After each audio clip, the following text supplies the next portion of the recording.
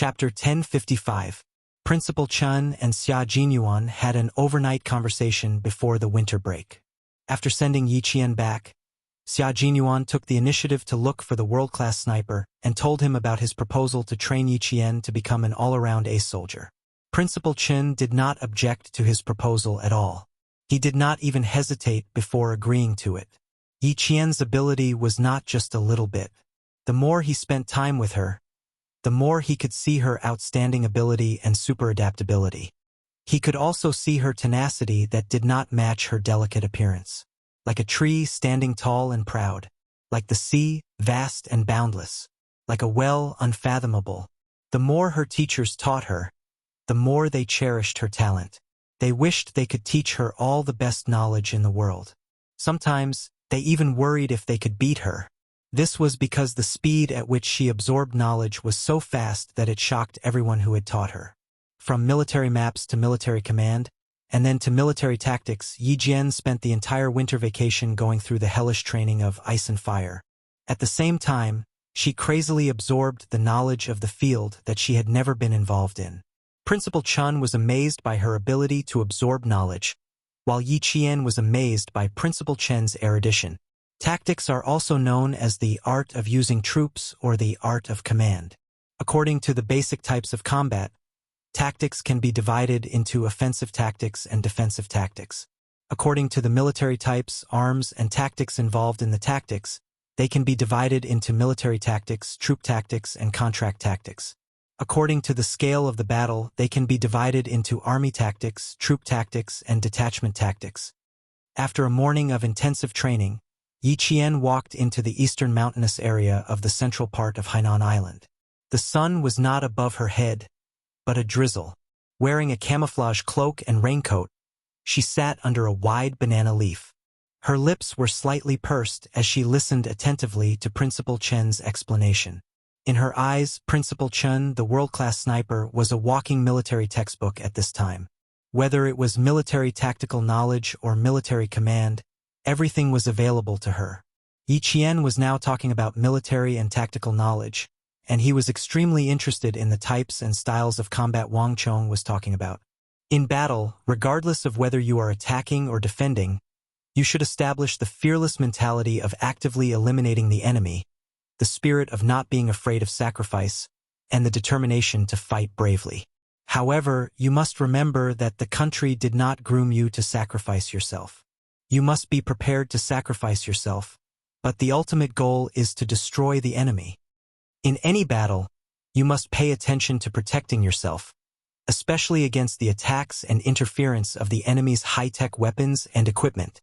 A commander must first be well organized, fully prepared, and know how to judge the situation and fight flexibly. You're commanding from the rear, and there are tens of millions of soldiers charging at the front. Every step they take is based on your decisions. Therefore, even though the commander is at the rear, his responsibility is huge. Remember not to make unrealistic battle arrangements in battle. Once the taboo is violated, it won't be one soldier sacrificing his life, but tens of millions of soldiers. Last Gen, you must always remember that you need to work together in battle. Once your cooperation is destroyed, you must recover in time. You must keep the death rate to a minimum. Only by ensuring comprehensive protection can you guarantee victory. The commander was the soul and brain of the entire army. Without a commander on the battlefield, the army would be like a sheet of loose sand, rushing around randomly without any fighting power. After Yi Qian finished listening to the 1.5-hour lesson, he understood that it was not easy to be a commander. Chapter 1056. It was much easier for a soldier to fight alone than a commander. A soldier could quickly make decisions that were beneficial to his team based on his own judgment, but a commander was different. A commander had to be in control of the overall situation, know how to deploy troops, know how to coordinate, and when there was a disruption, immediately and quickly adjust tactics to ensure victory. After knowing all this, Yi Qian was even more impressed with Xia Jinyuan's ability. At the same time, Yi Qian was a little curious about Principal Chen's past. Such a powerful person. Why did he choose to retire? In the past, she naively thought that Uncle Chen was just a world-class sniper, But after this winter's intensive training, she finally understood that the retired soldier in front of her was not as simple as he seemed. How could a world-class sniper who understood military command be simple? Uncle Chen, can I ask you a question? Yi Qian, who had put away the folding stool, asked hesitantly. I want to know, why did you choose to retire? Principal Chen, who had finished putting away the raincloth, turned around and joked. You held back for so many days before asking. Is it hard for you to hold back? A little, but I was afraid that it wouldn't be appropriate to ask, so I held back. Yi Qian pursed her lips and smiled. So Uncle Chen had already seen through her curiosity and was waiting for her to ask. Since that was the case, did that mean he could tell her? Indeed, he could tell her. It would be good for her to know a little. After Principal Chen smiled, his expression became a little more serious as he recalled the past. After the founding of the People's Republic, our country had always been forming its own special forces. At that time, we weren't considered special forces, we were only considered kings of soldiers. Because our country's first special forces were formed in 1988, and at that time I had already retired. At that time, the kings of soldiers had to understand things that their comrades didn't. Their bodies had to be strong, and their intelligence had to be superb. They had to be able to cross swamps, walk across icy seas, climb cliffs, destroy packs of wolves, and destroy snake dens. Back then, we didn't have as much high-performance equipment as we do now, so we had to rely on our own abilities. You had to know military command, and you had to understand battle tactics. If you were released, you would be able to lead a regiment into battle. If you were released, you would be able to fight alone and secretly destroy the enemy. About 7 years ago, we went on a big mission. Out of 10 kings, only 4 came back alive. Although I came back alive, my identity was exposed, and I was given the identity of a world-class sniper. This identity wasn't given to me by the country, but was spread internationally. Because of this sudden identity, the military erased my identity after about 3 months of deployment in order to ensure my safety. I became a soldier who sacrificed on the international stage but was actually still alive. I have made too many enemies and exposed my identity. Retiring is the best choice. This paragraph was like a piece of history. It made Yi Jian understand how difficult and cautious the country was at that time. She also understood why it was still keeping a low profile and carefully hiding the military power of the country that was rising day by day. All of this is because we haven't had the best opportunity yet. All of this is because we are different from the developed countries. All of this is because we still need to work hard in secret and wait for the big countries to rise up. And that wasn't too far away. From the launch of satellites, the success of carrier rockets, the appearance of aircraft carriers, autonomous fighter jets, ballistic missile technology, military power was slowly revealed to the world after entering the 20th century. That would be the true rise of a great country. Chapter 1057. After listening for a long time, Yi Qian said softly, Uncle Chen, did you feel that it was a pity? He was so capable, but he had no choice but to retire. He could have gone further, but in the end, he erased his identity and became the principal of a middle school in town with another identity. Did you feel helpless? Pity? Principal Chen didn't feel helpless about retiring in such a way. He calmly accepted the army's arrangements. He smiled brightly at Yi Qian. There's nothing to pity. We will all retire. It's just that it's a little early, but it's not too early. It's only been 10 years since I retired in 1987, and now it's 1997. Although I've retired in these 10 years, I've always done some small things for the army. I've never felt like I've left. It's just a change of position. Besides, if I hadn't retired, I wouldn't have met such a good seedling like you. I don't have any regrets. I have a successor. There was no helplessness, no pity. He just felt a little empty sometimes. Now that he had a successor, how could he feel empty? He would pass on everything he had learned to the next generation, and let the next generation continue to guard this territory. He had no more regrets. With this understanding, Yi Qian understood that what he knew today was the result of his hard work in the past. From the beginning of the purgatory training at the end of November until the winter break in Hainan, a total of 26 days of purgatory training. In less than half a year, Yi Qian was once again reborn. He successfully challenged one physical and mental limit after another. Under Principal Chen's constant pressure, Yi Qian met all 6 standards of endurance training. The 30-kilometer long-distance rapid march was 11 minutes earlier than Principal Chen's estimated time. He reached the passing standard for a Special Forces soldier, and even exceeded it. Sweat more in peacetime, bleed less in wartime. After such intensive training, Yi Qian understood the meaning of this sentence. From the second half of 1997 to the second half of 1998, Yi Qian continued intensive training for a year. His mind and body received a whole new level of training, allowing him to move unswervingly towards his goal. From the second year to the first half of the third year of high school, Yi Qian was about to graduate after sending off Yang Heng and the others. On the blackboard was the words "Countdown to the college entrance examination." With each passing day, it would decrease by 1 day. The atmosphere in the class had always been tense. They were doing their best to prepare for the college entrance examination next year. This year, the results of the provincial first high school's college entrance exam were quite good. There were 12 students who entered Hua University and Shi University. Among them, there were even a few examinees who had been accepted by foreign universities. With heavy capital, no. One middle school in the province achieved the best results in the past years. They successfully suppressed the news of Yao Jing jumping off a building with their own abilities and did not let the reputation of the century-old school be tarnished. Yao Jing's suicide attempt had been brought up from mid-November last year until April this year. Even though she had ended up in the juvenile detention center, many parents still felt that the school was responsible for this and that it was the school that did not teach the student well. Just as Xia Jinyuan had said, Deputy Bureau Chief Yao and Mother Yao did not press charges. Mother Yao found a lawyer and prepared for about 3 days. Very soon, something unexpected happened. The Provincial Commission for Discipline Inspection suddenly implicated Mother Yao in the corruption case. It also exposed that she had forced a girl to leave for her daughter Yao Jing. The investigation by the Commission for Discipline Inspection resulted in Mother Yao and her daughter being imprisoned. Chapter 1058. Although Deputy Bureau Chief Yao was fine, he was more or less affected. He was transferred from the provincial government to a city. He no longer had the power he had before, and it was difficult for him to return to his previous peak. Yi Qian didn't pay much attention to these things. She focused on intensive training. Other than the 6 hours of sleep every night, the rest of her time was very full.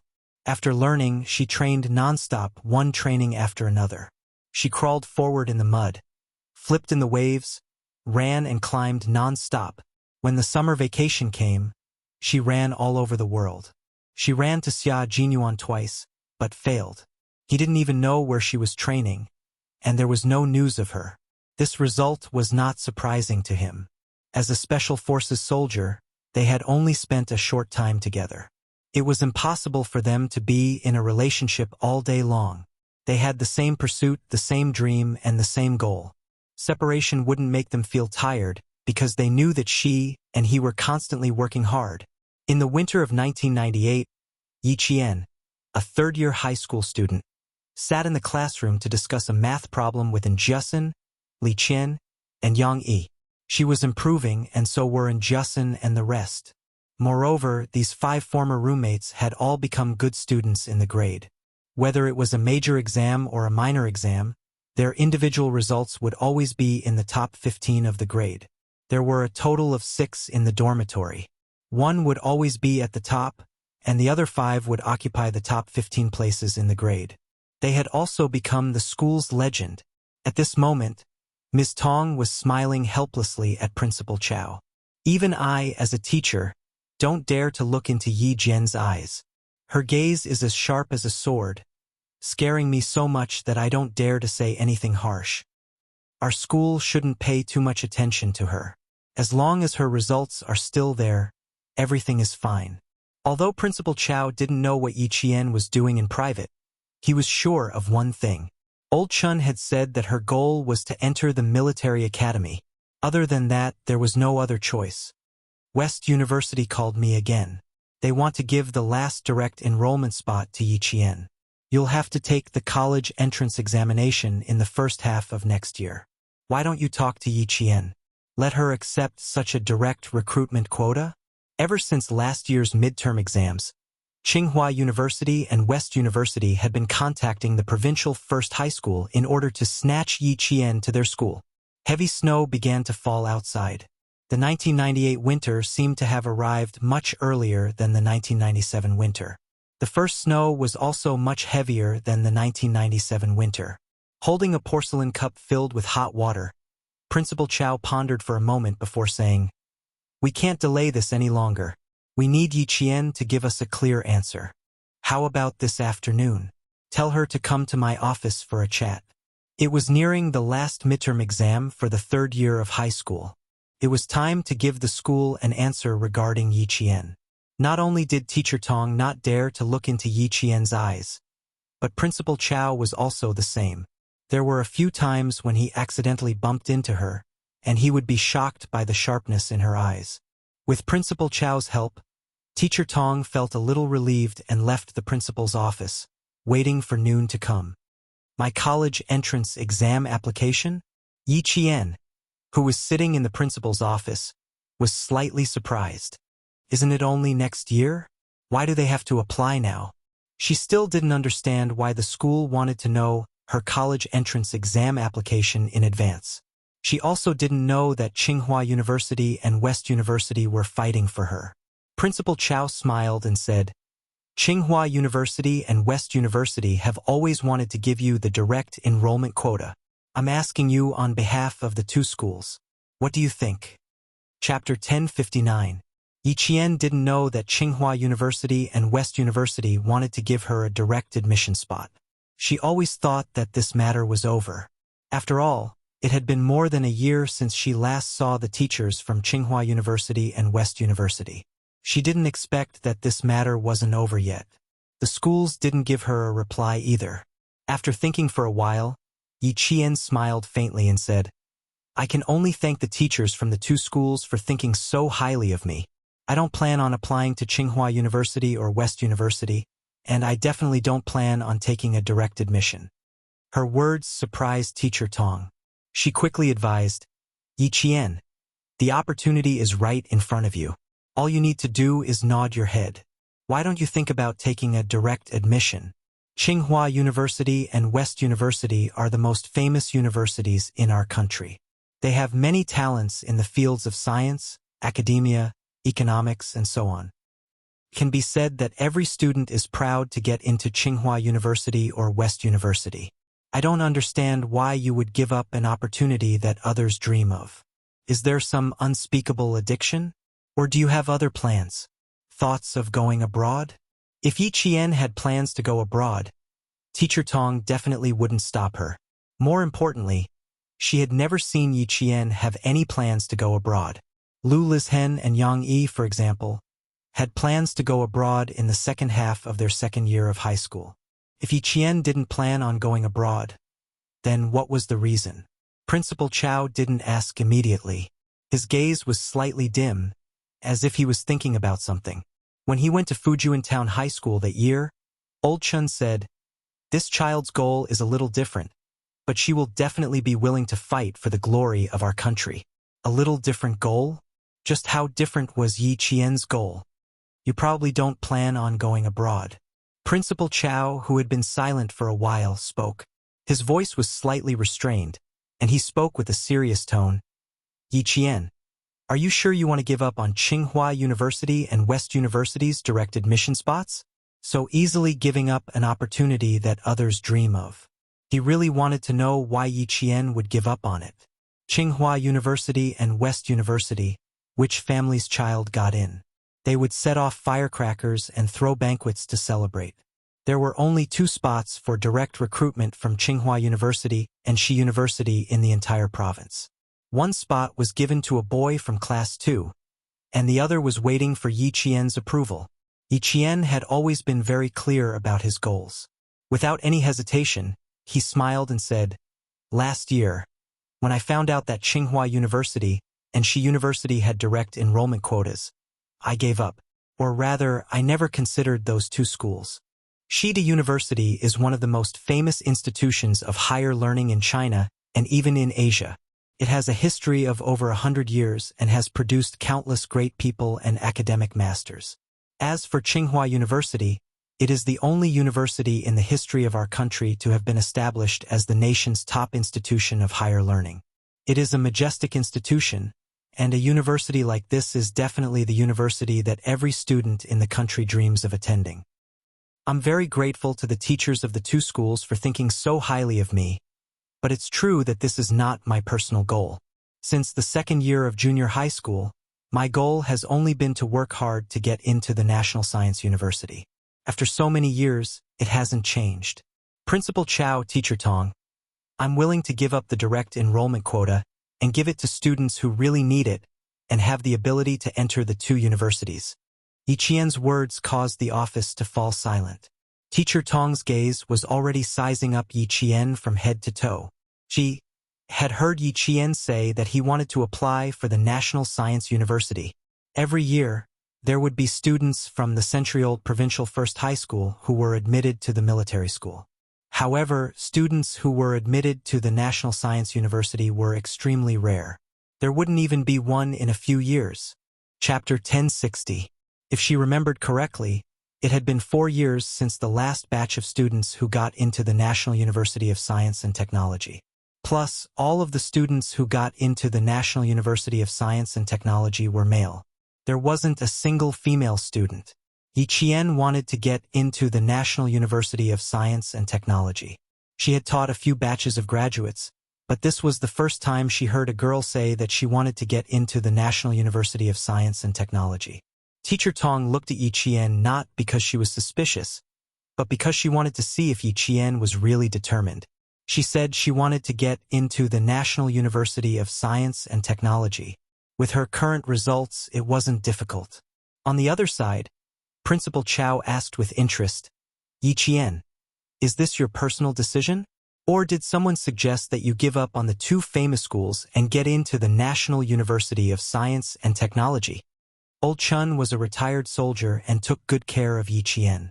He raised her like she was his own daughter. If he had any suggestions, Yi Qian would definitely listen to them. In the past, I really didn't think about getting into the National University of Science and Technology. I didn't even dare to think about going to high school. Later, it was all thanks to Uncle Chen's advice that I didn't muddle through my days. I was also influenced by Uncle Chen. From then on, I set the National University of Science and Technology as my goal. It has never changed.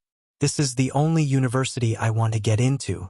From the moment she set her goal, she had worked hard for this goal for so many years. She even put aside her hatred for Yi Zhifan's family and worked hard to improve herself. Now, she was only half a year away from her goal. She had put in so much effort, and there was still a very important person waiting for her to get into the National University of Science and Technology and wear the military uniform. No matter how tempting the enrollment conditions of Tsinghua University and West University were, it couldn't shake her determination. Good, very good. Yi Qian, it has been 7 years since our school's last female student got into the National University of Science and Technology. We will wait for your good news in next year's college entrance exam. Principal Chow absolutely supported Yi Qian's decision. He even thought that she wouldn't have any problems getting into the National University of Science and Technology. Yi Qian, who could usually score 723 points and above, would have no problem applying to the National University of Science and Technology of China. If there was no problem with his score, there would be no problem with his body and character. Teacher Tong didn't say much. She just smiled and patted Yi Qian's shoulder. Her kind smile was filled with encouragement. She said softly, "Work hard and work towards your goal. One day you will definitely get what you want. Teacher is also looking forward to seeing you walk into the military academy and put on that solemn and sacred military uniform. I will definitely get what I want." Yi Jian smiled. Her brows were as bright and beautiful as the sun. She was so confident and so proud. Her black eyes seemed to be filled with a vast sea of stars, resplendent and bright. Teacher Tong and Principal Chow were both waiting for the day when Yi Qian, the confident Yi Qian, would get what she wanted. Yi Qian, who gave up on the direct enrollment spot for Hua University and Shi University, caused another stir in the provincial first high school. In the end, the spot that he gave up didn't go to any other student but was directly lost. When Meng Wen found out, the usually proud and arrogant girl had tears in her eyes. She ran to Yi Qian's desk and supported herself with both hands. Her breathing was a little heavy as she asked, "Yi Qian, did you give up on the direct enrollment spot because you promised me last year that you wouldn't take up the direct enrollment spot?" After a year of being together, even Meng Wen, who had always secretly competed with Yi Qian in her studies, had to admit that Yi Qian was definitely a girl who kept her promises. As long as she promised something, she would do it no matter how difficult it was. Chapter 1061. Seeing the guilt in Meng Wen's eyes, Yi Qian couldn't help but laugh. "Why are you crying for no reason? I didn't promise you anything. I just wanted to tell you that I really didn't want the direct enrollment spots from the two schools. I didn't before, and of course I don't now." Then he sighed regretfully. I thought that after I gave up, the direct enrollment spots would be given to other students. Who knew that they would be lost? It really wasn't because of me?" Meng Wen quickly wiped the corners of her eyes and pursed her lips. "If it wasn't because of me, I wouldn't have apologized to you." Yi Qian shook his head. "It really wasn't because of you. Again, I think you should know that you don't have the face to make me give up the direct enrollment spots for you." After saying that, Yi Qian laughed to himself. Meng Wen's face flushed red. She glared at Yi Qian in embarrassment and annoyance before swinging her ponytail and leaving proudly. After taking a few steps, she turned back and said in an awkward voice, "So what if you gave up? With your grades, you can choose any school in the country. Also, don't tell other students that I asked you those questions last year." This was the awkward and narrow-minded Meng Wen, but she didn't have any bad intentions. With her, him, and them, her high school life was so rich and colorful. Even after graduation, she would still miss them often. She missed the laughter that she had never experienced in her previous life. With their existence, she had one less regret in this life. Yi Qian wanted to apply to the University of Science and Technology. In the end, she only told Injusin and told her that she had already decided since the second year. This shocked Injusin so much that her eyes widened at least twice. Fuck. She was still wondering if she could get into the same university as Jane Eyre. When she saw her grades, she thought that she would definitely succeed. But in the end, it was like a bolt from the blue. Getting into a military school. Was it too late for her to work hard now? After being provoked, Injusin studied even more fiercely, causing the entire dormitory to follow suit. When the final results for the third year of high school came out, all 5 girls were in the top 10 of the grade. Luckily, the 5 of them didn't take the exam in the same exam hall. Otherwise, with each one of their scores being 5 points lower than the other, the whole school would suspect cheating. Grade 12 Class 1's outstanding results left Grade 12 Class 2 and Grade 12 Class 3 in the dust. Grade 12 Class 1 took half of the top 50 places, and the other half took the top 100 places. This year's Grade 12 Class 1 graduates made Principal Chow faintly feel that this year's graduation number 1 high school. Or maybe they would forever be the strongest Grade 12 Class 1. At this time, Yi Qian's China's, since SSS, a lot. Hers SS's, STS, SHETS. The rain was so heavy that walking became a problem. In order to avoid mudslides, she chose to camp at a high place and wait for the rain to stop before moving along the ridge. That's right, 500 kilometers. She needed to complete it within 15 days and reach Principal Chen's. Chapter 1062. If it was just a simple journey of 15 days, there would be no problem at all. But here came the main point. Not only were there poisonous snakes and leeches in this area, there were also drug and money trading scenes. Principal Chun said that there were often fights in this area, and sometimes there were even border and drug enforcement officers. She had not encountered drug trading scenes or border and drug enforcement officers yet, but she had seen plenty of poisonous snakes and leeches. Leeches were especially common during rainy seasons. No matter how tightly bandaged her body was, she had already been bitten twice on her neck. By the time she felt pain in her neck, it was usually full of blood. With a slap, its black and slippery body, which was at least twice the size of a leech, had already been sucked until it was round and round. With a military dagger, she could see the two twisted halves of its body. The bright red blood disappeared as soon as it was washed away by the rain. After dealing with the leeches, there would still be giant pythons. This type of snake was usually not a problem as long as one avoided it, but if one really encountered one, it was inevitable that one would be shocked. Looking at the python that was entrenched with the ancient vines, Yi Qian had to pay attention to her surroundings while keeping an eye on it. When the rain stopped, the python began to leave the ancient vines and slithered into the depths of the forest. In the rainforest, humans could also become python food. The rain was still dripping. Yi Qian put away the raincloth and wiped away the traces she left behind. She took the compass and continued on her way.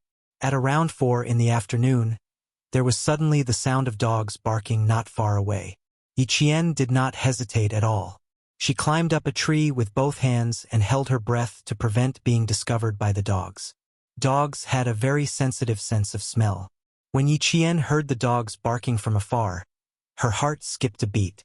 She was not afraid of the border police's drug detection dogs, but she was afraid of encountering drugs, the dogs that were used to prevent the border police from trading. Without stopping on a tree, Yi Qian carefully maintained her balance and stepped on a branch. Then she slowly jumped onto a tree in front of her. If she walked on top, even if the dogs smelled her, she would have enough time to escape. Soon, a group of people in camouflage walked into her sight. The light was too dim, and it had just rained. The mist in the rainforest was thick, so Yi Qian could not immediately determine if the camouflage was the border police or someone else. "Captain Liu, the aura has disappeared," someone said in a low voice. Then, he took out a piece of cloth for the sniffer dog to sniff. After a while, the man who spoke said, "Something's wrong. Something's wrong with the scent." Of course, something was wrong. The people chasing after her were not the same person. Wrong target. He went south. This is the north. Their figures were hidden behind the leaves of the rainforest. Yi Qian could only hear them whispering a few words before the sniffer dog barked again and headed north. Avoiding these specially trained dogs was also a necessary skill for a special forces soldier. Yi Qian stayed still in the tree for at least an hour. When he heard no more barking, he turned on the dim light and unfolded the military map. She needed to pinpoint her exact location. She had just heard the border police say that they should be chasing after the target, and her appearance had led the anti-drug dog to the wrong target. After checking her location, Yi Qian put the map back into the waterproof bag. She quickly jumped down from the tree with the sharp dagger in her mouth. It was past 5 in the afternoon, and the sky was already dark. Yi Qian used the luminous guide to move in the right direction again. She still needed to march for another 4 hours. Chapter 1063. Yi Qian had all the necessary equipment for a night march. Not only did he have night gear, but he also had equipment for individual combat. Personal protection, survival protection, weapons, and night vision equipment were all on Yi Qian. They were even more well-equipped than the anti-narcotics police at the border that they encountered at around 4 o'clock. Yi Qian fixed the night vision goggles and carried the domestic QBU sniper rifle with a caliber of 5.8 mm and an effective shooting range of 1,000 meters. He was expected to arrive at tonight's shelter by 9 o'clock in the evening. The road she was taking now was Xia Jinyuan's wilderness survival route. The training she went through during the winter break was also the training that Xia Jinyuan had gone through. There was no change at all. Tonight's resting place was also where he used to rest. It was a man-made cave that was not wide, but it was enough for her to sleep tonight. The 4-hour walk was extremely difficult. At around 7 o'clock in the evening, it started raining heavily again. Fortunately, it was winter and there was no thunder or lightning. Otherwise, she would have to be careful of being struck by lightning. After walking for about an hour, Yi Qian saw a piece of cloth that was caught by thorns in the green world. Like a slingshot, Yi Qian instantly dashed behind a tree and slowly approached the bush. Yi Jian narrowed her eyes slightly after taking off the torn cloth to take a look. The cloth that had been washed by the rain still had a faint smell of blood. Looking at the situation in this area, a large area of bushes had been trampled down. Judging from the area that had been trampled down, there were no less than 5 people staying here. Yi Qian then looked at an unknown tree and saw traces of a newly cut branch. He then looked at the cloth that had a faint smell of blood. There were sewing locks on both sides of the cloth. It did not look like it was torn from a shirt, but more like it was torn from the corner of a pants. He then picked up a few small branches that had been cut off and a small pile of freshly cut bark.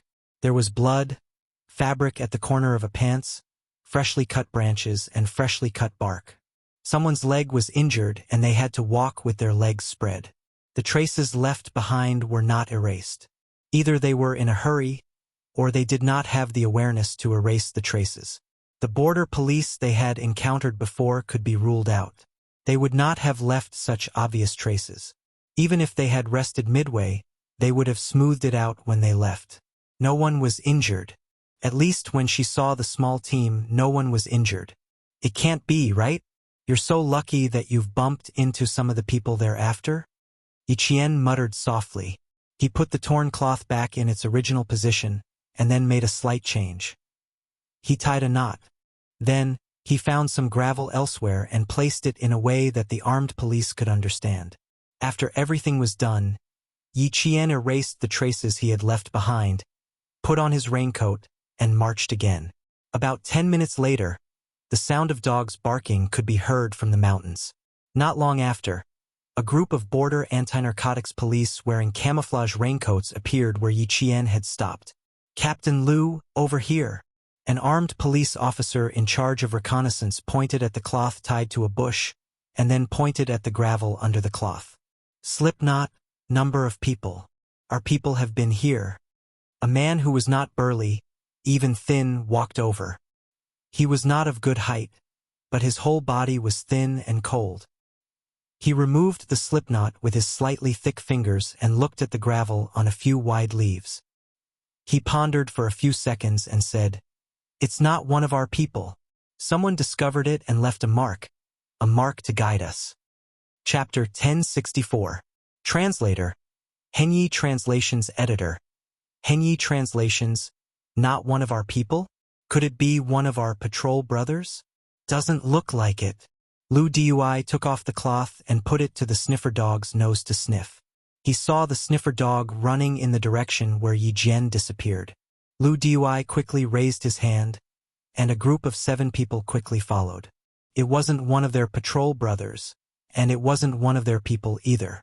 Someone had been here before and had discovered the abnormality here. They had left some clues for them. Perhaps it could be understood that someone was helping them. Who was helping them? It was so late at night and it was raining. Who would appear in this rainforest where drug dealers roamed and danger lurked everywhere? They couldn't be sure if it was one of their people, and they couldn't be sure if the person who left the clues was safe. They didn't erase the traces of the drug dealers, but instead left it for them to discover. Perhaps it was safe for them. It was already late at night, and the border police pursuing the drug dealers were still walking in the dense rainforest with their sniffing dogs. The rain-soaked leaves swept across their bodies, faces, and hands, leaving behind rainwater and small cuts on their faces and hands. Yi Qian, who was walking along the mountain ridge, didn't stop. At this moment, she stepped on the dense shrubs and walked in a world of green. Even the rainwater had turned into green lines, splashing down in front of her eyes. There was no light in the rainforest at night. As she walked through the uneven growth of the forest, her military boots stepped on the shrubs. Even the sound of her walking was muffled by the sound of the rain. Did they take the same route? I can see the traces they left behind along the way. Bending down, Yi Jian pushed aside the low bushes and leaves, leaving a clear mark on the green leaves, which were left on the moist mountain soil. She smiled slightly and held the sniper rifle in her hand. She took out a sterile gauze from the first aid kit and tied a knot on the shrubs. As long as the border police didn't give up on the search, they would definitely find the clues she left behind. When he found out that he was going to take the enhanced survival route that Xia Jinyuan had trained him, Uncle Chun even joked that he would be like Major Xia when he encountered a group of drug dealers who were in the middle of a transaction. Xia Jinyuan's 15-day march ended with 2 extra days, making it 17 days. They spent 2 days following the drug dealers to their manufacturing site and inadvertently helped the border police force to destroy a large drug manufacturing site. He encountered them, but he didn't expect her to encounter them as well. The only difference was that this group of people had already been discovered and were now on the run. After leaving behind the markings, Yi Qian continued to carry the heavy sniper rifle on his back and walked alone in the endless forest. There was not a trace of fear on her face. She walked extremely calmly and fearlessly. She walked on the ridge that Xia Jinyuan had once walked on without any hesitation. On a mountain road about 20 kilometers away from Yi Qian, the group of 5 had no choice but to stop running because of the rain. They hid under the leaves to take shelter from the rain. Brother Hong, there are still dozens of kilometers to go. When can our people come to help us? The person who spoke in Mandarin with a local accent. He spoke very quickly and looked around as he spoke. From his expression, it was obvious that he was afraid. For anyone, the fear of the unknown was present at night. Walking on the same mountain road during the day and at night would greatly change one's mental and psychological state. For these fugitives, not only did they have to face the unknown dangers of the night, but they also had to face the danger of being caught at any time. Chapter 1065. A bald man held a makeshift walking stick with one hand. He used his mouth to catch the rainwater and said, "Soon, my men will only come after we pass this part of the road. Don't worry and follow me. You can make as much money as you want in the future." The 5 of them had one thing in common. They were all bald. The leader, who was called Brother Hong, had a special identity. He was the breakthrough point of a big case for the anti-narcotics police. He had successfully broken out of prison when he went out for medical treatment. He had done it very easily, which surprised Brother Hong himself. The other 4 bald men who followed him had just been released from prison a few days ago. For their own dreams of getting rich, they once again walked together with Brother Hong, who they had known for a long time. They only hoped that they could make a fortune in the future. Brother Hong's foot had been hit by a bullet. The bullet was still stuck in his bone and could not be removed. He had only tied it up with his prison uniform and did not do anything simple. He had been on the run all this time. After he finished speaking, he lowered his eyes. A fierce light flashed in his eyes. These people, none of them could be left alive. When he escorted him to the place where his brothers would pick him up, all of them would have to be dealt with. He had promised them well, but in reality, he was just drawing a hungry pancake.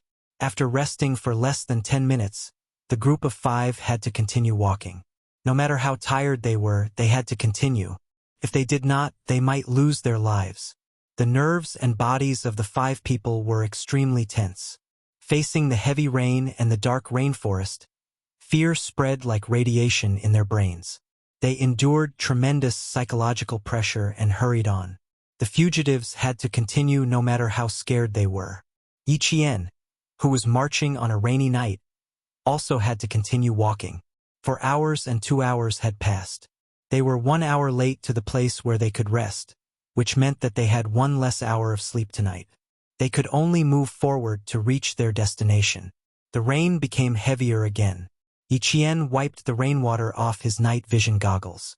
Like a ghost in the rainforest, he passed through the trees and shrubs. Yi Qian, who only had one locator on him, had not spoken to anyone for a few days since he entered the rainforest. He was either faced with poisonous snakes or leeches. Furthermore, he was drenched in the rain every day. Yi Qian's behavior was very normal. There were no abnormalities. He maintained a calm mind to calmly analyze the things that he encountered and the environment he faced. Just like now, normal people would have an instinctive fear in the face of darkness, scream in the face of danger, and faint in the face of something that suddenly appeared. He would think of dangers that he wouldn't have thought of during the day, and he would also bear psychological pressure that he didn't have during the day. Most people would not deliberately try to win. It was very likely that they would choose to avoid it. Usually, They would think, I won't take the mountain road at night anymore. This was the thought of a normal person, the most normal thought. But for Yi Qian, for the special forces, there was no turning back. They could only move forward. No matter how scared they were, they had to move forward. Not only that, they had to overcome their fear of the dark. They could not let fear overtake them. This was Yi Qian's progress. Step by step, he made solid progress. There were no shortcuts. He had to rely on himself to overcome one obstacle after another. Using his own hard work in exchange for a different life, Yi Qian had used his own blood and sweat to lay the foundation for his future achievements. Wind could not shake him. Rain could not stain him. After more than a year of intensive training, Yi Qian's mental and physical qualities were far superior to his peers. Marching at night had become an essential part of Yi Qian's daily routine. When he encountered difficulties, he would overcome them with determination, and when he encountered danger, he would resolve it calmly. Chapter 1066. For example, right now, facing the 5 figures resting in front of him, Yi Qian quietly hid behind a tree, using the leaves as cover to observe their movements. The 5 of them were all bald. They sat together, and from time to time, it could be seen from their faces that they were all tense. Their eyes kept darting around, and they looked restless. These people were probably the people the border police were looking for. The leaves rustled from the rain, and their voices intermittently reached Yi Qian's ears. Brother Hong, how much longer do we have? Can you at least give us a definite answer? We've been walking for a day, and we still haven't arrived. There's a lot of rain and snakes in the mountains, and we're all tired and hungry. If this goes on, we'll collapse before we even get here. Yes, Brother Hong. Give us a definite answer. Sometimes you say they're just ahead, and sometimes you say they're not far away. We've been walking for a day, and we're all worried and uneasy. Brother Hong, are you sure someone will come to pick us up? Brother Hong, the 4 of us are sincerely following you. Once you tell us someone will come to pick us up, we'll follow you without hesitation. You've seen our sincerity, but Brother Hong, you should at least show us your sincerity. Right? The 4 bald men spoke one after another as they surrounded the man in the middle. Yi Qian didn't immediately move away. He quietly waited for the man in the middle to reply. The sound of the rain was very loud. In order not to miss any sound, the bold Yi Qian gently moved forward about half a meter, and then slowly lay down in the bushes. She glanced around faintly to avoid being noticed by others. Brother Hong's leg was infected, and he had a slight fever. Hearing that the 4 of them wanted to hear his reply, Brother Hong sighed. Do the 4 of you not believe me? We really need to hurry, and my people are indeed waiting for me to return. Why didn't I ask my people to come to the hospital to pick me up? It's very simple. I sent a letter out when I was in prison, and I'll return to the village one day. I'll continue to lead my brothers to make a fortune. If you trust me, you can continue to follow me. If you don't, I won't force you to stay. You can choose to leave now. The 4 baldies were all arrested because they were helping others to carry drugs. Why did they follow Brother Hong? It was because they had heard of Brother Hong's name before they were arrested. He knew that this person possessed a poison vein. But now that no one had come to help them after so long, they couldn't help but wonder if the poison vein in Brother Hong's hands had all been wiped out by the armed police. After he finished speaking, a younger bald man suddenly said excitedly, Brother Hong, Woe, you mean to take us to the place where you left the big goods? You'll take us there directly? Of course, the 4 of you sent me out. How can I not show some sincerity? Brother Hong's Mandarin also had a local accent. It was a Sichuan accent that could not be distinguished. He sighed. He really did look sincere. The young man seemed to know something, and his expression became more and more excited. Yi Qian could only hear him saying, Thank you, Brother Hong. Thank you, Brother Hong. I'll follow Brother Hong from now on. Thank you, Brother Hong. Thank you, Brother Hong. Brother Hong waved his hand. You guys risked everything to save me. I definitely have to thank you. I'll rest for a few minutes first. We'll continue our journey later. Okay. You rest. The young man looked as if he had seen a rain of money. He immediately treated Brother Hong as if he was his ancestor. Chapter 1067. His actions confused the other three. At least, Yi Qian was still confused when he saw them wiping the rainwater off their faces. When the younger bald man beckoned them to the side and whispered a few words to them, they all became excited. Yi Qian, who focused his attention on Brother Hong, smirked. The four of them turned their backs to him and whispered. Brother Hong, who was resting with his eyes closed, slowly opened his eyes and glanced over. Yi Qian could see the obvious murderous intent on his face. They didn't leave, and neither did Yi Qian. This route was the fastest route in the entire rainforest. If she went off the right path, she wouldn't be able to reach the campsite tonight. 10 minutes later, Brother Hong stood up with the help of his crutches. Wearing the raincoat he bought in the market, he continued walking. Yi Qian followed beside them. Occasionally, he could hear Brother Hong instructing the other for which way they should go. Yi Qian couldn't help but let out a sigh of relief, just like her. The border between the two countries had always been the area with the most drug trafficking. It was normal to encounter drug trafficking in the rainforest. It was close to the end of the year. Criminals from all walks of life wanted to make a fortune before the new year. Drug trafficking was risky, but it was the easiest way to make money. People who wanted to make a fortune every day would take the risk. If they were always on the same side, Yi Qian still hoped that the border anti-narcotics police could find them as soon as possible. Half an hour later, Lu Dui led the team to the place where the five of them were resting. Look around. Let De Jiao rest for a while. De Jiao was the name of the anti-narcotics dog. It was a member of the team. Lu Dui, on the other hand, was looking around to see if there were any new marks. Soon, his gaze fell on a bunch of vines that had been deliberately wrapped around a few times. He looked around carefully and saw the marks left by Yi Jian.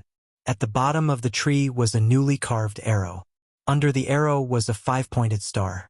Lu Dui's eyes narrowed. He reached out and touched the moss growing on the roots of the tree. Sure enough, he saw a very small 5-pointed star. At the bottom was a small sword and the number 1. They really were on the same side. They knew the border anti-narcotics police's secret code. How could there be someone else? The higher-ups had arranged for them to be the only group to keep a close eye on the situation. It was impossible for there to be other brothers keeping a close eye on the situation. Furthermore, it was even more impossible for them to keep a close eye on the situation alone. What was that all about? Who else was following him? Captain Lu erased the traces left behind and led the team forward. They were not too far away from the target, but they were not too close either. He didn't pay much attention to who was in front of him. As long as he was sure that it was one of his brothers, he felt a little more at ease. Let's see if there are any markings. An hour later, Lu Dui saw a set of signals. There was a row of 1 engraved at the bottom of the root. The first 1 was slightly longer, and the last 4 1s were slightly shorter, but the length was the same. As for the string of 1s below, there was no pattern to it. Lu Dui couldn't help but smile when he saw this. Interesting. Using numbers to transmit information. The longest 1 represented Brother Hong. The next 4 1s meant that there were 4 people around him. The last string of 1s meant that Brother Hong had reinforcements. The brothers in front of them seemed to be following them very closely. They clearly heard everything that Brother Hong said. Although this provided them with timely information about Brother Hong's whereabouts, if they followed so closely, they wouldn't be able to provide immediate support if there was any danger. Chapter 1068. Fortunately, they could confirm that Brother Hong and the other 4 didn't carry any guns or ammunition. At most, they had a dagger. They couldn't follow too closely. They were still casting a long line to catch a big fish. The brothers in front had to take care of themselves. After that, Captain Lu received more information. While they were still guessing the other party's identity, they didn't find any clues left behind in the next 2 hours. They didn't even find any traces left behind by the target. There were no signs of fighting.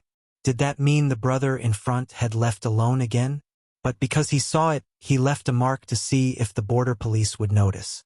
And if he left this signal, he could guess whether the border police would see it or not. This brother probably guessed the identity of the brother Hong, who was wearing a prisoner's uniform. How could a normal person wear a prisoner's uniform and walk away? No more marks? Captain Liu, there are no signs of fighting. Nothing should have happened. After the scout finished checking the surroundings, he wiped the rain off his face and said in a low voice, "Either he left alone first, or he didn't plan on leaving any more marks." Captain Liu pulled his rain hat down a little and glanced at the similarly green world.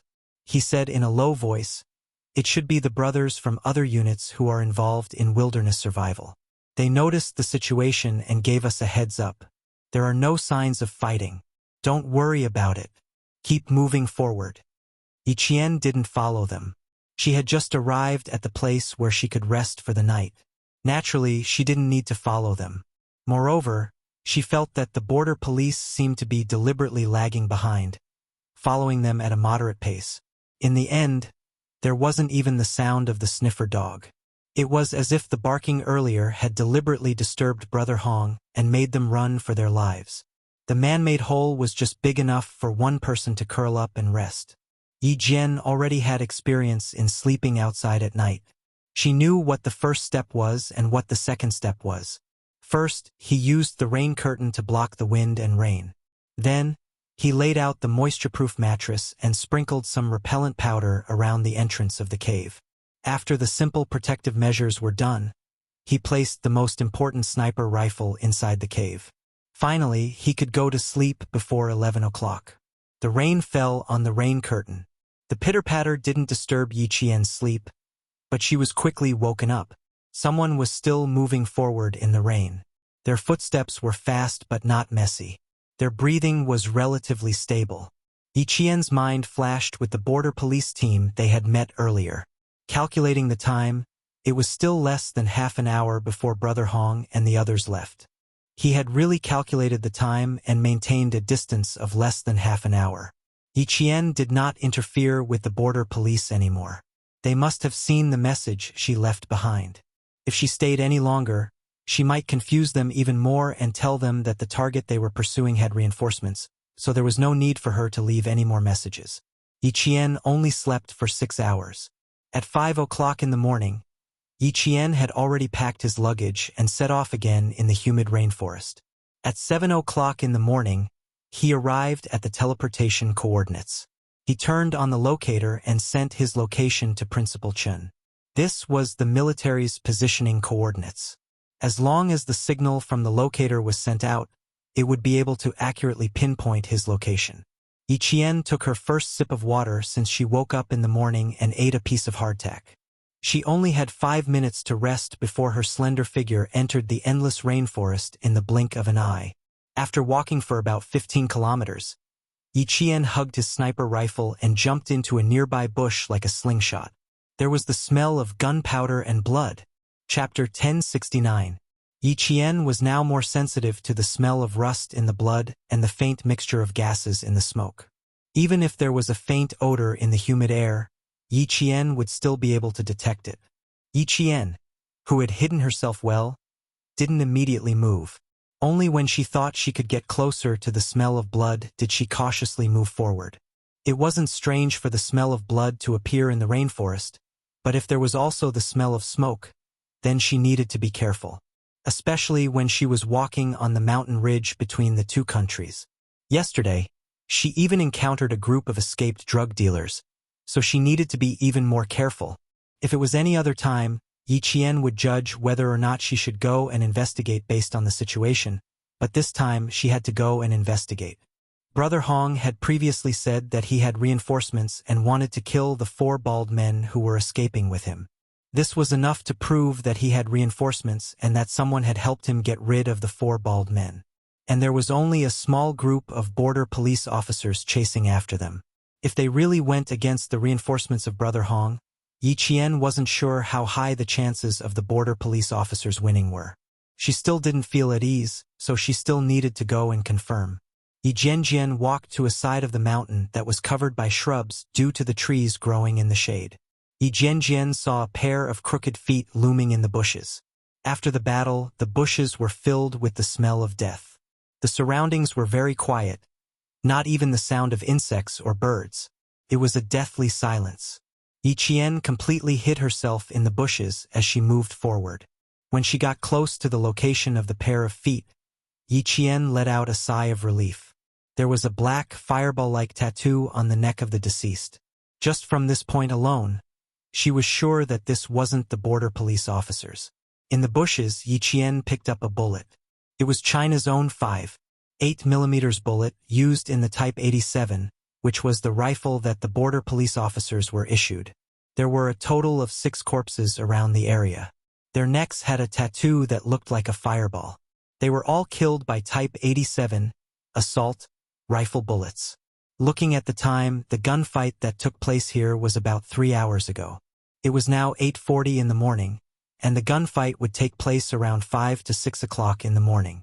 There were 3 hours between the gunfight and the gunfight. Based on the soldiers' speed, as long as they kept moving forward, they would be at least 35 kilometers away from her. However, based on the current situation, she was afraid that she would be. Before Yi Qian could finish his thoughts, a bird flew out of the mountain and soared into the sky.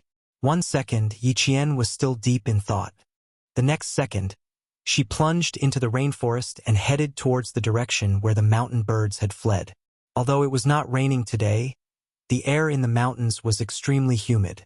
Yi Qian climbed to a high spot and climbed up the tree like an agile monkey. Under the cover of the leaves, he saw a figure running left and right among the branches and leaves. He picked up the sniper rifle and adjusted the scope to the maximum. From the scope, he could still see a figure chasing after him. Bang! Bang! 2 consecutive shots were fired. The figure running at the front fired 2 blind shots behind him, trying to force the opponent to hide temporarily and buy time for himself to escape. The figure chasing after him was the border police officers. The one who fired the shot was the one Yi Qian saw a familiar black fireball tattoo on his collar. Without hesitation, he aimed the sniper rifle at the opponent's right hand. She didn't need to open or close one eye to shoot. She only needed to focus and aim at the target to accurately complete the shot. Chapter 1070. The gunshot rang out again. The man with the tattoo fell backward from the recoil of the sniper rifle bullet. The bullet pierced through his shoulder, and even the gun in his hand was thrown into the air. The man fell into the bushes, and then they heard the man's painful groan after he was shot. The border police had already leaped onto the tree. They aimed their Type 87 rifles in front of them and quickly searched for the shooter. Yi Qian had already put away his sniper rifle and nimbly came down from the tree. The man who was shot in the shoulder was in so much pain that he was struggling in the bushes.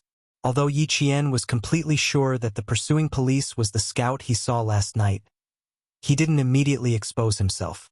Instead, he chose to take a detour and quietly approach.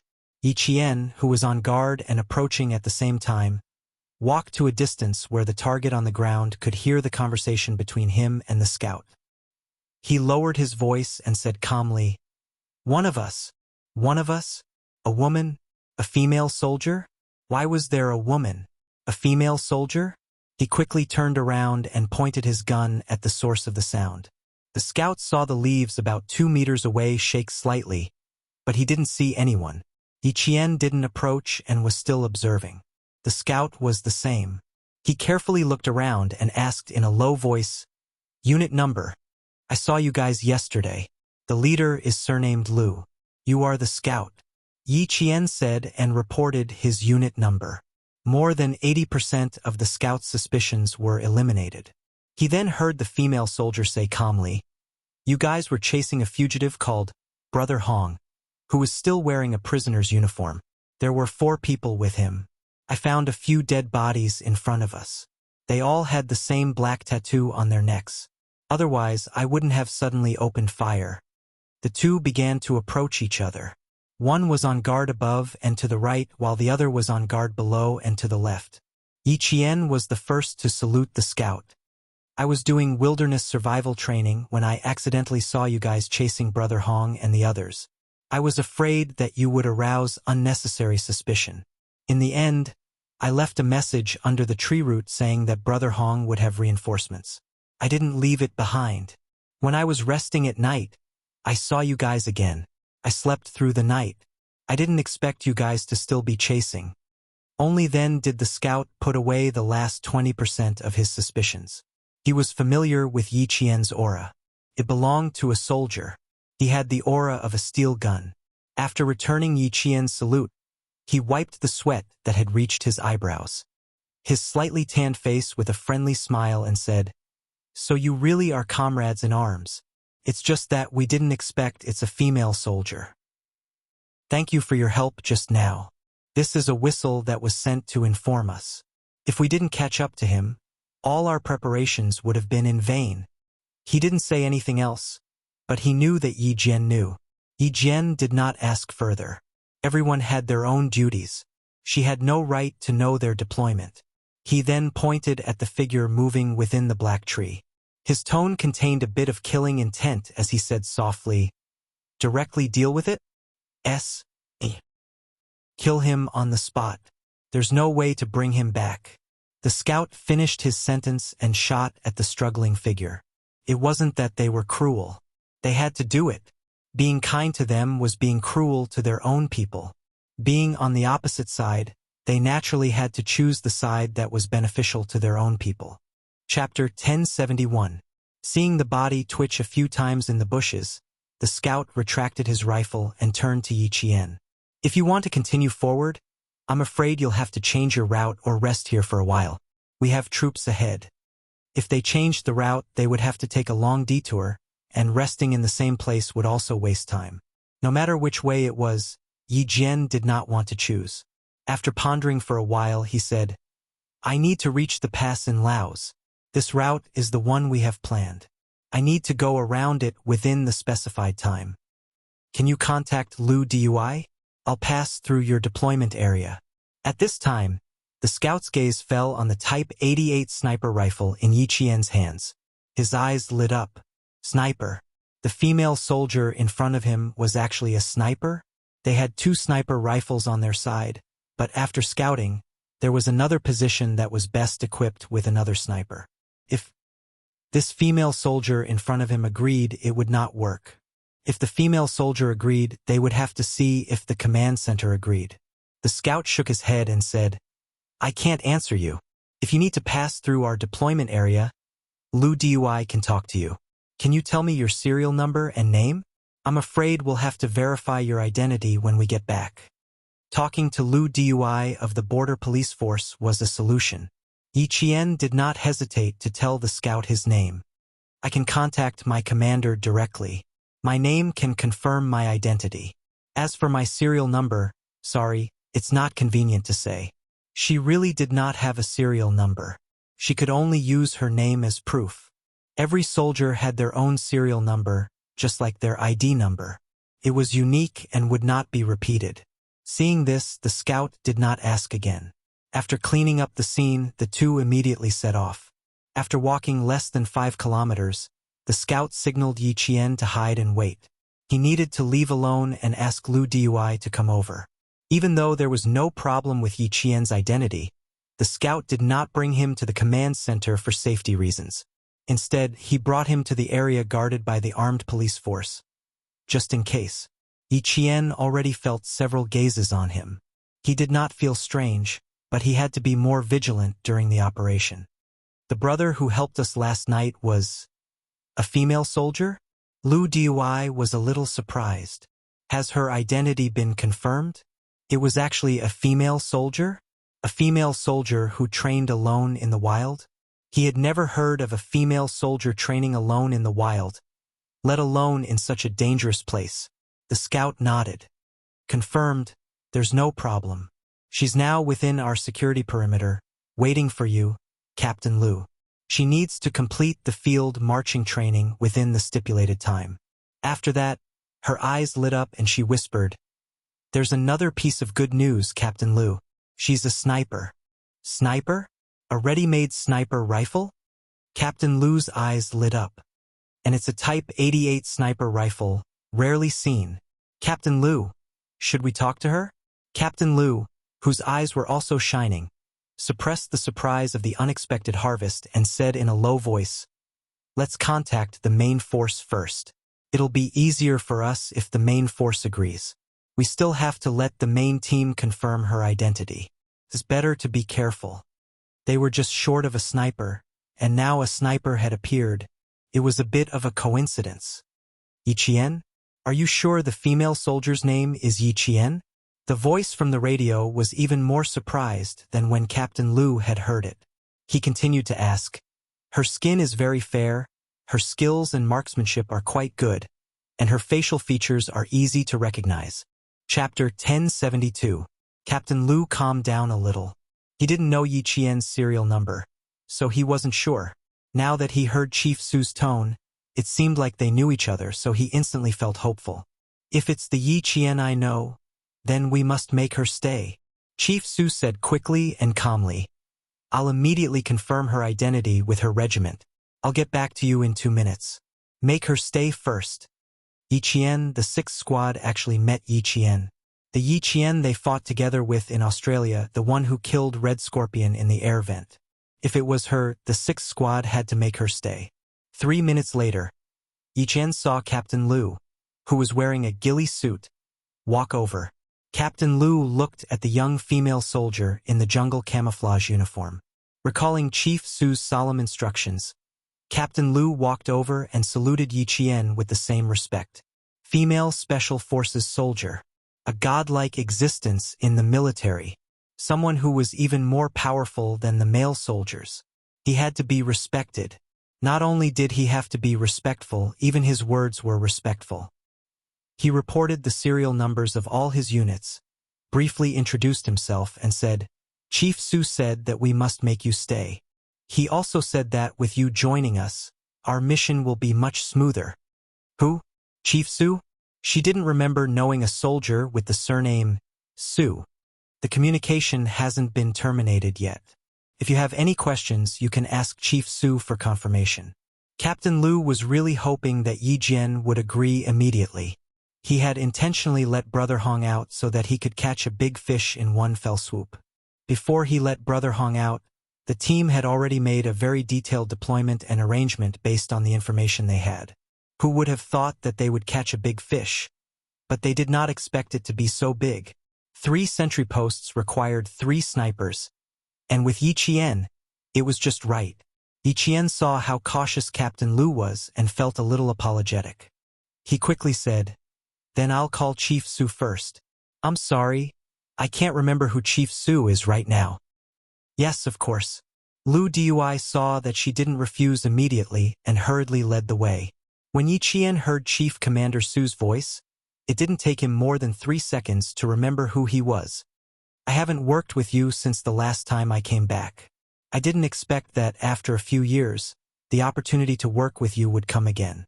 They hadn't seen each other for a few years, and Suyu had already become the captain of the Border Defense Corps. When he heard Yi Qian's voice, although it had changed a little, it still matched the voice in his memory. Yi Qian also smiled and said, "I was wondering when I would get to know a head commander, Su. Turns out that you're really an acquaintance." Suyu said, "Ever since the Vietnamese Red Scorpion was killed, Laos has been developing and expanding rapidly in the past few years. Hong Gu, who we've been chasing, has been arrogant in the Mekong River for 2 years. We've also been keeping an eye on him for 2 years." She first explained the ins and outs of the situation to Yi Qian in a simple manner, then brought up the current problem. "There are 3 sentry posts. We have 2 snipers here, and there's still 1 more sentry post that we can't deal with. To ensure that nothing goes wrong, I'd like you to be in charge of one of the sentry posts. I've just asked your regiment commander. He said that it's up to you to decide, and the army won't interfere. What do you think?" Chapter 1073. Suyu was discussing with Yi Qian. On the other side, Lu Tuan said to Commissar Yen, "I don't know if Miss Jian is lucky or unlucky. Old Chun took her to the wilderness for training, and she actually encountered a large operation by the border police. 2 snipers aren't enough. We need 3. Little Miss Jian is involved in a big operation. I think these actual battles will be helpful for Miss Jian in the future. She hasn't enlisted yet, but she has already accumulated a few military merits. Next year's college entrance exam is the most important moment. It will be very beneficial to accumulate military merits. Although Commissar Yen was worried, he calmly analyzed it and felt that it was a good thing. Since she had chosen the military, she had to live up to the military uniform she was wearing. Once she wore it, fear and cowardice would become a thing of the past. She would be fearless in the face of danger. Lu Tuan nodded and sighed. 18 years old. Many of the recruits in our team this year are 18 years old. Compared to them, Miss Jian has already come a long way. Some of these 18-year-old recruits won't be as successful as Miss Jian even after they retire. Ha ha ha, old Lu. I realize that Yi Qian's college entrance exam is getting closer and closer. You're getting more and more worried. Commissar Yen couldn't help but laugh when he heard his old comrade sigh again. Miss Jian will have no problem with the college entrance exam. She has a good mentality and physical fitness. Even if she gets sick on the day of the exam, she will be able to survive. There was a hint of teasing in his words. When it came to Regiment Commander Lu, he pretended to be scared. Don't mention my past. Back then, I fell into the water and caught a cold after falling into the water. Who are you calling mentally weak? He couldn't help but laugh. Miss Jian is indeed much stronger than I was at that time. I have high hopes for her. I'm afraid she has already agreed. Actual battles are rare. It is indeed a good thing for Yi Qian to encounter them. Using her sniper rifle to protect the border police is also a good thing.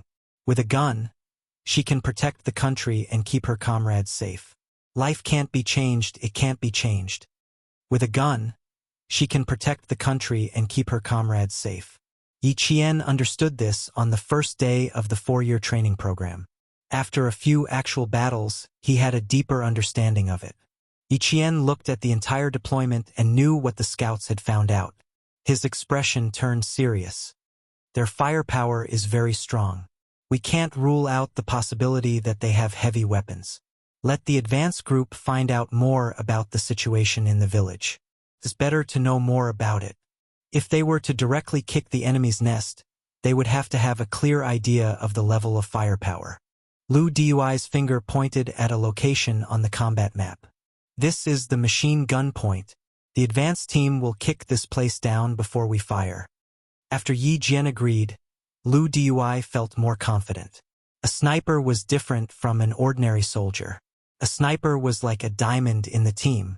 As long as she appeared, she would be able to kill all the targets in one fell swoop, regardless of whether it was high firepower or high sentry posts. The charging soldiers knew that there was a sniper protecting them in the dark. It was as if they were wearing an extra layer of bulletproof vests. They felt much more at ease. We're in charge of the top, while the Laotian police are in charge of the bottom. Go to the sentry post in the south. When you're done, you can immediately regroup and don't need to take a long detour. We have both the terrain and the people. Now we just have to wait for the right time. Captain Lu tried his best to think for Yi Qian. After all, he was in training and had been dragged along to carry out the mission with them. He could not be considerate. Chapter 1074. And the timing he was referring to was a rainstorm. Wait for the rainstorm to come, then use the rain as cover to carry out the operation. Yi Qian nodded. I have no problem with that. I will follow the team's arrangements. The sentry posts were all above. Brother Hong and his team were guarding against the Chinese border police. Soon, the news of the sniper taking care of the sentry post in the south was spread to the teams in the mountains. The most important thing was settled, and they were waiting for the signal to come in. With the enemy's strength, it was necessary to have 3 snipers. If they even had machine guns. Yi Qian, who was rushing towards the sentry post in the south, pursed his lips. He was afraid that there would be casualties. After reaching the south, Yi Qian finally understood why Xia Jinyuan said to go from the north to the south. If you didn't look carefully, you wouldn't know that there were people living in the villages in the mountains. After finding a few observation posts, Yi Qian finally saw a village in the corner of the mountain through the dense foliage. It was a typical Laotian farmhouse with triangular roofs and thick cross-weaved bamboo walls. From where she was, there were as many as 5 households. But with the Laotian police there, at least she didn't have to worry too much. Time ticked by. Yi Qian, who had found the best sniping position, had been in hiding for 2 hours. The Type 88 sniper rifle had an effective range of 800 meters. At a distance of 1,000 meters, it could penetrate 3 millimeters thick A3 steel plates. With Yi Qian's sniping skills, she could choose between 800 meters and 1,000 meters. But she didn't. Instead, she chose a range of 500 meters. Because if the firepower from below increased, she could reduce her running time by 300 to 500 meters. She could support the border police faster. The highly accurate Type 88 sniper rifle in Yi Qian's hands was a weapon to protect her comrades. As the time for the operation approached, Yi Qian's eyes moved closer to the scope, quietly waiting for the time to come. The rainforest was very quiet. No birds flew past, and no animals ran away. Yi Qian, who was perfectly disguised, saw the 3 snipers walking back and forth at the sentry post. From time to time, they would use binoculars to look into the mountains. The observation positions were all at the borders of the central region. Half an hour later, it started to rain heavily. Amidst the fine raindrops, Yi Qian slowly locked onto the crosshair of her scope. Amidst the sounds of the rain hitting the leaves, Yi Qian fired her first shot. Bang! The sound of the gunshot was muffled by the sound of the rain. The first shot was fired, the gun was reloaded, and the shell was ejected. Then she fired the second shot, and the third shot was a perfect shot to the head. Even though Whistle reacted quickly, he was still one step behind Yi Qian's bullet. The rain was so heavy that the sound of the sniper rifle was drowned out by the rain. When Yi Qian's fourth shot hit a sharp wooden carving on the sentry post, the China border police hiding near the southern sentry post rushed into the rain. Take care of the southern sentry post. Take care of the southern sentry post. The signaler immediately reported the situation on their side so that the brothers in the 3 positions could cooperate and advance. Lu Dui and the other teams all received the news and were all surprised. So fast. So fast. What's the situation with Team B? What's the situation with Team C? Team A's sentry post has been taken care of. Team A's sentry post has been taken care of. 2 snipers, 2 snipers. Team B and C quickly reported back. Soon, the other 2 sentry posts were taken care of. The Laos police received the news from the Chinese side and also rushed into the village. Yi Qian didn't leave immediately. Instead, she approached the village. Captain Xia had said that actual combat was hard to come by. Chapter 1075. The people living in the village were not villagers. They were all Brother Hong's drug manufacturing personnel. The real villagers had received a large sum of money and moved out of the village. This was also why Laos and China had not been able to find out where Brother Hong was manufacturing drugs. It was raining heavily. The leaves were pressed down by the rain. There was also a layer of leaves on the ground, all from the rain. Yi Qian jumped over a ditch and had already infiltrated the village. The gunfight began. The machine guns in the village fired a string of bullets, using the firepower to slow down the footsteps of the Chinese armed police. It was not just one machine gun, but 3 houses in a triangular building. The pointed house in the middle was a machine gun. The firepower was so strong that the Laos and China people had to hide temporarily. When the Chinese advance team took care of one of the machine guns, Yi Qian bent down and used a silver wire to instantly wrap around the target that the machine gunner was guarding. With a violent pull, he directly pulled the target out of the window. The military dagger was already waiting for the opponent. He slashed the neck. As blood splattered, Yi Qian jumped into the house, wrapped the silver wire around the machine gunner's neck again, and pulled him back. With another leap, he used the blood-stained military dagger to take care of another target. This time, the machine gun's firepower was not focused on the front, but on the left and right, the houses with wooden walls. The enemy in the house did not expect a sneak attack from behind. He was immediately turned into a sieve by the powerful machine gun bullets. He did not even have the chance to scream before he stopped moving. With the 2 breakthroughs taken care of, the Chinese side's progress was exceptionally smooth. Because they knew in advance that there were machine guns in the village, the Chinese side had been moving stealthily and did not directly expose their targets. There were casualties, but at least there were no deaths. Yi Qian did not have communications, so he could not immediately inform the Chinese side. After taking care of this point, he quickly rushed to the next point. Coincidentally, the advance team also arrived at the machine gun point. An armed policeman appeared on the left side of the house, while Yi Jian appeared on the right side.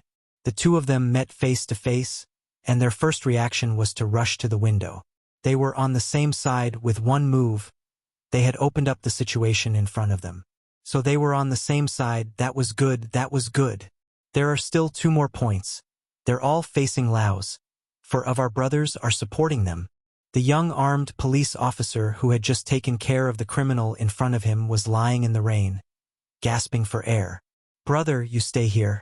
I'll go and support the other brothers. Yi Qian nodded. All right. I have no problem with that. Female soldiers? Someone from our team? Amazing. The armed police officers who were about to get up immediately crouched back down when they heard the voice. They looked at Yi Qian's face, which had been washed away by the rain. I've never seen him before. Be careful. I'll head over first. He had never seen a female soldier so powerful before. Yi Qian was guarding an exit. She did not hide in a house that could be blown up by a bomb. Instead, she chose to hide under a pile of rocks. It was an exit that led to the mountains. As long as she guarded it, she would definitely find something. When he saw a few figures dashing over, Yi Qian grabbed the policeman's sleeve and said, "The big fish is here. Brother Hong is here."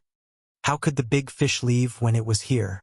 Moreover, there were other big fish beside the big fish. All the more reason he could not leave. Brother Hong escaped in a hurry, but he walked slowly. The bullet in his leg had just been removed, and he was finally able to catch his breath. But then something happened. When this happened, Brother Hong suddenly understood why he was able to escape from the armed police so easily. He had fallen into a trap. He had fallen into a trap. Chapter 1076. There were a total of 6 people around Brother Hong, and in the middle was a tall, thin man with a slightly hunched back. From his position, it was obvious that this man's status was higher than Brother Hong's. The armed police made a beheading gesture to Yi Qian, then set up the rifle in his hand and began to aim. Yi Qian returned the gesture. There are targets more powerful than Brother Hong. When they appear, I'll snipe them first and you'll cut off their tail. We'll flank them from the back and prevent any pursuers from coming out. Okay, be careful. The armed police immediately picked up the rifle he had set up, bent over, and circled back to cover the rear. With a pincer attack from the front and the back, they had to be wary of someone shooting from behind, but with a sniper, the armed police didn't hesitate to cover the rear. In an operation, not only did comrades have to cooperate well, but they also had to have 100% trust in each other. Although Yi Qian had only joined the operation at the last minute, the way he cleared the muzzle of the machine gun left a deep impression on the young armed police. Building trust was sometimes that simple, and one cooperation was enough to make people trust each other. The 4 men escorting Brother Hong and the other 2 were like bodyguards. The guns they were holding were not ordinary rifles. They were all Steyr submachine guns that could be fired with one hand and could function as both submachine guns and handguns. This type of gun could fire a single shot with a light press of the trigger, and fully automatic with a safe press of the trigger. From the length of the magazine, it was equipped with a 30-round magazine. Even though they had powerful submachine guns, Yi Qian's target was still the big fish he had set his eyes on. 1, 2, 3. Here it comes. The rain was getting heavier, and Yi Qian's eyes never left the scope. When the target appeared, the crosshair wasn't aimed directly at the target's vitals, but slightly off. When the target dodged to the side, the crosshair in the scope instantly locked onto him. After a bang, the hunchbacked man fell backwards. There was no pause, and everything happened too quickly. Brother Hong, who was walking with the man, didn't even know what had happened, and subconsciously turned his head to look. Fortunately, the bodyguard beside him reacted quickly and used his shoulder to knock his employer to the side, while he pulled the trigger and fired wildly. The hidden pile of rocks was hit by the bullets, and stone fragments flew everywhere. Bang, bang, bang.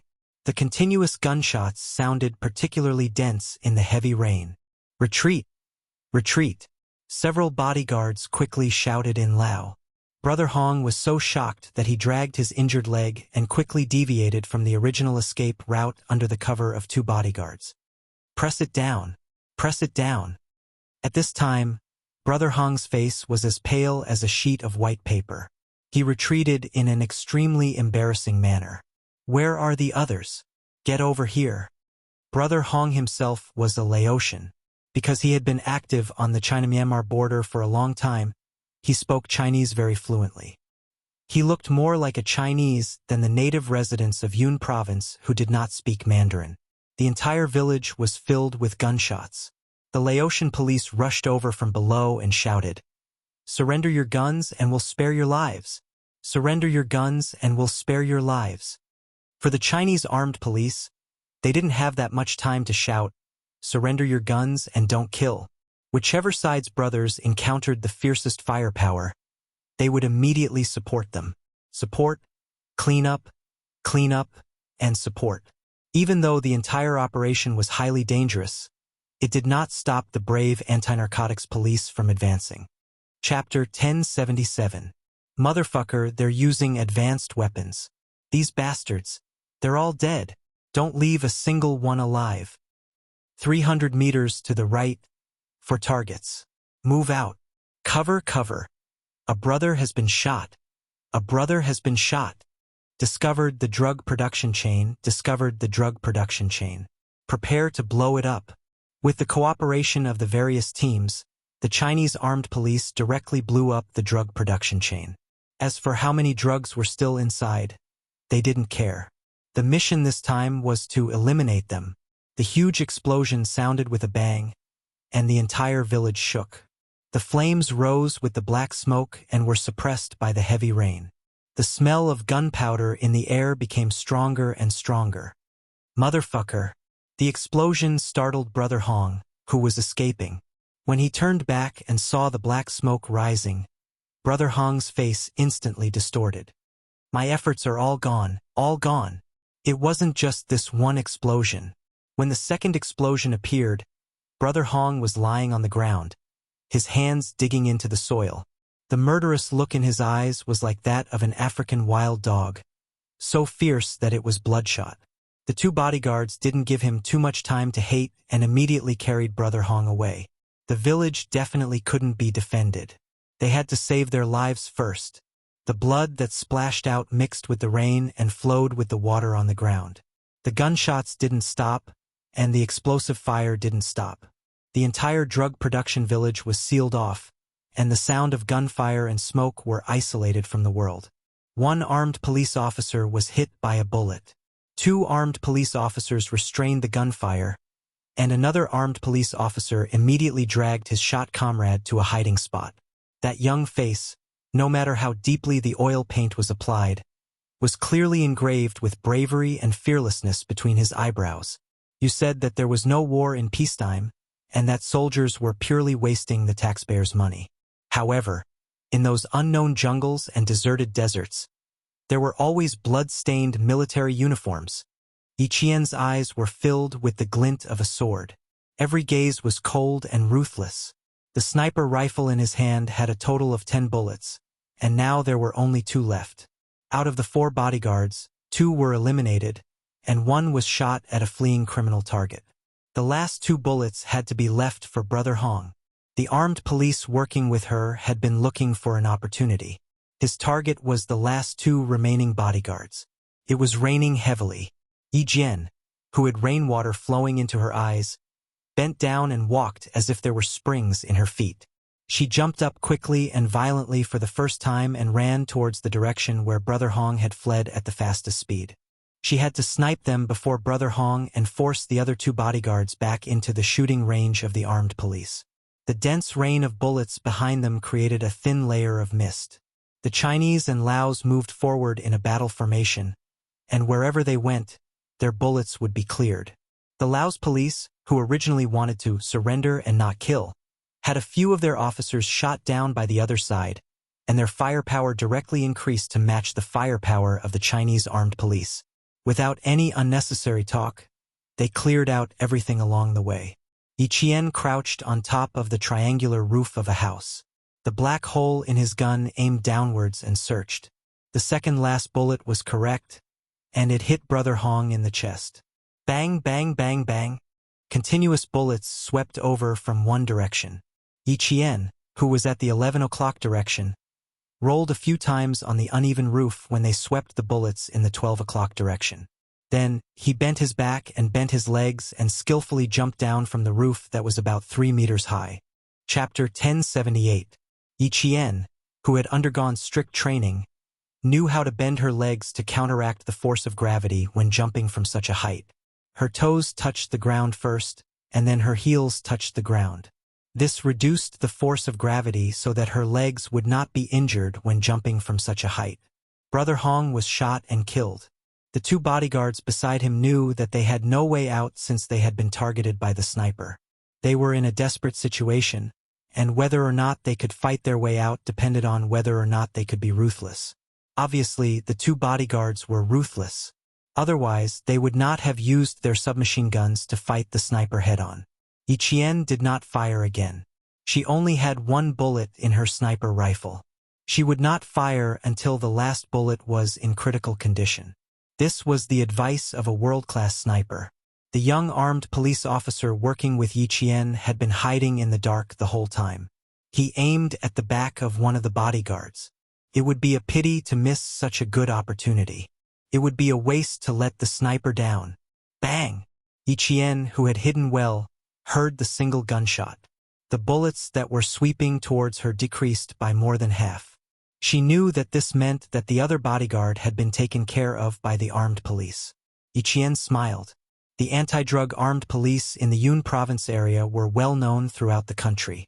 Most of the soldiers had actual combat experience during their military careers. In the face of gunfire, they were calmer than the average soldier. They were good at seizing the best opportunity to complete their mission. The bullets in the submachine gun were limited. After shooting for so long, the magazine was completely empty. When the sound of something like a jammed cartridge was heard, the last bodyguard had no more firepower to suppress them. He immediately ran for his life. There would not be a second person in the entire village who would run away. Especially these bodyguards, who had been fighting with the armed police for a long time and had killed people with their own hands, would not let him go. The young armed police officer pulled the trigger and chased after him. How could he lose sight of a target that he had his eyes on? He could not stop until he had hit the target. This operation was called decisive action. It was the combat strategy that China and Laos had discussed together. Eliminating armed criminals on the spot was not against the rules. The armed police could also directly eliminate criminals who had escaped on the spot. Facing these criminals who had killed their comrades, there was no psychological pressure. They directly locked onto them and shot them. Chief Su, the two targets have been eliminated.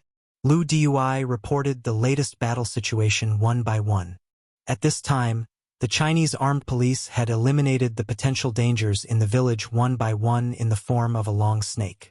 The large area of gunfire gradually decreased, and the bullets gradually became sporadic. The nearly 2-hour fierce battle finally came to an end. At 4 o'clock in the afternoon, the entire village was under control. In the village where there were no gunshots, the Chinese and Laotian sides began to clean up the scene. A large amount of drugs were found, but they were not carried out of the village. They were directly dealt with incendiary bombs. Yi Qian walked to Lu Dui's side and saluted him with her sniper rifle on her back. Her dark eyes were still bloodshot as she smiled and said, "Lu Dui, can I leave now?"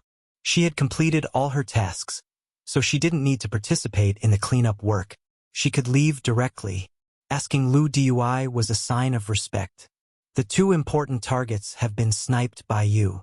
Thank you, Yi Qian. Lu Dui returned the salute to the young female soldier. His dark and resolute face looked solemn. He said solemnly, "With your participation in this operation, the entire operation time has been shortened by at least half an hour. The elimination of the high positions in the south has also reduced our casualties. Thank you, Yi Qian." Chapter 1079. The casualty rate was a sad topic, and it was also a heavy number. Yi Qian saw tears in his eyes, and his eyes were a little tight and sore. He said softly, "Death is inevitable." They wore military uniforms and sacrificed themselves to protect the motherland. They are gone, but their spirit lives on. They will be remembered forever in the hearts of those who are still alive. As long as their spirit lives on, their spirit lives on. As long as their spirit lives on, their spirit lives on. They used their fearless sacrifice to influence generation after generation of soldiers. Generation after generation, their spirit lives on. You are right. Although they sacrificed themselves, their spirit lives on in our company forever. Xiao Ji said that he wanted to lie next to his comrades in the 4th platoon. He also said that he hoped that he didn't implicate you. When it's over, I will bring him a glass of sorghum wine to tell him that you are safe. After hearing this, Yi Qian's tears suddenly flowed down. The rain splashed on his face. In fact, it was hard to tell which was tears and which was rainwater.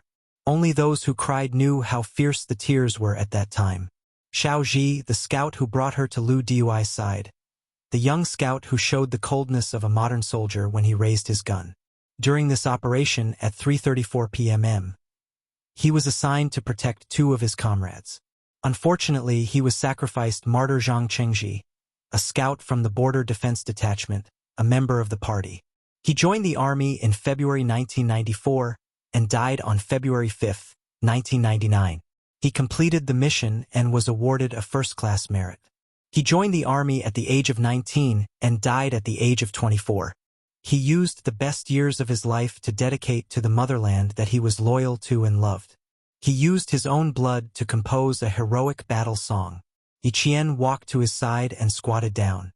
He gently held the right hand of Martyr Zhang Chengji, whose eyes were closed forever. He said softly, "I am Yi Qian. Don't worry. I am all right. Very, very well. If there is an afterlife, I will wait for us to fight side by side again. Rest in peace, hero. As long as your spirit lives on, your spirit lives on." This was Yi Qian's first real sacrifice. At around 11 o'clock in the afternoon, he was still a little shy because he was a female soldier. Only a few hours later, when he saw him again, they were separated by life and death forever. As for him, his last regret was still himself. He was still worried about his own safety. Yi Qian, who had stood up, picked up his sniper rifle and fired his last bullet into the sky, giving it to his comrade, a hero who had already left the flames of war. He wished him all the best. Yi Jian took off her military cap and saluted. She only retracted her hand when the stretcher carrying the hero disappeared from her sight. "Take care of yourself. Our patrolling brothers are in the mountains. If you need any help, you can contact them in this area." Captain Lu took out the mountain road map that they usually used to patrol the mountains and marked out several locations where they usually contacted each other in the mountains. "You can leave a mark in any of these places. Our brothers will be able to find you." Yi Qian noted down the last few points. This time he had encountered a drug dealer. He did not know if he would encounter one next time, so it was good to note it down. At 4:30 in the afternoon, Yi Qian left the village and set off again under the gaze of Captain Lu and the rest of the armed police. Looking back, she could still see a few towering figures standing in the rain, saluting her as they watched her leave. Yi Qian turned around and returned the salute to the armed police. Her gaze slid past their faces. She pursed her lips tightly and did not look back again. She plunged into the vast expanse of rainforest. Sadness was hidden deep in their eyes. Their eyes were so red that they looked like they were filled with blood. It was as if tears of blood would flow out if she closed her eyes slightly. This kind of suppressed sadness made her footsteps seem especially heavy. Chapter 1080. Yi Qian, who had used the last sniper bullet to end the hero's journey, started her survival training again with sadness. All the armed police and soldiers would not be deterred by the fall of their comrades. The most common slogan in the army was, "If you're a man, stand up." In the face of sacrifice, they would wipe away their tears and continue forward. In the face of blood-stained military uniforms, they would wash them clean and wear them again. The military's indomitable spirit was deeply engraved in their souls. Words like failure, cowardice, and cowardice would never appear in their dictionary. No matter how dangerous the path ahead was, they would continue forward without hesitation once they put on their uniforms. With the responsibility and mission on their shoulders, even if there was a mountain of knives and a sea of fire in front of them, they would charge forward fearlessly. With courage, without fear of death, and the calmness of passing through death, they would sacrifice themselves to protect their country. They were worthy of being called heroes of the people, immortal. Yiqian took a deep breath and climbed up a rock. She returned to her normal military route as fast as she could. She did not look back. She was not afraid. She had chosen the military route. She would never be afraid. The rainy season in Laos was from May to October. The dry season was from November to April. A few days before Yiqian's departure, it rained heavily. The weather that followed was very good, which allowed Yiqian to speed up the progress of her wilderness training. In the vast rainforest that had experienced countless battles between evil and justice, there were piles of bones buried under the withered trees. Not only were there the bones of criminals, but there were also the bones of border guards. Uncle Chun said that there were many soldiers who had been hunting down criminals. After their sacrifice, even their bones could not be found. Once someone went missing after searching for about 3 months, their sacrifice would be reported. This experience made Yiqian understand. The rainforest was not just 1 or 2 bones, but countless bones. Not only were there the bones of criminals, but there were also the bones of border guards. What was war? This was war. It was right next to you. It was only half a step away. Lu Dui, who was cleaning up the battlefield, saw a slender figure that was even braver than the male soldiers plunging into the forest. He raised his hand and said to his soldiers in a hoarse voice, "You two send Xiaozhi back. Remember to wash Xiaozhi's face and sew his wounds. Wash his body clean and put on his uniform. Let him leave cleanly. Everyone, cut your hair and send it to Xiaozhi. Then, write a letter to Xiaozhi and tell him that in the next life, we will be good brothers again and fight side by side." Yes. A few voices that were as heavy as boulders could be heard. They were low and heavy, and they were filled with sorrow that could not be expressed. The rain stopped when it was close to evening. Thousands of kilograms of drugs that harmed the country and the people were destroyed in the village. For them, China sacrificed 3 armed policemen and Laos sacrificed 7 policemen. When they carried Lai Tu away, gunshots rang out in the mountains again. That was the gunshot that sent the martyrs back to the company. A bird flew across the dark sky, leaving behind a string of light chirps. Yiqian stood on a high ground and heard the gunshots coming from the valley behind her. She wiped away the tears at the corner of her eyes and continued to move towards her goal. 5 days, 6 days, 7 days. Starting from the day the final exams ended, Yiqian spent New Year's Eve alone in the deep mountains and forests. After the 1998 Lunar New Year's Eve, Yiqian welcomed a special new year in the rainforest. Chapter 1081. Yiqian only remembered that she had been walking for 12 days. She didn't even think about spending the spring festival alone in the rainforest. Isolated and helpless, Yiqian tried her best to protect her life. "I will keep my mind clear, my body strong, and my mind clear. Without them, I can't repay my country. I won't let my country down, and I won't bring shame to myself and the army. My goal is to complete the mission and complete the next one alive." Every time she walked until her legs were as heavy as lead, her body was bitten by insects and she had a low fever. There were also the wild beasts that hunted for food.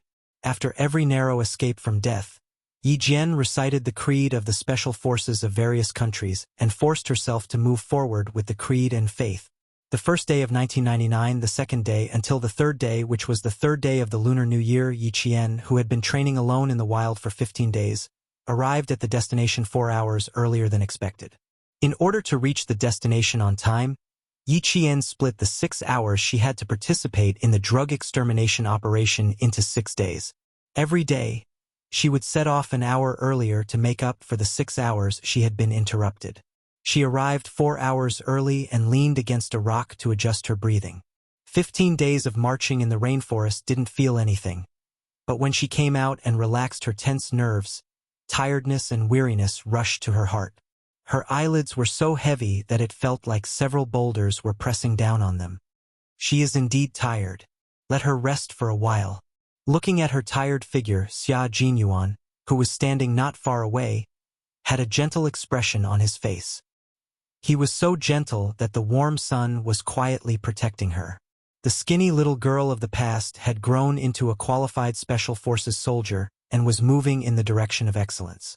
Although he felt sorry for her when he saw how tired she was, he felt more gratified. The 18-year-old Yi Qian used her own strength to prove to the military that she could definitely become the youngest special forces soldier in the army. He had to show the military that she had endless potential and that she could continue to develop. The sun was very warm. It was indeed easy to fall asleep lying down like this.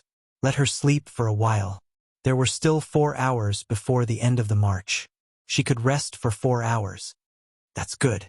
She came back 4 hours early and helped her brothers complete the mission. She is indeed tired. She's the only female soldier who can do this. Uncle Chen's eyes were full of kindness, as if he was a senior encouraging a junior. He had been using his own methods to nurture Yi Qian. Could be said that without Uncle Chen and old Uncle Jen, Yi Qian would never have become what he was today. Without these two elders who were like stars in the sky, the reborn Yi Qian would not have been able to enter the military even if he had solved the problem that changed his life in the second year of junior high. Xia Jinyuan respected Uncle Chen very much. Uncle Chen, leave this to me. Major General, please tell me in detail about Yi Qian's early enlistment. I would also like to make a suggestion. Perhaps we can ask the Major General for more resources for Yi Qian. For example, is it possible to arrange for the deployment of the military academy students during the winter and summer holidays? She hasn't been exposed to airborne, diving, or armored training yet. If she can learn these skills during her time in the military academy, everything will go smoothly after she graduates. Mountain warfare, jungle warfare, desert warfare, guerrilla warfare, anti-terrorist warfare, and ski warfare can wait until she graduates to accumulate experience. However, she must learn and master the skills during her time in school. Chapter 1082. Faced with a young major who was wholeheartedly thinking about Yi Qian, Uncle Chen couldn't help but laugh. Major Xia, aren't you afraid that all your efforts will be for naught if you nurture Yi Qian into such an outstanding person? It was obvious how much effort he had put into nurturing Yi Qian from all aspects. Do you not believe in Yi Qian? Or do you not believe in me? Xia Jinyuan smiled elegantly as he stood in the warm sun. Dressed in a jungle camouflage uniform, he looked calm and composed. No matter what, there's no such thing as a futile effort. Uncle Chen had always been very patient when it came to Yi Qian's matters. Seeing the confidence between his brows, although he was somewhat impressed, his words had a different meaning. What do you mean? Yi Qian is now a popular figure in school. When she enters the military academy, she will be like a golden unicorn that leaps out of the pool. I think a girl like her will have many suitors. Uncle Chen, you're wrong. Faced with an elder who constantly reminded him to treat Yi Qian with sincerity, the major, as a special forces soldier, behaved very appropriately and did not lose his composure. The more outstanding Yi Qian is, the higher her standards will be. The higher her standards will be, the more picky she will become. In the future, if you want to catch her eye, ordinary soldiers will have to stand aside. As a result, these suitors will naturally shrink back. As for the rest of the soldiers who can catch her eye, they will have to be divided into the outstanding and elite ones. When Yi Qian grows up to be an elite, he will be a distance away from being outstanding. Uncle Chen, do you think she will have many suitors in the end? There won't be many elites who can become an elite special forces soldier like Yi Qian and fight alongside her. As Xia Jinyuan spoke, he began to laugh. His increasingly mature and elegant smile was tinged with arrogance. No matter how many elites are by Yi Qian's side, I will always be the most outstanding soldier in her heart. Someone who is compatible with her. Someone who can fight alongside her and share life and death with her. His words made Uncle Chen laugh uncontrollably. Yi Qian has good taste. I believe that the two of you will become comrades in life and death and spend the rest of your life together. He glanced at the motionless slender figure and said, "I'm going to have a chat with the Major General. I can rest assured with you guarding this place." The Spring Festival was a time of reunion for the lights of the homes, but for some soldiers on the front lines, it was the beginning of a year of training. The place where the armored troops rested after their maneuver exercise was the grassland in the forest. Yiqian only had to cross a small hill to see armored vehicles resting there. Yiqian, who had arrived 4 hours early, knew that he had entered an important military zone. Only then did he relax and catch up on sleep. He had only wanted to catch up on sleep for a short while to replenish his energy, but unexpectedly, he slept for a long time. On the other side, the Major General finally saw the person who had trained Yiqian since he was 13 or 14 years old to become an international sniper. With one glance, he inexplicably felt that he looked a little familiar, as if he had seen him somewhere before. The Major General was 54 years old, while Uncle Chun was 47 years old. In terms of age, they were only 7 years apart. If he had seen him somewhere before, it was impossible for him not to remember. When Uncle Chun came closer, the Major General suddenly strode over. As he walked, he sized up Yiqian again. He was even more certain of the person who had trained Yiqian. The soldier King Chun Dongfeng from the 1970s. He was a legend in the 1970s, a god of war who had joined the army in the 1970s. Chapter 1083. I didn't expect to see you again after 18 years. The Major General looked at the legendary soldier from the 1970s and felt a surge of emotions. Back then, I was in the company with the old chief. Your regiment commander immediately introduced you to the old chief after he finished reporting his work. Old Chun, your marksmanship is still fresh in my memory. No wonder Yiqian looked so familiar when he held the gun. When I first saw this girl, I thought she was a talent with great potential. It turns out that she was trained by you. Uncle Chen had no impression of the Major General. He had met too many people back then. Now that he was middle-aged, there were some things that he didn't want to think about. Occasionally, he would dream of a bloody mist, and he would walk in the bloody mist. If it wasn't for Miss Jen, those dreams would continue. When he stopped and relaxed, he couldn't help but think about the past when he trained Miss Jen wholeheartedly. It was as if he had returned to the battlefield and returned to his own era. Instead of saying that he trained Miss Jen, it was more appropriate to say that Miss Jen made the rest of his life more complete. The Major General knew that the soldier from the 1970s didn't know him, but it didn't matter as long as he knew him. Let's have a seat in the tent. Even though the Major General was in his current position, he still didn't know the reason why Principal Chun retired from the army. Uncle Chin didn't refuse. He didn't expect that the Major General, who was very likely to be Yiqian's superior, would know him. They chatted happily in the command tent. The sunlight outside the tent was still warm. Yiqian opened his eyes comfortably and suddenly turned around. His gaze fell on the figure standing in the sunlight. Captain Xia, why is he here? Every time she saw him, she couldn't help but be surprised. He always appeared at the most unexpected times. How could she not be surprised? You slept for 2.5 hours. Looks like you're really tired. When she woke up, Xia Jinyuan walked over with a smile. His gaze turned into a warm ray of sunlight that fell on her body. Then he gently stroked her face. 15 days of enhanced wilderness survival training. She really did it alone, completing a challenge that even the male soldiers needed to mentally prepare themselves for a long time before accepting. Furthermore, the completion time was different from hers. Yiqian narrowed his eyes slightly. The sun was a little bright, and the leaves in the valley shone like diamonds from time to time. The grass was also very bright, as if it was paved with fine light. Xia Jinyuan, who suddenly appeared, walked against the light. Every step he took was on the fine light, as if he was a god. Captain Xia. Yiqian smiled. She was very happy to see him, to see Xia Jinyuan, who was also dressed in camouflage, and to see him return with the aura of a king bathed in blood. He must have experienced sacrifice, and he must have seen his comrades fall. He had seen it and experienced it, but he was still standing strong. He had always been a role model for him to learn from, a goal for him to move forward. Seeing her smile, Xia Jinyuan's heart sank a little. Although she was smiling, she looked very tired, and there was a trace of haze between her eyebrows. The aftereffects of wilderness survival had appeared on Yi Qian. He reached out and patted her shoulder lightly. "Beautifully done, Yi Qian. You're the best soldier I've ever met. My little fox, having you by my side is something I'll be proud of for the rest of my life. You've become my pride, and I'm determined to become your pride." Chapter 1084. To be honest, this kind of survival experience would have been better if you had a partner. When you walk alone, it's as if there's no one else in the world other than you. It's as empty as if you're the only person on Earth.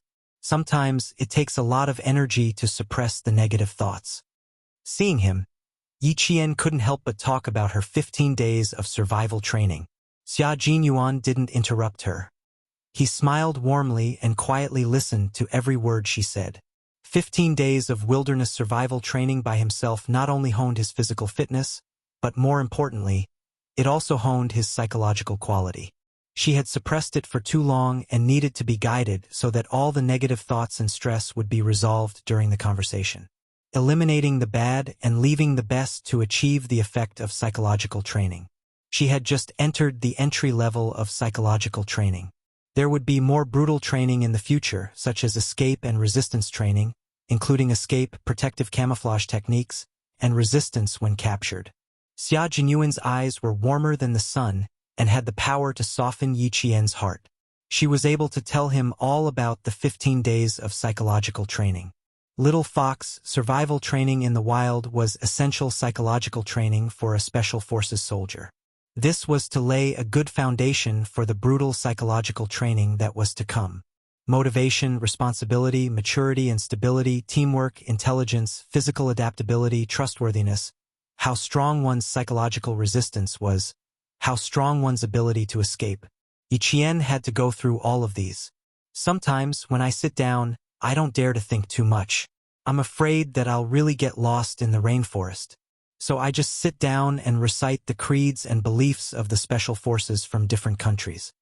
At this point, Yi Qian's eyebrows curved slightly. Her bright black eyes revealed a hint of slyness. "You don't say. It's really useful.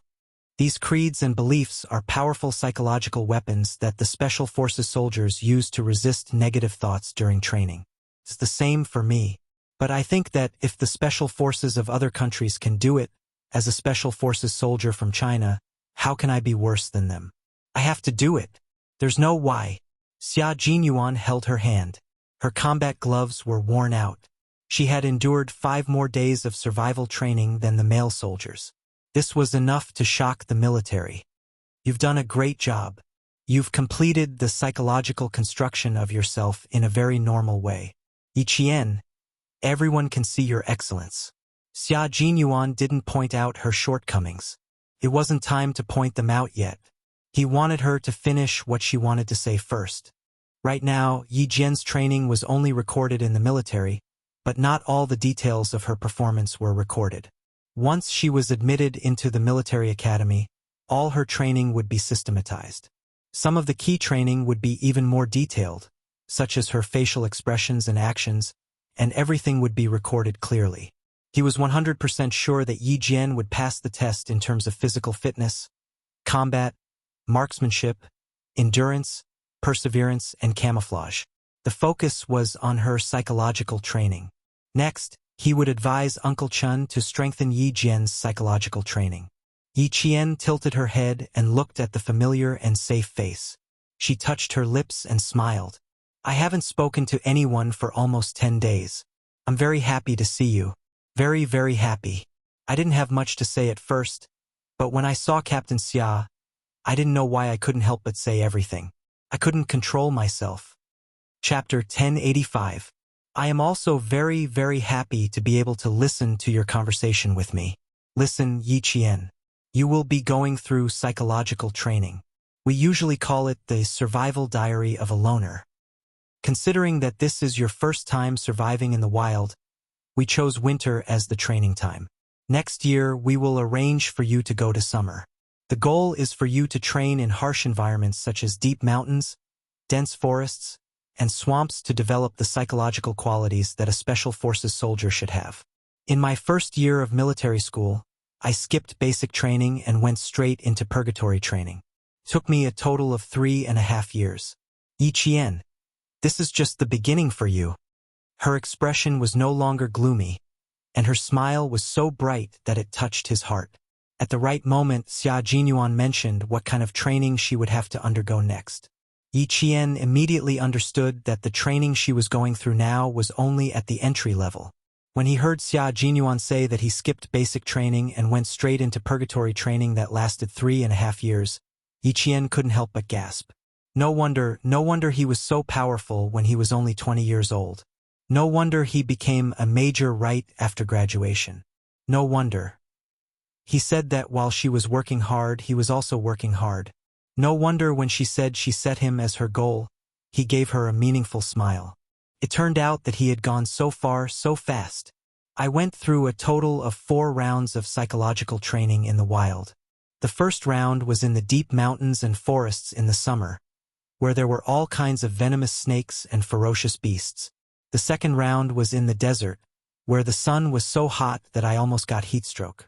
The second round was in a world of ice and snow, where my hands and feet felt like popsicles.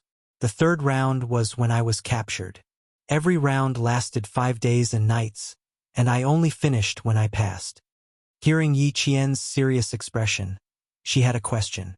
You lasted 5 days and nights. Why did I last 15 days and nights? That was the question. The basic training for male soldiers lasts 10 days. You have 5 days more than the male soldiers. Like our comrades in the team, all of them have 15 days. This sentence was equivalent to hinting at Yi Qian's plans. Yi Qian's eyes flickered, as if he understood something. It's good that you understand. Now I'll have to wait for the military's opinion on what to do.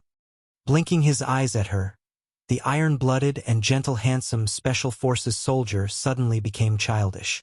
His thin lips moved closer to her ear, and he chuckled softly. Secret, our secret, no one can tell. Yi Qian was so close that his breath tickled her ears. She tilted her head unnaturally and said, thinking about it, I'm really looking forward to it. I'm also looking forward to it. You already have actual combat experience with us, so your mental stability is already quite outstanding. However, since you've been fighting with us since the beginning, you've missed out on basic training. It's inevitable that your emotions would fluctuate greatly when you see your comrades sacrificing themselves. She only talked about her 15-day mental journey, but avoided talking about the fight with the drug dealers. He learned from Su Yu that a martyr had met Yi Qian once. She even used the last bullet in her sniper rifle to send the martyr off. When he heard this, his heart suddenly skipped a beat. In the previous few battles, his little fox had never seen a comrade she knew sacrificing himself. This was no small matter. He shouldn't have been here, but he quickly wrote an application and rushed over as soon as the application was approved. Based on his understanding of her, she wouldn't say these things out loud. She would only keep it in her heart. And this was what he was afraid of. Chapter 1086. No matter how strong and resilient she was before, when faced with the sacrifice of a comrade she knew in the same battle, this huge impact was not just a single impact, but multiple. In the army, after every battle, there would be a psychological specialist to guide the soldiers who were on the battlefield for the first time, so as not to leave them with an irreparable psychological trauma. Yi Qian had already participated in actual combat, but she had never faced the sacrifice of a comrade she knew. If she really did not mention it, Xia Jinyuan would not be reassured, but would be even more worried. Now, when the haze between her eyebrows faded, he mentioned the sacrifice of a comrade so that she would no longer suppress herself. She would be in her healthiest, most determined state, and use her own perseverance to overcome the multiple impacts of her comrade's sacrifice. She must not leave a trauma. She must face it head-on. Xia Jinyuan's gaze fell on Yi Qian's face like the warm sunshine after a snowstorm. His gentle and handsome face did not change at all when he mentioned the sacrifice of a comrade. However, there was a faint coldness in his voice that directly cut into Yi Qian's bloody memories that she did not want to recall for the time being. Yi Qian's pupils constricted slightly. She pursed her lips and looked coldly at the man who never allowed her to escape. After a while, she smiled bitterly and said, "Captain Xia, I need a little more time. The people I know, who were smiling and talking to me shyly in the afternoon, will be forever separated when we meet again in the afternoon. I always thought that I had participated in actual combat and had faced death directly. I even thought that my attitude towards death was calm. But when I see my comrades fall, my heart..." Yi Jian slowly stopped and let out a long sigh. Then, she said softly, "There's an indescribable feeling, discomfort, anger, tears, all of these piled up together. I don't know where to start. I also want to say it, but the more I want to say it, the more I don't know where to start. I understand that as long as I wear a military uniform, there will be sacrifices everywhere. The next one is very likely to be you. Captain Xia, I understand, but no matter how much I understand, I still feel sad." Xia Jinyuan put his hands on her shoulders and said in a low and cold voice, "Look at me, Yi Qian. Raise your head and look at me with your eyes. Look at me and listen to me carefully." There was a soft spot in her heart that belonged to her comrades. Yi Qian was not afraid of sacrificing herself, but she was not willing to see her comrades sacrifice themselves. What is the meaning of sacrifice? It's about protecting, using one's own life to protect our homeland, using one's own life to defend the peace of our country. You saw his sacrifice, but you must also remember why he sacrificed himself. That's because sin exists. There are too many evils in this world, too many wars, too much harm, and our existence is to use our lives to wipe out the evils that harm our country. If one day I sacrifice myself, Yi Qian, the gun in your hand, the bullets you shoot, every evil that you hit is the best sacrifice to the martyrs. You feel sad for your comrade who sacrificed himself, not because you aren't strong enough, but because you are a living person, a person of flesh, blood, and thoughts. Anger, sadness, tears, and sadness are all emotions that you are born with, and it's impossible to completely remove them. Chapter 1087. But you have to find another way to deal with these emotions that affect our judgment. Anger can be turned into radicalization. Sadness can be turned into motivation. Tears can be turned into fearlessness, and sadness can be turned into bravery. All sacrifices are the motivation for us to radicalize. Inherit the fearlessness, bravery, and fearlessness of the martyrs, and use the guns in your hands to continue protecting our country. This is the best way for you to pay tribute to the martyrs. When faced with cruel things, you can only face them, and you have to face them seriously. I'll say it again, Yi Qian, if one day I sacrifice myself or you sacrifice yourself, every evil that is hit by a bullet from a living person's gun is the best way to pay tribute to the martyrs. These words were like a huge bomb thrown into Yi Qian's heart. The impact of the explosion fiercely squeezed his soul, shattering it into pieces. Under his cold voice, the shattered pieces of his soul were pieced back together piece by piece, piecing together a complete Yi Qian who had been reborn from the gunfire. The best way to pay tribute to the martyrs was to pick up the gun in your hand and shoot every evil that was hit by a bullet. This was the best way to pay tribute to the martyrs. Yi Qian took a deep breath. She was originally a quick-witted person with a strong ability to accept things. She also had a strong soul that had experienced many hardships. After being awakened by Xia Jinyuan's words, she quickly walked out of the bloody memory that she didn't want to recall. If it were any other time, you would have been able to walk out of it without my persuasion. 15 days of outdoor survival training is a challenge to your mental and physical limits. Walking alone in a rainforest where you feel like you're the only one in the world has already affected your mental state to a certain extent. It's normal for someone like you, who has never experienced anything like this, to find it difficult to accept the sacrifice of your comrades. We've also experienced sacrifice. 10 people went out and 9 came back. I locked myself in my room for 2 days and didn't come out of it. G3 plunged into the training ground and after 24 hours of self-harm training, he collapsed due to exhaustion. J5 memorized military rules for an entire day. Han Zheng hung himself on a tree. In the end, the entire team was alarmed and thought that he had been taken away by a tiger in the mountains. We all had the same emotions as you, but at that time we were already past the age of psychological counseling. One by one, we resolved the stress in our hearts. 2 days later, we packed up and came out looking normal again. Yi Qian's current performance was already very good. In the face of sacrifice, she didn't show any negative emotions like fear or cowardice, which were the most taboo as a special forces soldier. She only felt sad and sad. These were normal emotions for her to sacrifice for her comrades. It was already very good for her. Captain Xia, Yi Qian, Yi Qian, Yi Qian with it, Yi Qian. In the end, Yi Qian wiped away the layer of gray accumulated on her soul. The haze between her brows also disappeared under the sunlight. She raised her head slightly and looked at the stalwart soldier standing in the light. She smiled faintly and said, "At the same time, you've shown me once again how strong the goal I've been chasing is. Thank you, Captain Xia. Thank you for always appearing in front of me immediately and helping me solve difficult problems that I couldn't figure out in such a short time."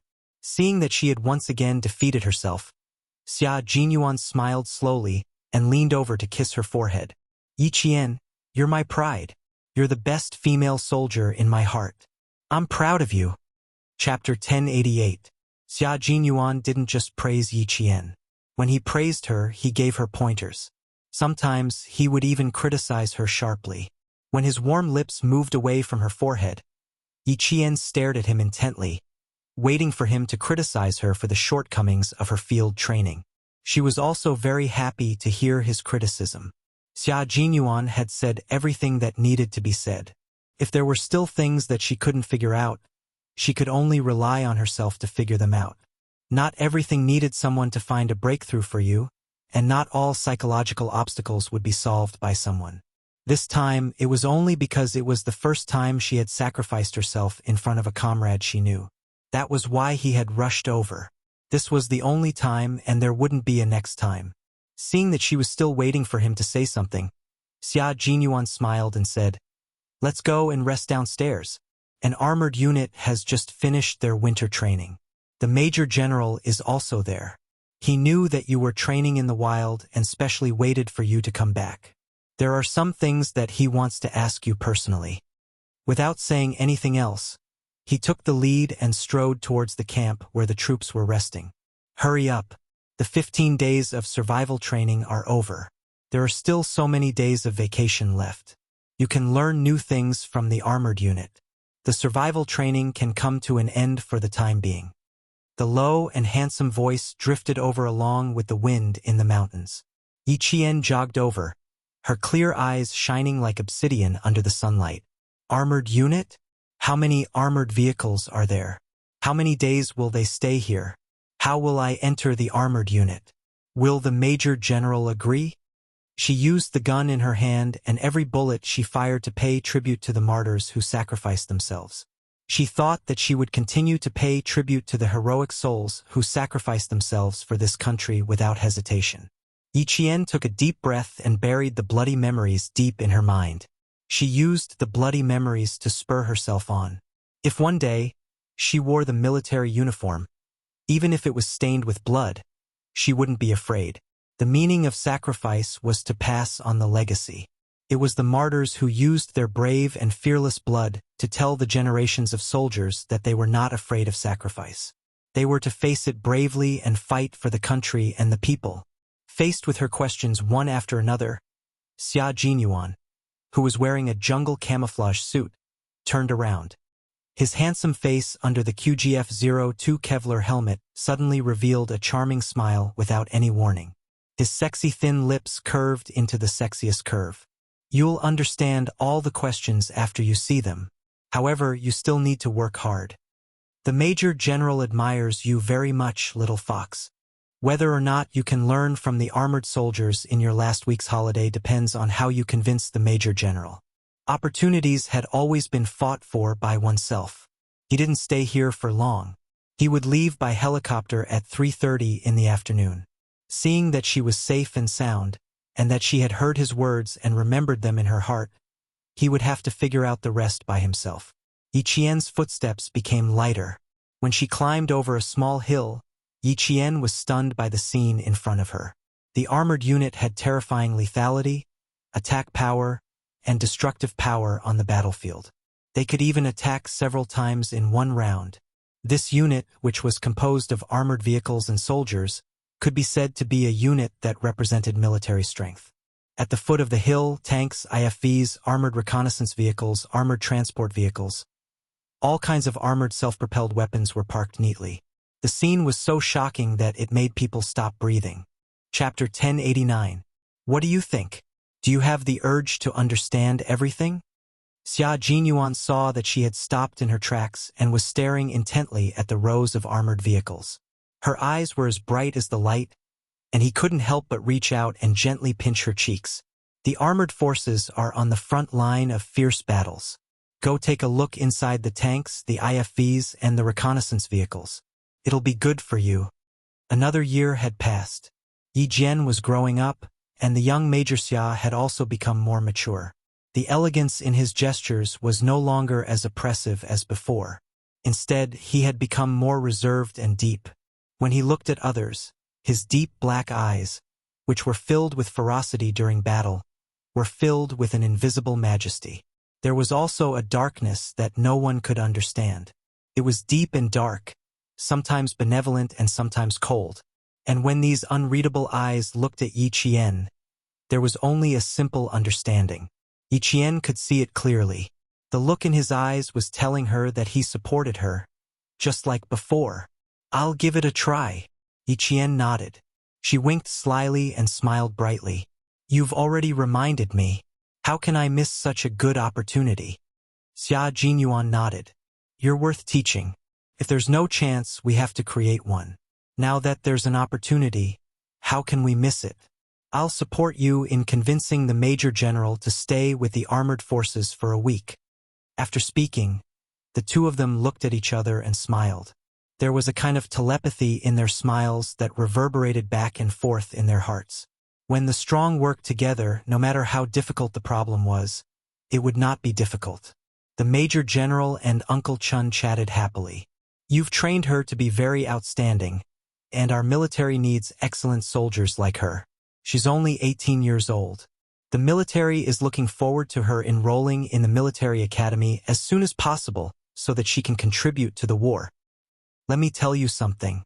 Since Yi Qian has an extraordinary memory, the military intends to train her to be an all-rounder. As long as she enrolls in the military academy this year, we'll immediately call her to the military after the results are out and begin systematic training. Your 4-year plan is quite good. It allows the military to skip a lot of basics when training Yi Qian. When I return, I will discuss with the military headquarters to create a more comprehensive and intensive training program for Yi Qian. When the time comes, I will also tell you this plan for your reference. He was the soldier king of the 1970s, a soldier king who spoke with his strength. His opinion was very important. Uncle Chun had always known that the military was paying attention to Yi Qian, but he did not know that it was to this extent. A customized training plan? Who else would be so special? Apart from Miss Jian, it would be difficult to find a second person. The military values Yi Qian so highly because of her own efforts. I've already taught her everything I can. My past has already become history, and I've already fallen behind in all aspects. Now that we've gone through digital and information-based high-tech battles, my method is already outdated and can't keep up with the changes in our country's military. After I finish teaching her for the remaining 6 months, I'll hand Yi Qian over to the military so that the military can train her to the next level. Uncle Chun was telling the truth. He did not know much about high-tech weapons. Only if Yi Qian joined the military would she be able to learn more and know more. With the Major General's words, Uncle Chun was even more relieved. The little girl that he and Uncle Jen had trained together was finally going to leave them. She was going to spread her wings and fly to a higher and wider sky. Chapter 1090. But the Major General denied it and said seriously, "Without you, I am certain that Yi Qian would not be where she is today. It is a tragedy to have a fine horse but not have a talent scout. But to have a talent scout who knows a fine horse is a good thing. You have a good eye for talent and used your unique method to train Yi Qian until she is only one step away from becoming a special forces soldier. Old Chun, you are a role model for all of us generals to learn from. The guard outside the tent said, "Reporting." The major general replied, "Come in." Then he saw two figures walking in together. The man was tall and slender with elegant features, while the woman was slender and beautiful. They wore the same forest camouflage uniform as they walked over. One represented the male soldiers, while the other represented the female soldiers. Both of them could represent the entire military and be used for recruitment propaganda. Come, come, come, come, come, come, come sit. When the major general saw Yi Qian, he stood up and personally walked over to greet her. You seem to be in good spirits. Surviving alone for 15 days. Yi Qian, good job. Uncle Chun was looking kindly at Yi Qian, his smile full of gratification. The little girl of the past had finally grown up. She was slim and graceful like a girl, but also had the temperament of a soldier. Her back was straight, and her expression was confident and reserved. When she spoke to the major, she was calm and confident. She had grown up. She had grown up. She had grown up into an adult. The atmosphere in the command tent was very harmonious. From time to time, loud laughter could be heard. The major general gave an objective evaluation of Yi Qian's performance during the survival training. He said, "Based on your current performance, you have completely met the requirements of the training. You have overcome your fear on your own and helped the border police to complete their mission successfully. The military is extremely satisfied with your outstanding performance. At the same time, I hope that you will continue to work hard and live up to Old Chen's training." Yi Qian was indifferent to the evaluation and praise of her superior. She did not have a trace of pride because she believed that everything she did was what she should be doing. There was nothing to be proud of. Major General, speaking of training, there is another opportunity for Yi Qian to train. What do you think? He was a man who was good at finding the right opportunity to make appropriate suggestions. He brought up the topic very naturally. Major Xia looked at Yi Qian with a serious expression. "Why don't you ask the Major General?" Yi Qian was still thinking about how to bring it up. As soon as he opened his mouth, he immediately asked with a very serious expression, "Major General, I happen to have a week of leave. When I saw the armored vehicle just now, I was wondering if I could stay in the army and learn more about these self-propelled weapons that are very powerful on the battlefield." After the idea was put forward, Uncle Chun looked at the Major General quietly. This was a good idea. He was also thinking about it. Major Xia gave you an idea, or did you think of it yourself? The Major General, who did not immediately agree, looked at the serious young major with a faint smile. Then he smiled and asked Yi Qian, "Why do I feel like we've discussed this outside?" "We did discuss it." Two voices sounded at the same time. One was Xia Jinyuan, and the other was Yi Qian. Their voices were loud and clear as they answered in unison. The Major General pointed his finger in front of each of their eyes. "It's a bold idea, but it's quite practical. 1 week is fine, but I'm afraid you won't be able to learn anything. You can try to understand it." He managed to convince Yi Qian to stay with just one sentence. Xia Jinyuan let out a long sigh. "Major General, you should have at least objected. You agreed so quickly that I didn't even have a chance to perform." Chapter 1091. Who are you trying to impress? The Major General glanced at the major who gave him a headache but was also the most outstanding major.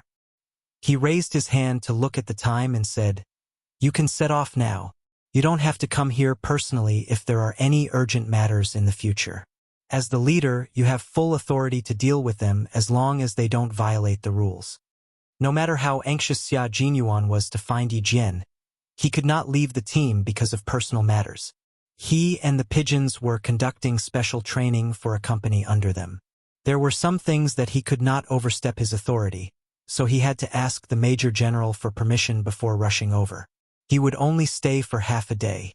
He arrived at 8 in the morning and left at 4 in the afternoon. He originally planned to leave at 4 in the afternoon, but the Major General asked him to leave before 4 in the afternoon. A soldier's duty was to obey orders.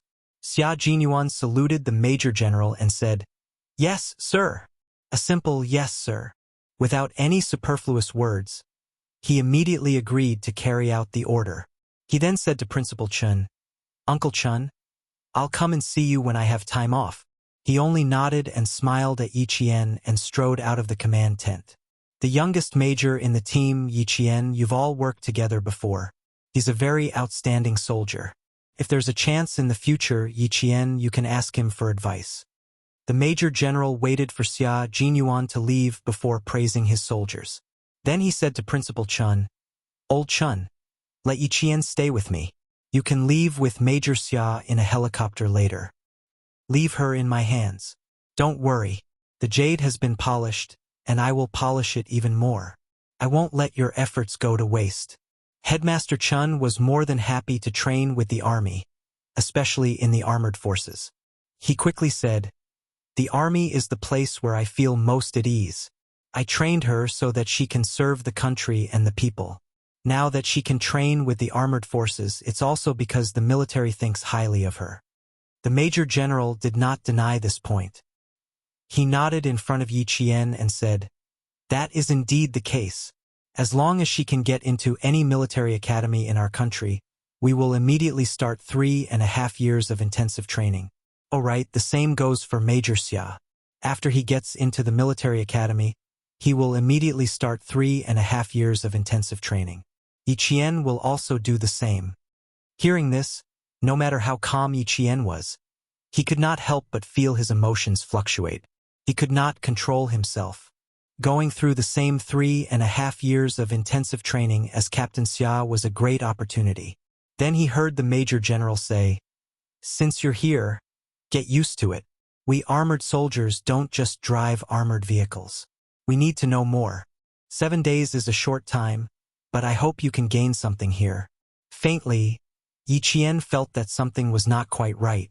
It was as if he was hinting at something.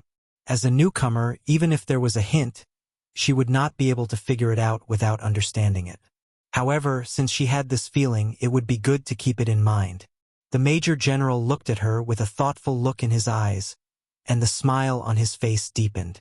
A good seedling was indeed different. She could immediately detect something unusual in a seemingly unintentional sentence. Just from such a small matter, she could see that Yi Qian was very attentive. In the afternoon, Principal Chun and Xia Jinyuan left together. Yi Qian only walked them to a place that was a short distance away from the helicopter. Hearing the sound of the propeller not far away, he said to Xia Jinyuan, "This year, my wish will come true. Captain Xia, I am one big step closer to my goal." Chapter 1092. That's right. And I will personally deliver the military uniform to you. Xia Jinyuan adjusted the helmet for her. Study hard for a week. 6 hours of sleep out of the 24 hours is enough. Set aside the rest of the time. Yi Qian's lips curved into a smile. "I was planning to only sleep for 4 hours. Silly girl, they have 6 hours of rest. Are you going to take 2 more hours to stand guard for them?"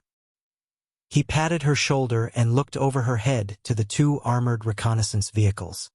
He chuckled and said, "The self-propelled weapons of this armored unit are not bad. That armored reconnaissance vehicle is much more fun. Let's go check it out." Special Forces soldiers don't just know how to drive vehicles. You also need to know how to use tanks and fighter jets. For example, the Snowfield Brigade sometimes had to work with test pilots to fly the new fighter jets they developed. Yi Qian had a lot to learn in the 3.5 years. The Special Forces soldiers carried out special missions. Most of the time, they fought behind enemy lines or fought alone. The more they knew, the more protection they would have in future battles. If one day they needed to escape, even if there was a tank or fighter jet in front of them, they would have to know how to use it. After 15 days of survival in the wild, Yi Qian suffered from external injuries, fever, lost her way, and bee stings. After resting for less than 4 hours at her destination, she was ready for the next round of training in the blink of an eye. There was also the joy of the Spring Festival in the army. The Major General knew that Yi Qian had spent the Lunar New Year's Eve alone in the rainforest, so he specially ordered the cooks to make dumplings for Yi Qian as a way of consoling her. After consoling her mentally during the day, he came to settle things at night. That night, Yi Qian was sleeping soundly. Suddenly, someone snuck into her tent to assassinate her. Outside, someone was destroying the armored vehicles. Yi Qian knew that even if she only had 7 days to study, her days would be rich and colorful. Yi Qian took note of the Major General's words. When 2 people snuck into her tent, Yi Qian's first reaction was to lift the thin blanket covering her body and throw it at the shadow on her right. This was the army. The dark shadows that had snuck in were none other than the soldiers who had acted as assassins. Our armored soldiers don't just drive armored vehicles. They need to know more than that. Yi Qian understood the deeper meaning of this sentence. This time, Yi Qian wasn't frightened. Instead, she scared the soldiers who had sneaked in. She couldn't help but shout when she kicked. The woman's clear voice stunned the 2 soldiers who had sneaked in. Woman? Did he sneak into a family member's room? That's not right. Where did the family room come from? They were all out training. Where did the family room come from? Originally, they did not use much of their real skills, but when the 2 male soldiers heard that the voice belonged to a woman, they really thought that someone had sneaked in. Regardless of whether there was a problem or not, they had to capture the person first. Fist against fist, foot against foot. The tent was filled with the dull sound of flesh being struck. Outside, the Major General said to a company commander surnamed Sua from the armored forces, "Guess how long it will take for this to end? The 2 soldiers you sent here are very good at fighting. One of them can take on several people. Since it's a female soldier inside, and it's 1 against 2, I think it won't take more than 5 minutes." Company commanders thought that he was being conservative. If he really wanted to say it, they should be able to take down the enemy in about 3 minutes. Chapter 1093. The Major General smiled meaningfully. That's not necessarily true. It's impossible for your 2 men to overpower her in 10 minutes, but she can overpower one of your soldiers in 10 minutes.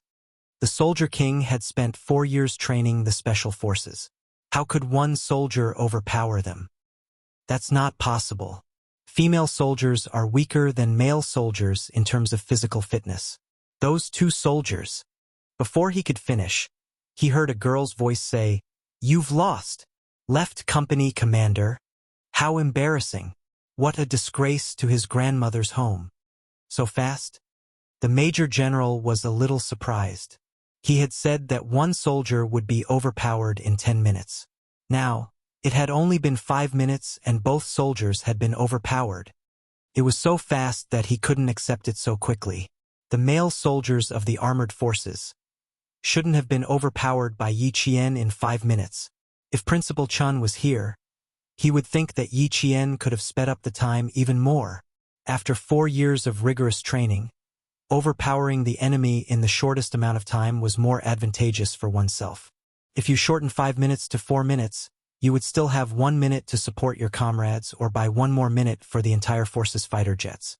The 2 male soldiers were a little dejected when they came out. When they saw their company commander's face, which was already dark, turned as dark as coal. Beautifully overpowered, overpowering 2 in 5 minutes. Good job. The Major General had always admired Yi Qian. Now that he could see her ability face to face, his appreciation for talent deepened. They're 2 of the best soldiers in Left Company Commander's company. I didn't expect them to make our company commander so angry. Left Company Commander only felt embarrassed. He couldn't even beat a female soldier. If word got out, he would be treated as a joke by other companies. Yi Qian said, "They're very good. It's just that I'm a woman and they were frightened by my sudden noise. Secondly, I have a weapon in my hand. It's very advantageous to fight in the dark. That's why I won. A loss is a loss. There's no need to make excuses." Left Company Commander shook his head and turned to stare at his 2 soldiers. He said in a low voice, "What do you think? We're not as good as them. There's no excuse. If you lose, you have to admit defeat." The 2 male soldiers admitted it straightforwardly. The result was right in front of their eyes. They had lost. There was no reason for it. You have to admit it. I'm going to run 5 kilometers. After that, I'm going to sleep.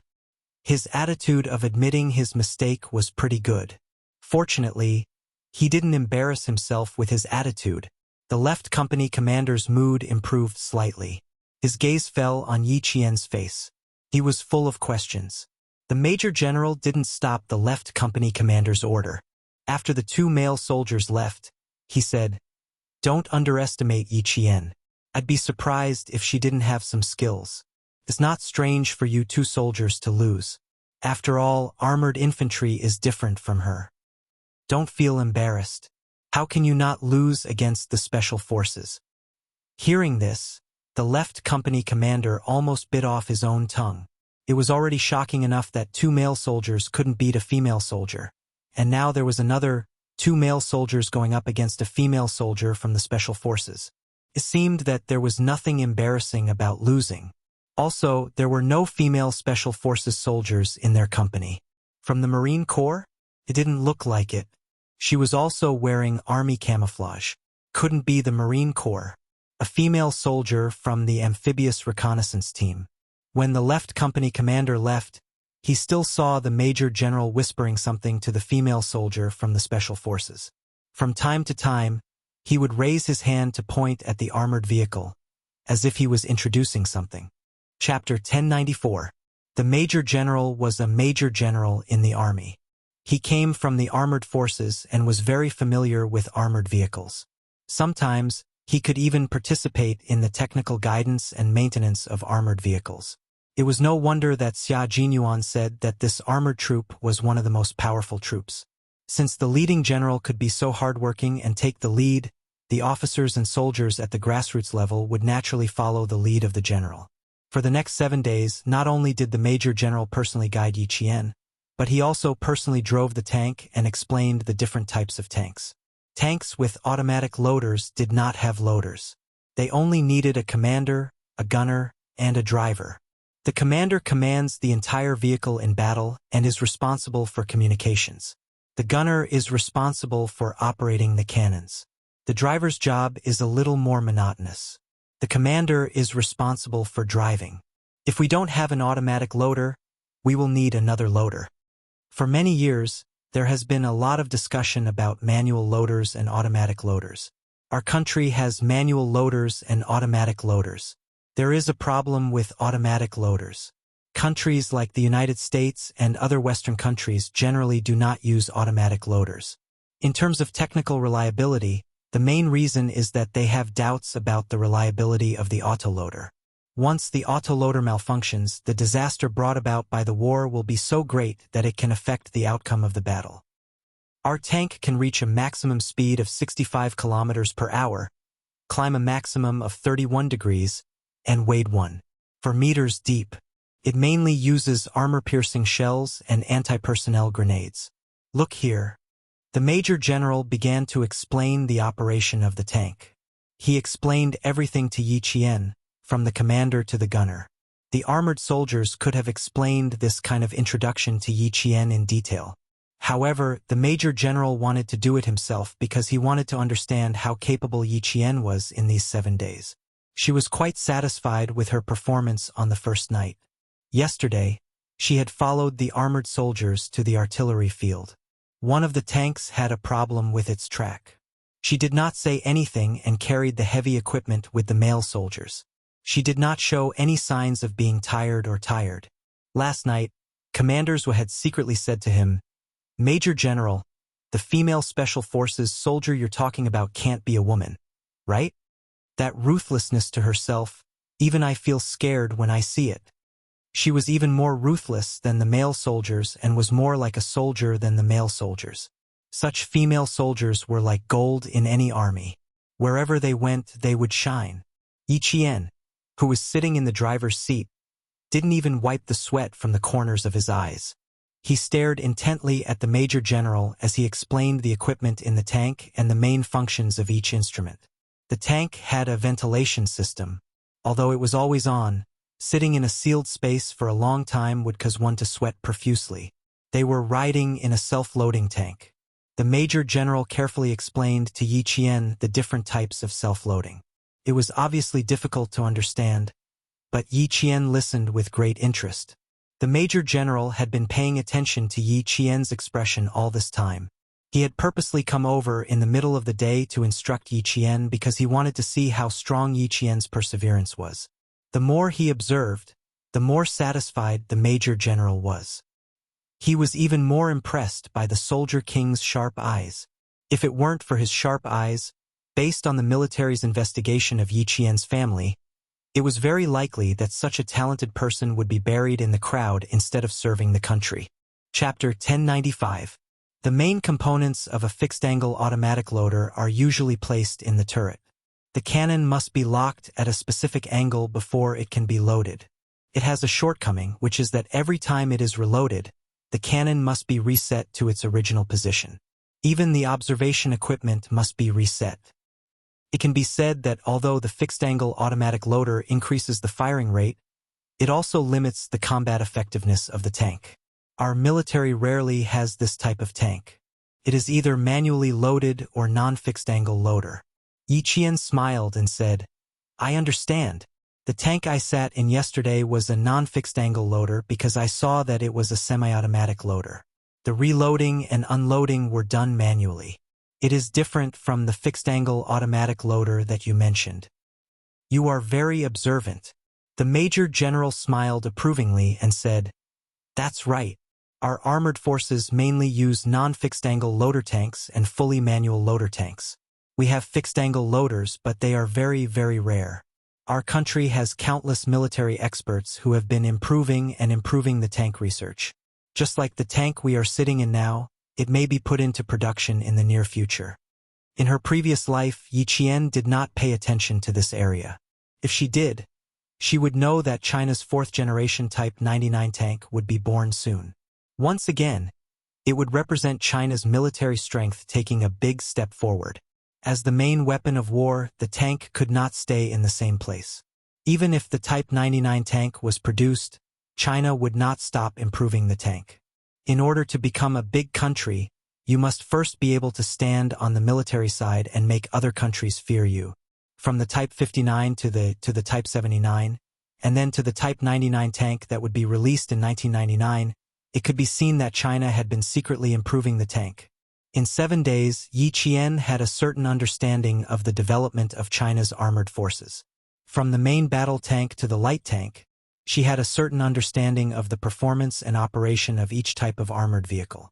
As long as the Major General asked her something, she could answer accurately. Just as Xia Jinyuan said, 7 days would not make her proficient, but at least she had a general idea in her mind. If there were similar opportunities or formal training in the future, at least she would not be ignorant. After all, armored vehicles were not the strength of the Special Forces. However, for the Special Forces of the Snowfield Brigade, they needed to understand the functions and usage of their country's weapons and equipment. They were a mysterious Special Forces team. Their mystery lay in the fact that there was nothing they couldn't solve, no weapon they couldn't use, and nothing they didn't know. The Snowfield Brigade was full of mystery and terror. Other than the important leaders of the military, no one else knew about its existence. They had no name, no organization, and no one knew where their base was. No one knew where they came from or where they were going. They were like ghosts carrying swords. Wherever they went, there would be blood, but no one knew where they were.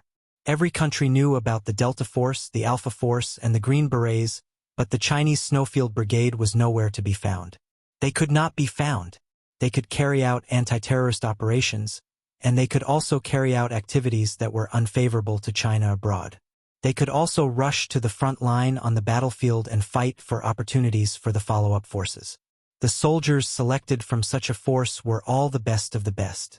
After a long period of strict training, they finally had the Special Forces of the Snowfield Brigade with unique skills and extraordinary skills.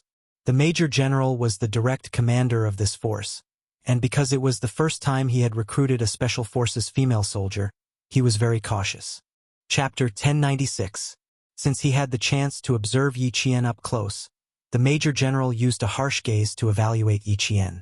From his language to his attitude, from his ability to his intelligence, and from his physical and mental qualities to his training, he needed to give an objective evaluation of Yi Qian within 7 days. Yi Qian did not know that he had been included in the evaluation, Nor did he know that the reason why Xia Jinyuan asked him to let her stay in the armored division for a week was to bring her to the Major General and let him evaluate her personally instead of reporting to the Major General through him. There were some things that Xia Jinyuan could not mention to Yi Qian before he became a member of the Snowfield Brigade, nor could he explain everything to her. Everything would proceed according to her wishes. Step by step, she held Yi Qian's hand and walked into his world, a world that she could not imagine. What was the most beautiful love? Xia Jinyuan did not understand. The only thing he understood was holding her hand and accompanying her in the way she liked as she grew up. Every day for 7 days, the Major General personally wrote down his evaluation of Yi Qian's overall abilities. He did not let anyone else do it. After Yi Qian left, this evaluation would be sent to the military as a top-secret document. Yi Jian's departure made company commanders heave a sigh of relief. Yi Jian could carry cannons, carry guns, kill people and save people. She also had the godly marksmanship of 100 spears piercing a leaf. This made him, the company commander, feel a lot of pressure. After Yi Qian boarded the plane, he could not bear to let him go. He said to the Major General, "Major General, if such a soldier were to be placed in our division, he would be able to arouse the competitive spirit of the male soldiers. Save me some trouble. Every time after training, I see Yi Jian stronger than your soldiers. She intimidates Mr. Bao's face and roars in the middle of the night. Fortunately, she has a good mentality. Otherwise, she would be scared away by you." The Major General watched the helicopter take off and fly out of the mountains. He then smiled at Commander Zhua. "I heard you roaring the entire Spring Festival. If you still want Yi Qian to be placed in the division, the commander will fall out with you."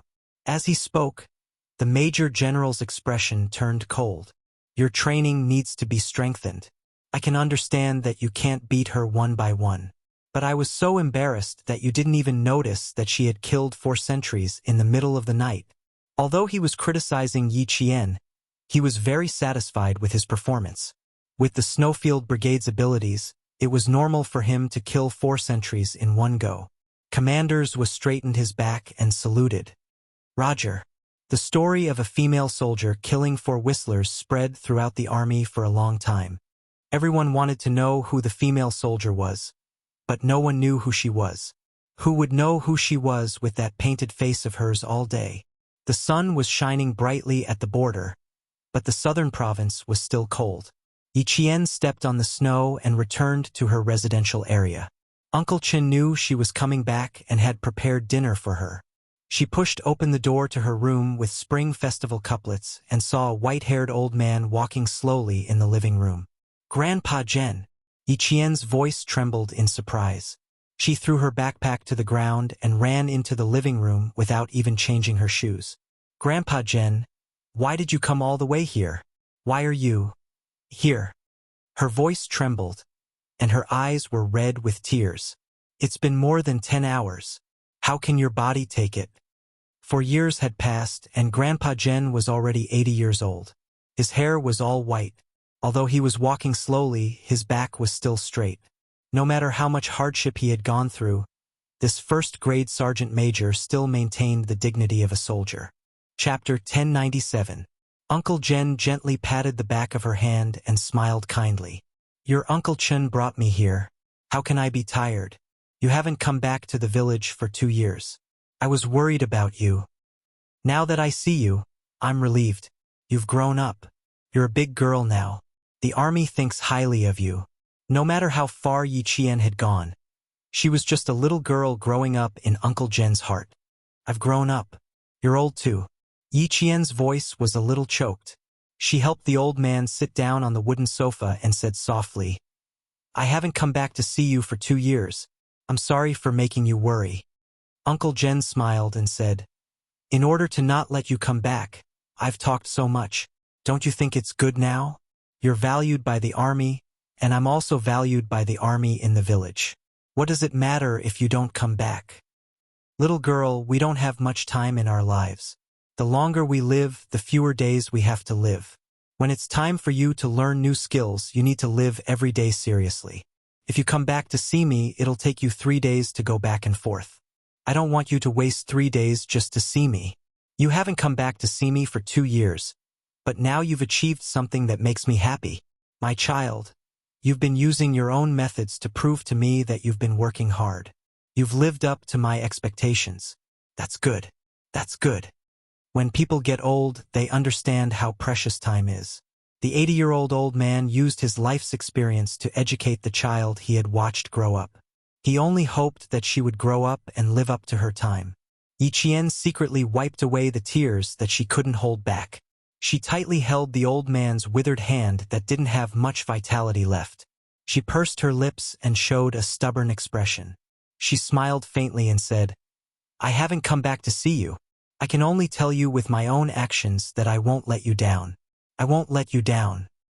Grandpa knows. Grandpa knows. You're a good child. You're Grandpa's pride." Uncle Jen had lost a lot of weight in the past 4 years, but he was still in good spirits. Although he spoke slowly, his words were clear and firm. Judging from his condition, the old man's body was still in good condition. When he saw Yiqian wiping his tears, he couldn't help but laugh out loud. "Look at you, child. I didn't see you shed a single tear after 15 days of intensive training. Why are you crying now?" The old man had lived to this age and had experienced the flames of war, so he was able to see through everything better than others. His witty yet insightful conversation soon made Yiqian laugh heartily. She should be the one making the old man happy. Why was the old man making her happy instead? Knowing what the elderly liked to hear, Yiqian picked the ones that he liked to hear. Snakes should be hibernating, but I met 2 pythons that were coiled around a tree. Those drought magnolia locusts were as thick as a pinky finger, and they stuck to their bodies. When they felt the pain, good fellow, I'm full. There are these in the mountains. It's much better than before. Back then, there were many tigers and wolves. When we crossed the mountains, we had to be tense. We didn't want to be eaten by the tigers before the battle even started. When they talked about Yiqian's training, the smile on Uncle Jen's face deepened. This child looked cold, but he was kind-hearted. He even knew to pick the ones that he liked to hear. Chapter 1098. I went out to get some rice wine and little Miss Jen came home. Principal Chen's cheerful laughter came from outside the unlocked door. "Little Miss Jen, drink with me and Uncle tonight and celebrate the spring festival together." Ever since Yiqian graduated from junior high school, she had never celebrated the spring festival together. She used to train even during the first month of the year and only rushed back the day before school started. From the beginning of the year until the end of the year, training took up most of her time. The rice wine was mellow and the food was fragrant. Tonight was the day Yiqian smiled the most and was the happiest. Saying something that hurt child Xia made her happier than when she was with him. Yiqian didn't drink too much, not even one tael. She asked the 2 elders to persuade her to go to bed early. 22 days of continuous training was considered high-intensity training in any military unit. She needed to rest early. Yiqian's mood was fluctuating when she came back. She drank some wine and chatted with her 2 closest relatives for 2 hours. Yiqian, who was very happy, naturally listened to them obediently. After washing up, she really went to bed and fell asleep. After she fell asleep, Principal Chun poured a cup of warm rice wine for Uncle Jen in the living room. After touching the cup, he said, "In my opinion, you shouldn't talk about what you want to talk about for now. Why don't you talk about it after the college entrance exam? It's not long before the college entrance exam. Let her finish it in peace. The military is also waiting for her to pass the college entrance exam and officially enter the military. Uncle Jen, I'm afraid something will happen at this critical juncture. It's not worth it to affect Yiqian's college entrance exam because of the Yi family's trivial matter." Uncle Jen took a sip of the wine and sighed. "That old woman from the Yi family is going crazy. She allows her son-in-law to do whatever he wants. I'm afraid that he will cause trouble in school and little Miss Jen won't be on guard. There's something wrong with that old woman and her son-in-law. I don't understand why they want you to talk to Yiqian and persuade her to meet with them. Also, I heard old woman mention a jade pendant that night. Why do I feel like it has something to do with little Miss Jen? There's one more thing I wanted to ask you that night. Since you knew that Sun Yaozu was a wanted criminal, why didn't you contact the police to arrest him directly? Now he's become a big scourge. When Principal Chun went back to fetch Uncle Jen to the provincial capital, he bumped into old Madame Yi with her son-in-law and daughter. He wanted to stop them, but Uncle Jen persuaded him to go back to his room. For the sake of Yi Qian, he must not come out. He didn't show himself, but he heard a lot of things. One was about the jade pendant, and the other was about Sun Yaozu's wanted criminal, who went from being a fugitive to being innocent. After asking, the living room fell into silence. After a while, someone said, "It's something that can't be explained in a few words, but I do regret not telling the police. As for the jade pendant, Miss Jen actually knows about it. It can be considered as her mother's relic, but I advise her not to take it back." Principal Chen's hand that was holding the peanuts paused. "I'm a little confused by your words. Since it's the relic of martyr Sun Xueqing, why would it become a scourge?" After she got the jade pendant, she put it in a small box. When she came back, she was gone and turned into powder. When he mentioned Yi Qian's mother, every wrinkle on old Master Jen's face was serious. She also mentioned to me that if she were to sacrifice herself one day, it would be related to the jade pendant. Chapter 1099.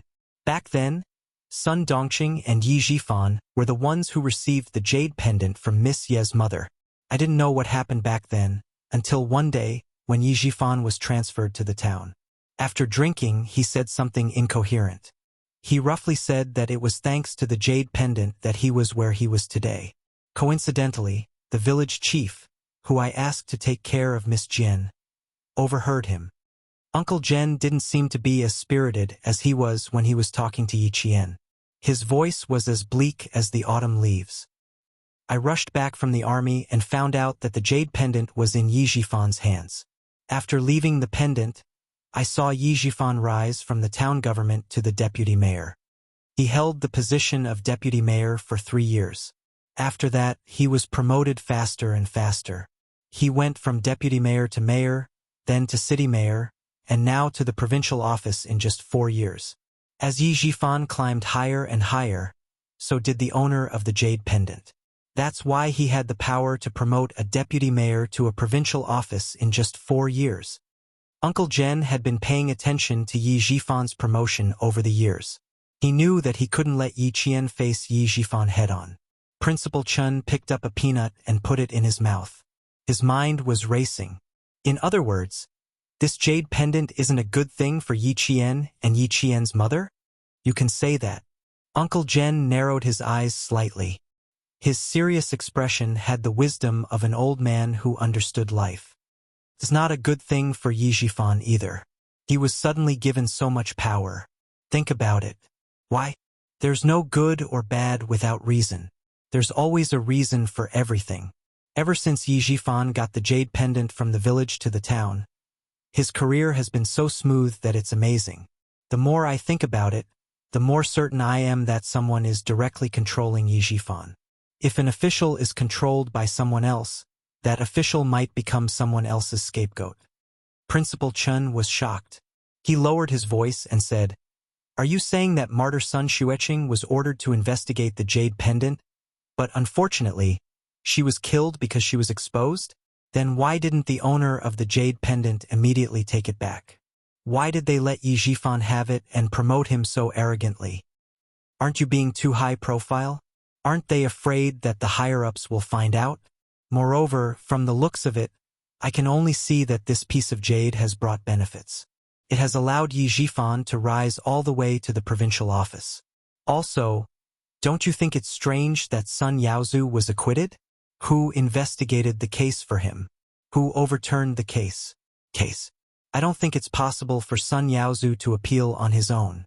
How could a fugitive throw himself at the muzzle of a gun? Are you saying that someone secretly helped him?" Uncle Jen didn't think about this point. It was mainly because old lady Yi scolded Yi Zhifan that night and said that he raised an ungrateful person. Also, with Yi Zhifan's cautiousness, he wouldn't take the risk to help a fugitive. Principal Chun paused for a moment and said, "Sun Yaozu became an innocent person.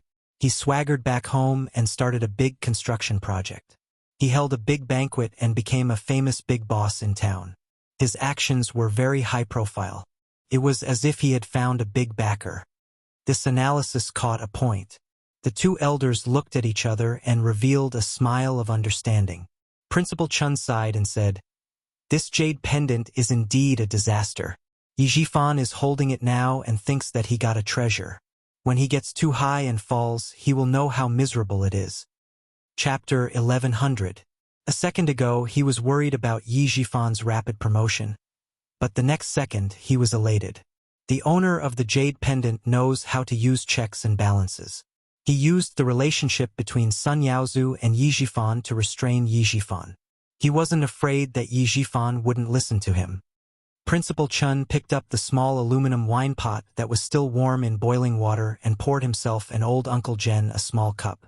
"I didn't expect this person to be so powerful. This thing is indeed a scourge." Old Uncle Jen smiled and sighed. There was sadness in his old voice. "If the jade was a good one, I would have asked Miss Jen to take it back. Unfortunately, it's not a good one. It caused Miss Jen's mother to sacrifice herself. How can I let it stay by Miss Jen's side? It's not a bad idea to let Yi Jifan take it. I want to know if Miss Jen's mother sacrificed herself while carrying out a mission with the jade pendant. Or was it related to the mission? If we want to know, we need someone to help us lure out the person behind the jade pendant. I've only persuaded one person to join the army in my life, and that was Yi Qian's mother. Also, you said that it was a waste of talent for Miss Jen not to join the army.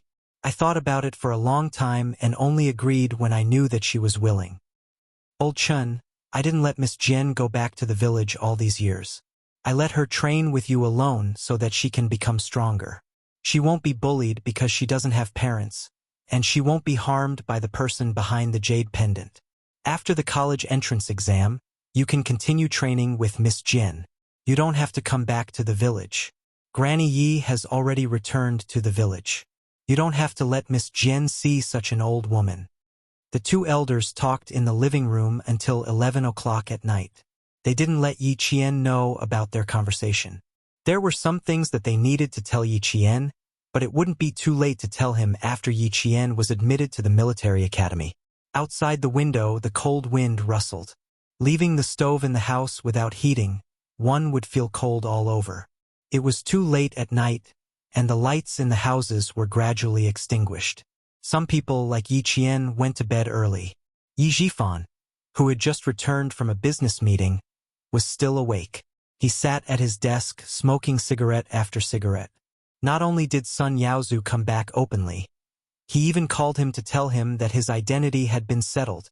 How could a fugitive who had been wanted for so many years have the police withdraw the arrest warrant? How could this be? He had been in the coastal area for so long and had yet to settle his identity. Suddenly, it was settled in less than 3 months after he was promoted to the provincial office. There were even rumors that someone important was helping him. Noble? Who is the benefactor of trash like Sun Yaozu? Why didn't he settle it earlier or later? Why did he have someone to settle it for him when he was transferred to the provincial office? Strange, too strange. It was so strange that it made him feel extremely uneasy. He was so uneasy that he couldn't sleep for the past few days. He had a feeling that this matter wasn't simple. It was as if they were coming for him. "Dad, why aren't you asleep yet?" Ying pushed open the unlocked door of the study. She was wearing thick cotton pajamas and holding a pen in her hand. The moment she entered, she choked on the smell of alcohol and cigarettes in the study. "Don't smoke so much. It's like the house is on fire from the smoke." He walked over to open the window and let the cold air outside blow away the smell in the room. He then heard her advise, "You don't have to smoke or drink to solve your stress at work. It's the same to relax." Ying, who he hadn't seen for a year, had also grown into a slender and elegant woman. Other than her slightly darker skin tone, she was indeed quite beautiful.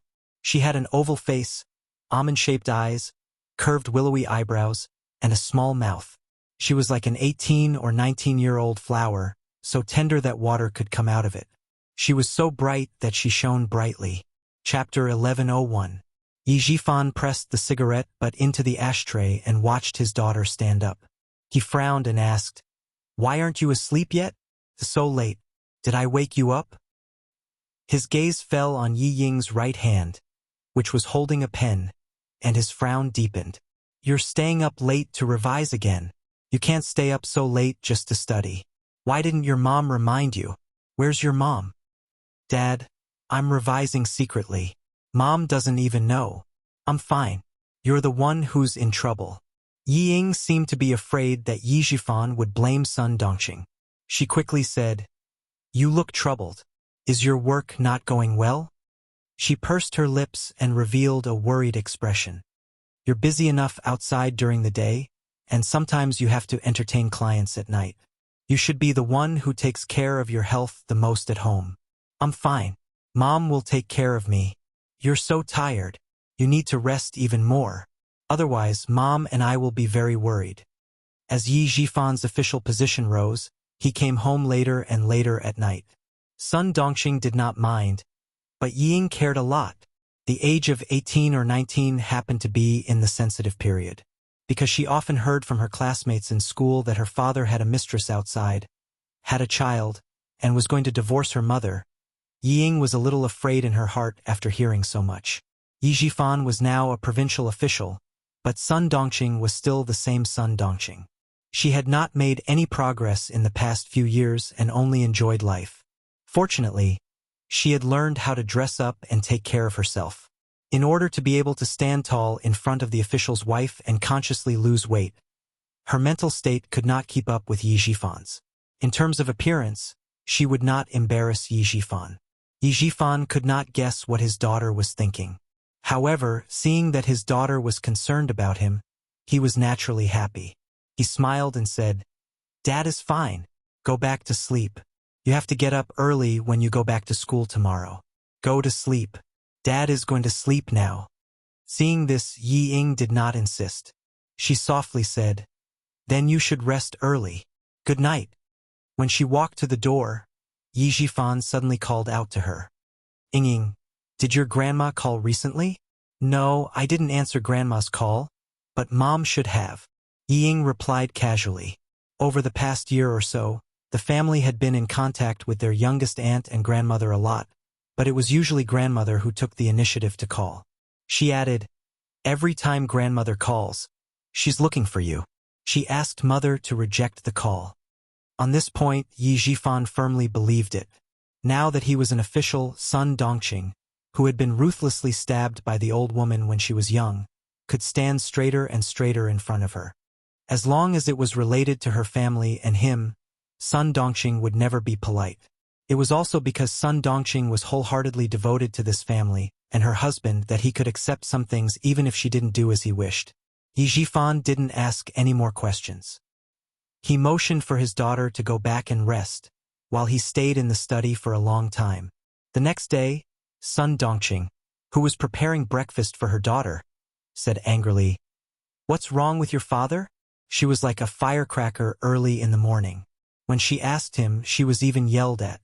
"I asked him to send you to school, but he said he didn't have time. What kind of father is he?" "Mom, you should be more concerned about Dad. It's useless for you to worry about my studies. You can't help me. Instead of talking about Dad by my ear every day, why don't you ask Dad what happened these past few days? Also, Dad suddenly asked me if Grandma called last night.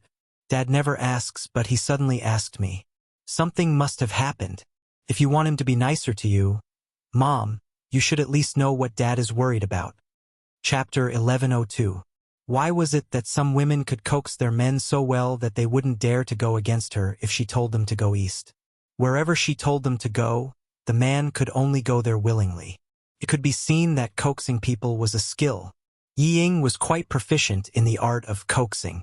Ever since she learned that Wang Dandan's father had a mistress outside and did not return home for a few days, Yi Ying, who had a pretty good EQ, immediately realized the situation at home and felt a sense of crisis. So every time she saw Sun Dongqing's expression that said, "He dares to abandon me," she was always angry. But after all, she was her mother. Even if she was angry, she had to suppress it and remind her mother, "Mom, Look at yourself. Have you said anything to Dad this week? Dad has been busy since the second day of the new year. He comes home at 11 or 12 o'clock every night. As his wife, have you waited for him? Have you cared about him? You said that Dad is always angry with you. Mom, I beg you to think about your own reasons. Okay? Don't focus on me all the time. I'm already an adult. Don't I know how to take care of myself? Ever since Ying entered high school, Ying could make decisions for Sun Dongqing in some matters at home. Sun Dongqing could choose not to listen to her husband, but she must listen to her daughter. Seeing her daughter's cold expression, Sun Dongqing quickly took out a boiled egg and put it in Yi Ying's bowl to please her. She continued disapprovingly, I've been married to your father for decades. Do you think I don't know what kind of person he is? Give him some color and he can start a dye factory. Eat an egg.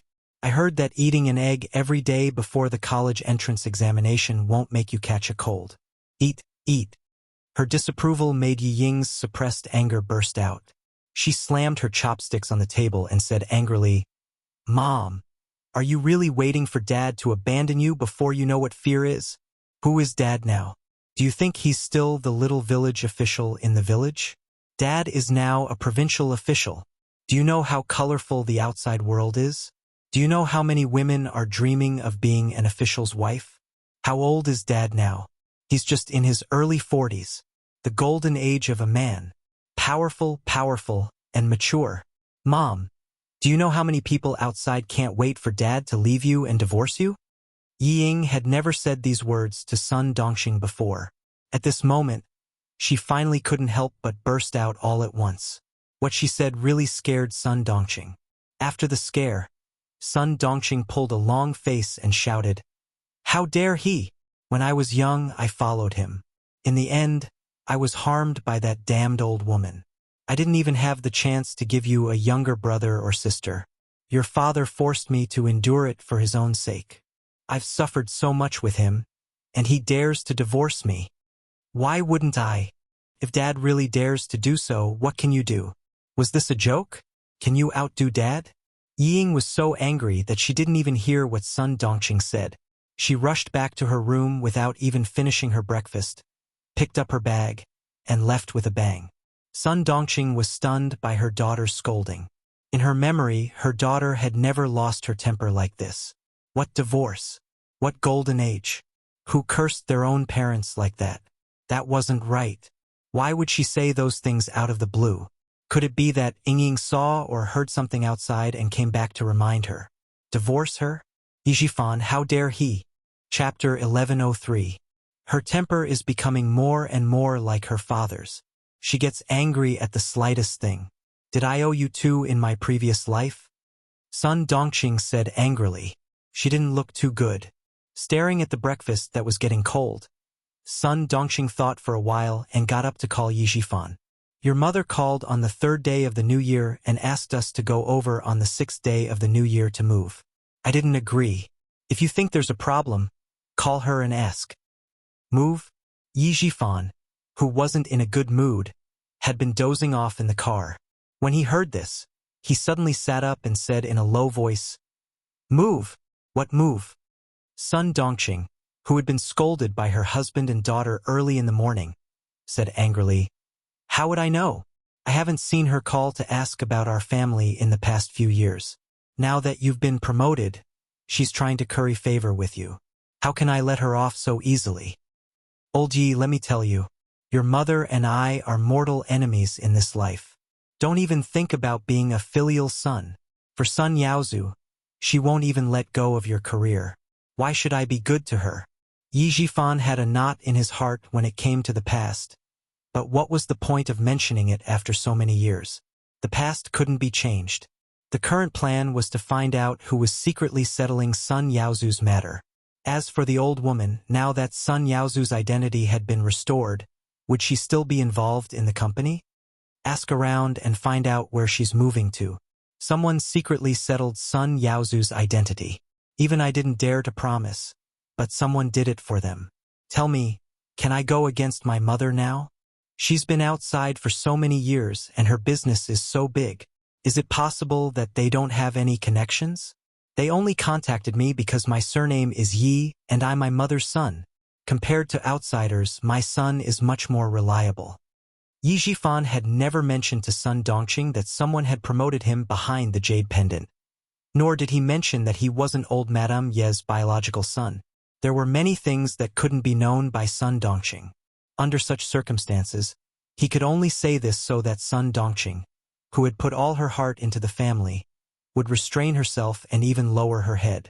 Moreover, this time he really wasn't trying to scare Sun Dongqing. You can remember the past, but you can't mention it again.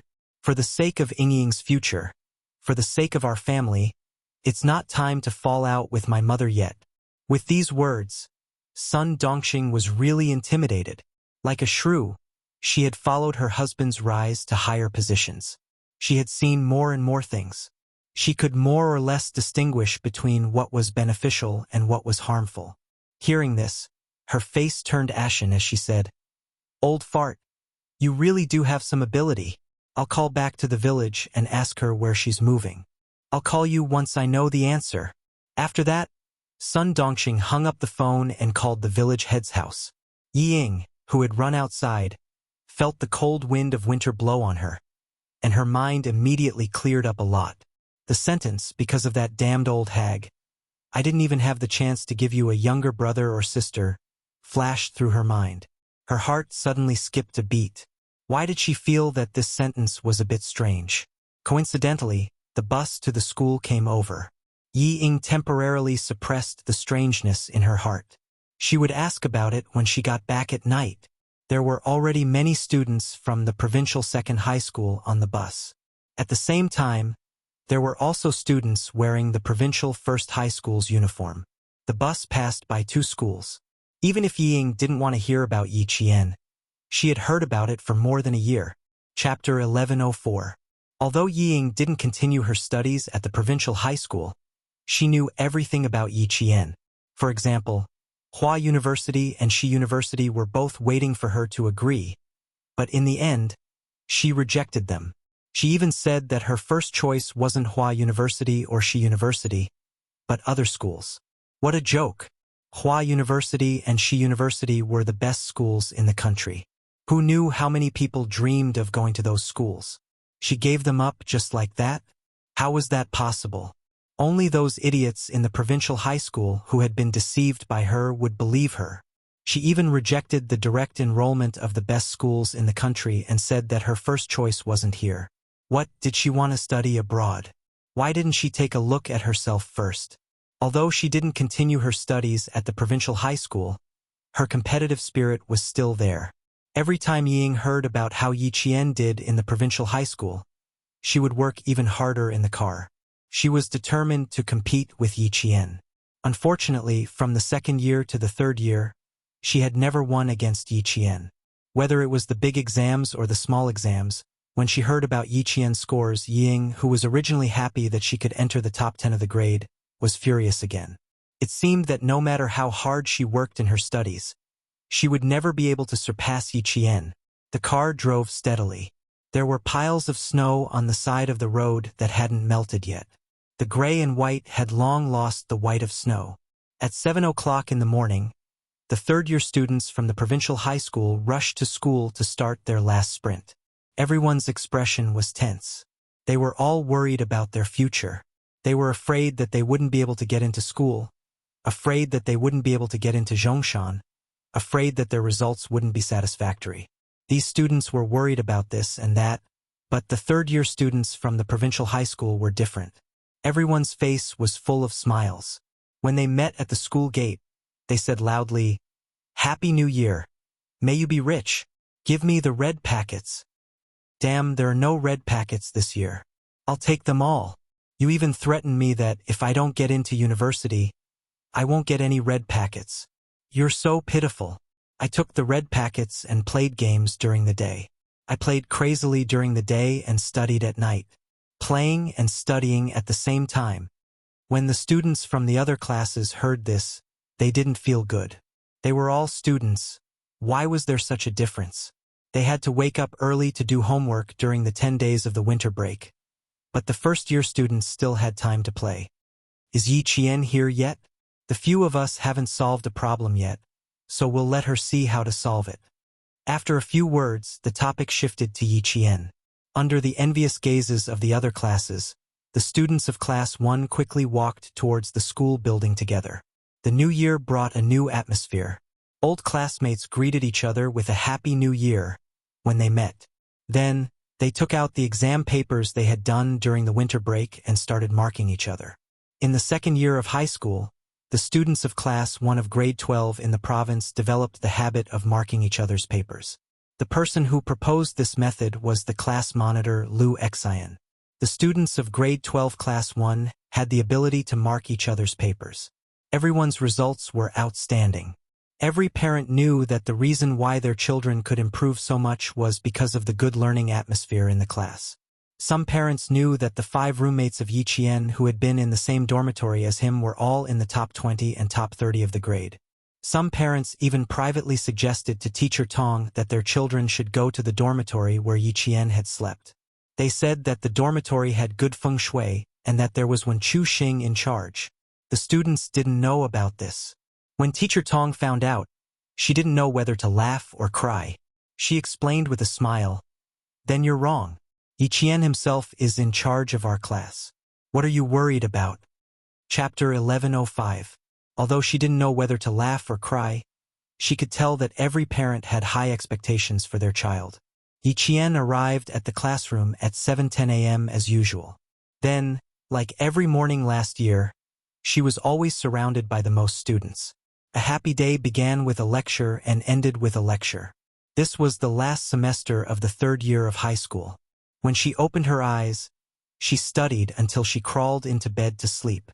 Looking at the date of the college entrance exam on the blackboard, although the students' grades were good, they were still nervous about preparing for the exam. They didn't relax at all. Everyone gave it their all to get into a good school. Uncle Jen watched Yi Qian wake up early in the morning and train until 11 p.m. every night. Although his heart ached, he never said that he wanted to stop Yi Qian's training. The old man believed that only by enduring hardship could one rise above others. Little Jian has been able to endure hardships since she was a child. Her mother left her in the village for the old woman of the Yi family to take care of her for the first year. The little girl was not shy with strangers. When she was hungry, she knew to look for food by herself. When the old woman hit her, she still knew to hug the legs of the villagers. Actually, Uncle Jen didn't know what kind of life Yi Jian lived before she was 3 years old. He only heard about it from the villagers. While he was talking, this old man who had been through many wars couldn't help but wipe the corners of his eyes. He knew very well that Yi Qian had suffered before she was 14. He even watched her suffer. Back then, he mentioned that he wanted to bring her back and raise her. Everyone in the village and town was present.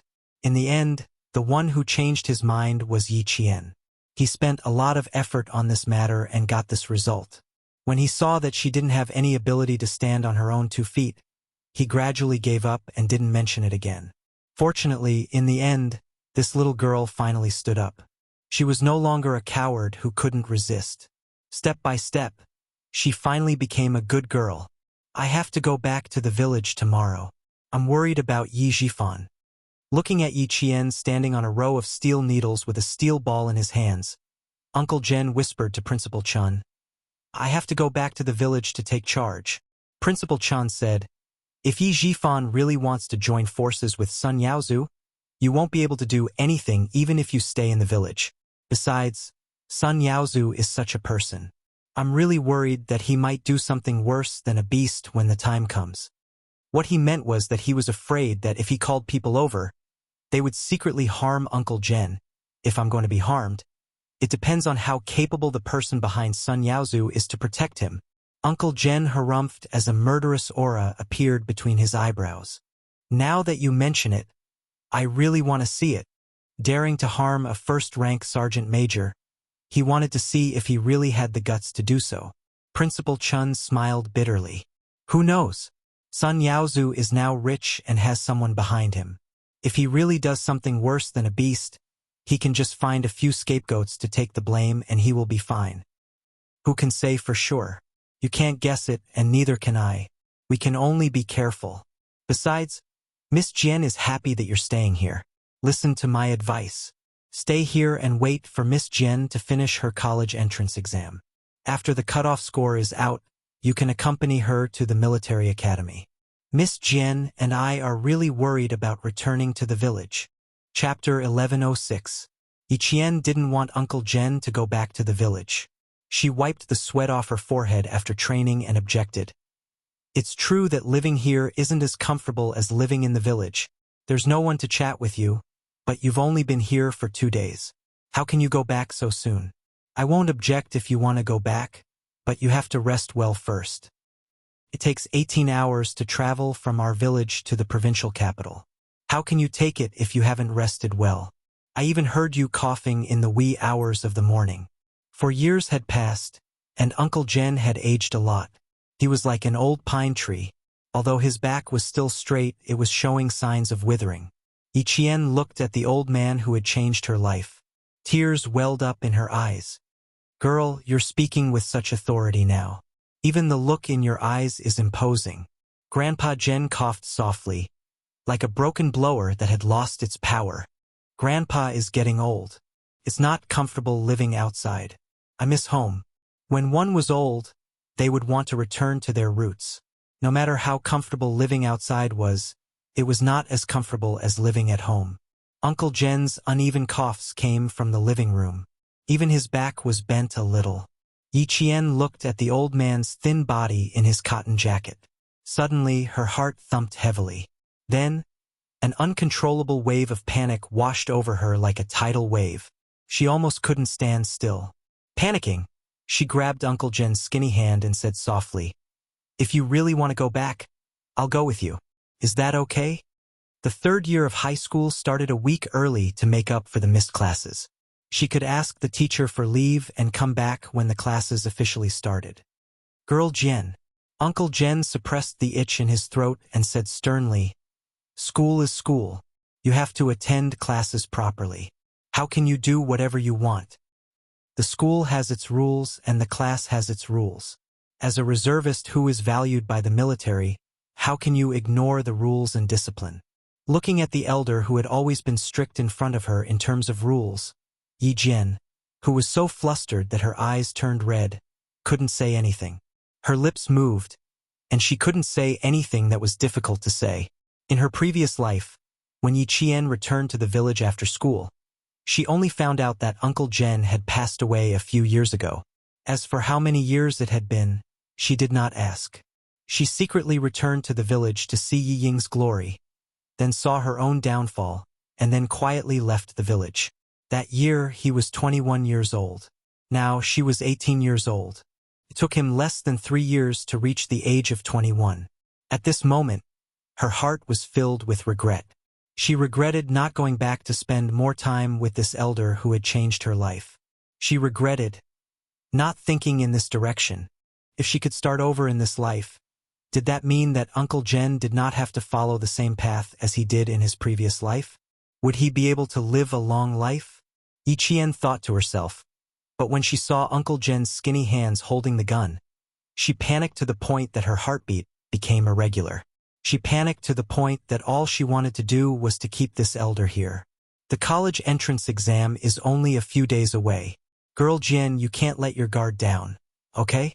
If you want to spend time with Grandpa, you have to wait until the exam is over.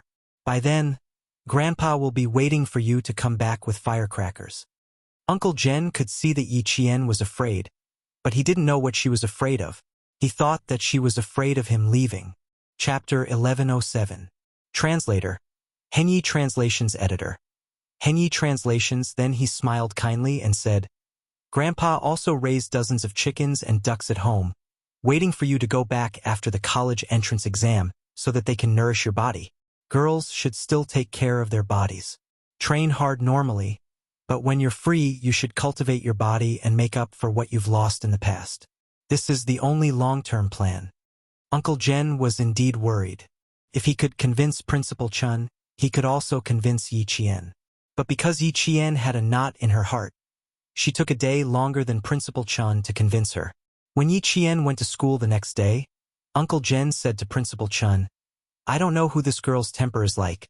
Even her mother wasn't as stubborn as her when she was young.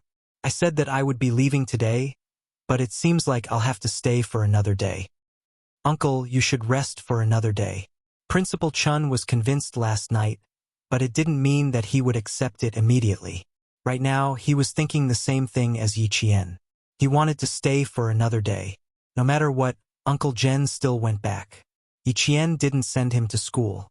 She wanted to send him, but Uncle Jen insisted on it. Yi Jian, who usually arrived at school at 7 o'clock in the morning, made an exception today. She didn't leave until 7:30. Looking at Uncle Jen, who was standing at the door and waving at her, Yi Jian still felt uneasy even though the whole night had passed. Study hard, girl. Uncle Jen gestured for Yi Qian to go to school quickly. Although the old man's eyes were cloudy, they were still filled with wisdom and wisdom. He smiled gently, kind and benevolent.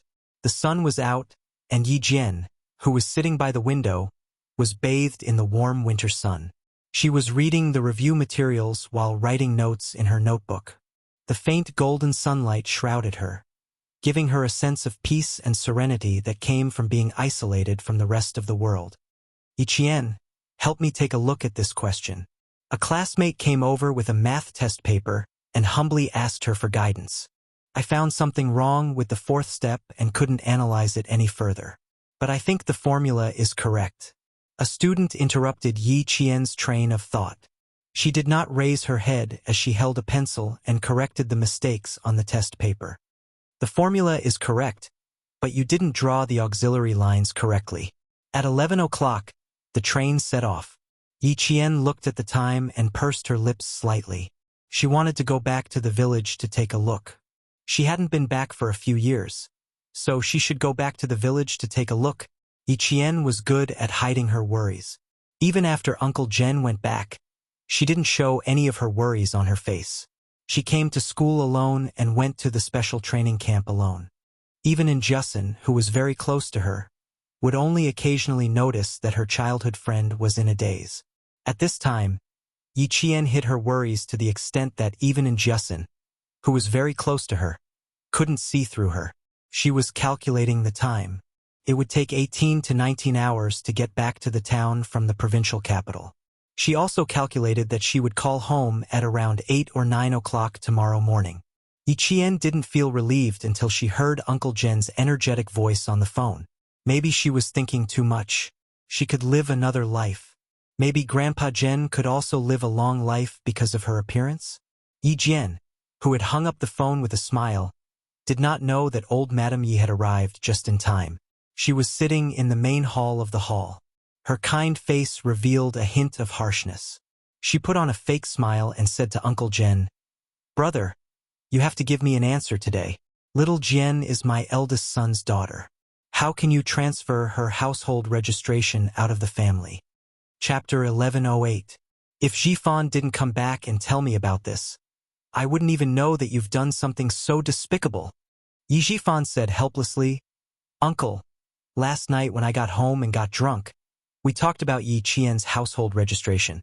My mother got mad at me and scolded me for not taking care of my niece and letting her wander outside. You know my mother's personality. When I woke up and realized that I had said something wrong, I couldn't appease her no matter how much I apologized. So I brought her to you. How do you think we should deal with this?" Old Madame Yi slapped the table and said angrily, "What do you mean by how we should deal with this? Yi Qian is my granddaughter.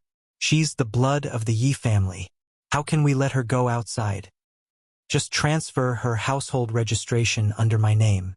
No one can touch the glory of the Yi family's blood." That brat really had some tricks up her sleeves. She had forced Sun Dongqing, a shrew, into a corner and forced Yi Jifan to agree to transfer her household registration. She wanted to escape from the Yi family? No way. Faced with old Madame Ye's arrogance, Uncle Jen smoked his pipe and said slowly, "That brat's surname is Yi. The blood of the Yi family runs in her body. No one can change that. As for where her household registration will be, it's not up to me to decide.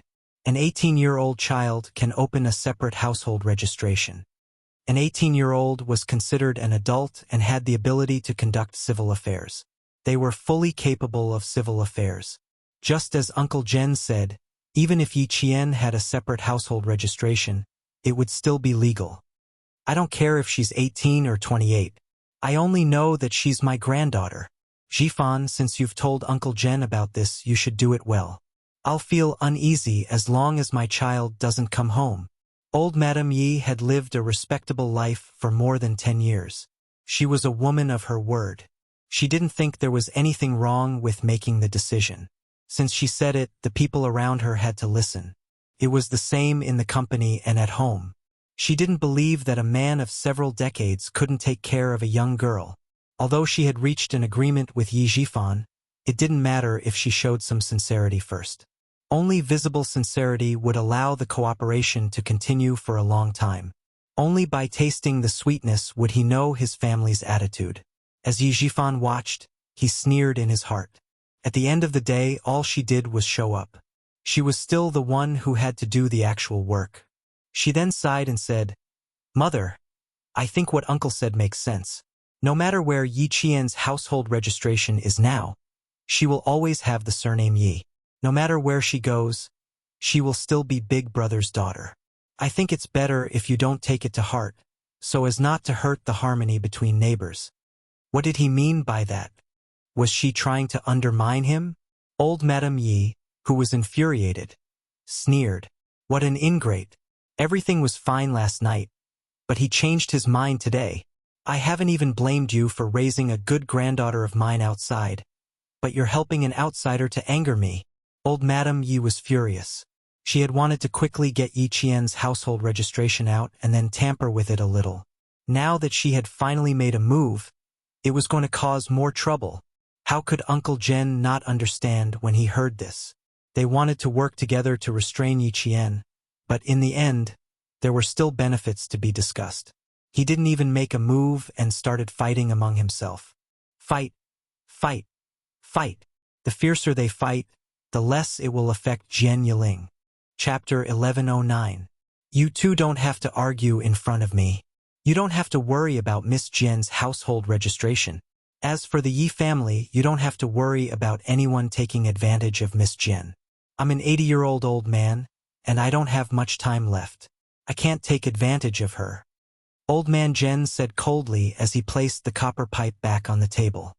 His old but dignified face revealed a hint of coldness. Yi Jifan and Old Madame Yi didn't dare to speak loudly again. In Shuka village, Uncle Jen had always been respected. Miss Jian was about to take the college entrance exam, and they still wanted to do something? They had to see if they had the ability to do so. Although Yi Jifan was a provincial official, he didn't have much of an aura in front of Uncle General. He didn't have the guts to confront a first-grade sergeant major who didn't even need to salute the chief. He quickly apologized. "Uncle, don't be angry. It's my fault for saying something I shouldn't have. Yi Qian's surname is still Yi. My mother is old and conservative. Plus, she was worried about her own granddaughter, so she was rude. Please don't take offense." Good fellow, not only did he clear his name, but he also successfully pushed all the blame to Old Madame Yi. It seemed like Yi Jifan was used to pushing the blame to others. That was why he was so skilled at it. "Second brother, it seems like you want your sister-in-law and brother to die with grievances. You received benefits from your sister-in-law and promised me to take good care of Yi Qian. You didn't want to take responsibility after receiving benefits. I didn't expect you to be this kind of person. You've disappointed me.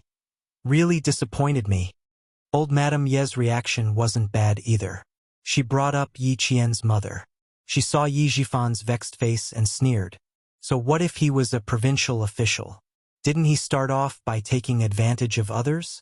She then stood up and said to Uncle Jen, "Brother, Yi Qian doesn't even acknowledge me as her grandmother. She needs to be disciplined. If I don't raise her by my side, I can't explain it to boss. This matter can't be messed up." Since she didn't manage to reach an agreement with Yi Jifan, she had to continue talking. She couldn't do what she wanted to do without room for negotiation. She had to stop here first and bring it up again.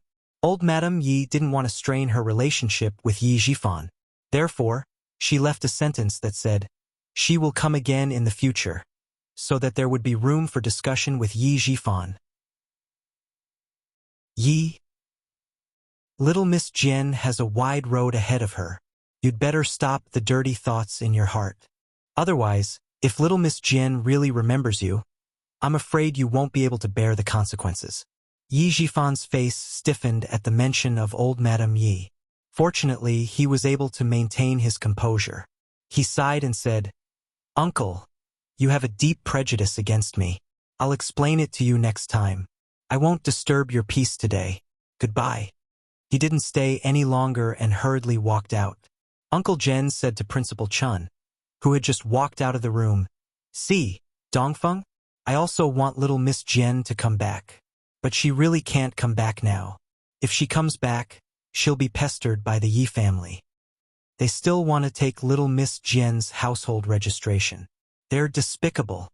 They want to use this to suppress little Miss Jian and prevent her from becoming outstanding." Chapter 11:10. There had to be a reason why she didn't want Yi Qian to succeed. Grandma wasn't like grandma, and uncle wasn't like uncle. No matter how he looked at it, it was strange. Principal Chen pondered for a while before asking, "Uncle, why do I feel like that old lady's relationship with Yi Jifan isn't good? There's something strange about it. Also, Yi Jifan wants to suppress Yi Qian because of his daughter. I can understand it as jealousy. But I can't understand old lady Ye's behavior. If my analysis is correct, she came here because of Yi Jifan's request. She's trying to use her status as his elder to move Yi Qian's household registration back.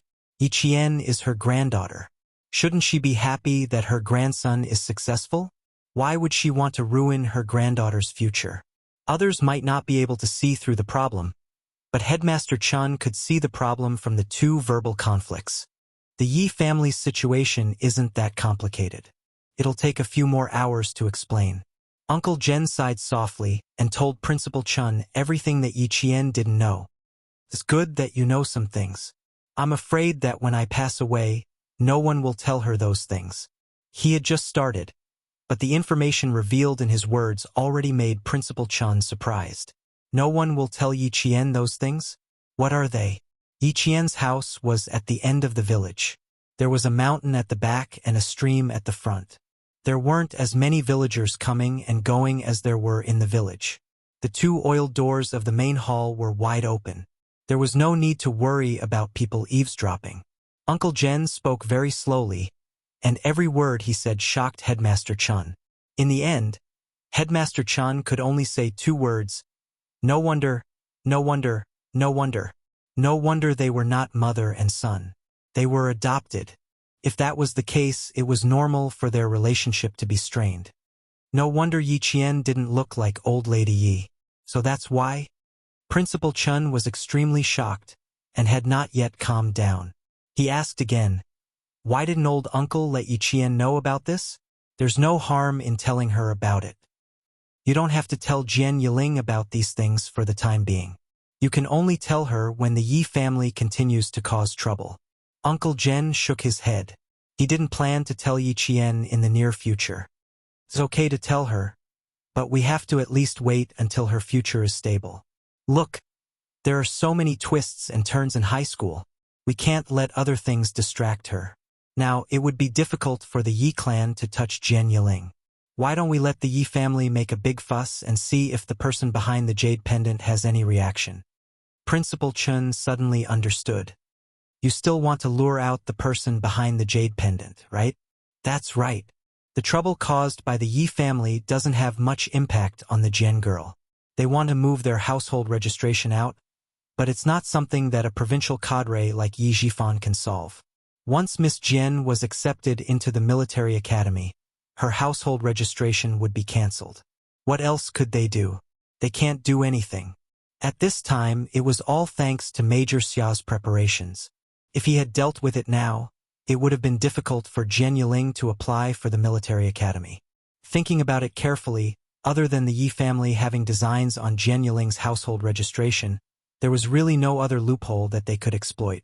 No, they couldn't exploit the loophole in her household registration either. Chun Xiao thought about it carefully and laughed. The Yi family can't control Jian Yiling. No matter how much Yi Zhifan wants to stand up for his daughter, there's nothing he can do.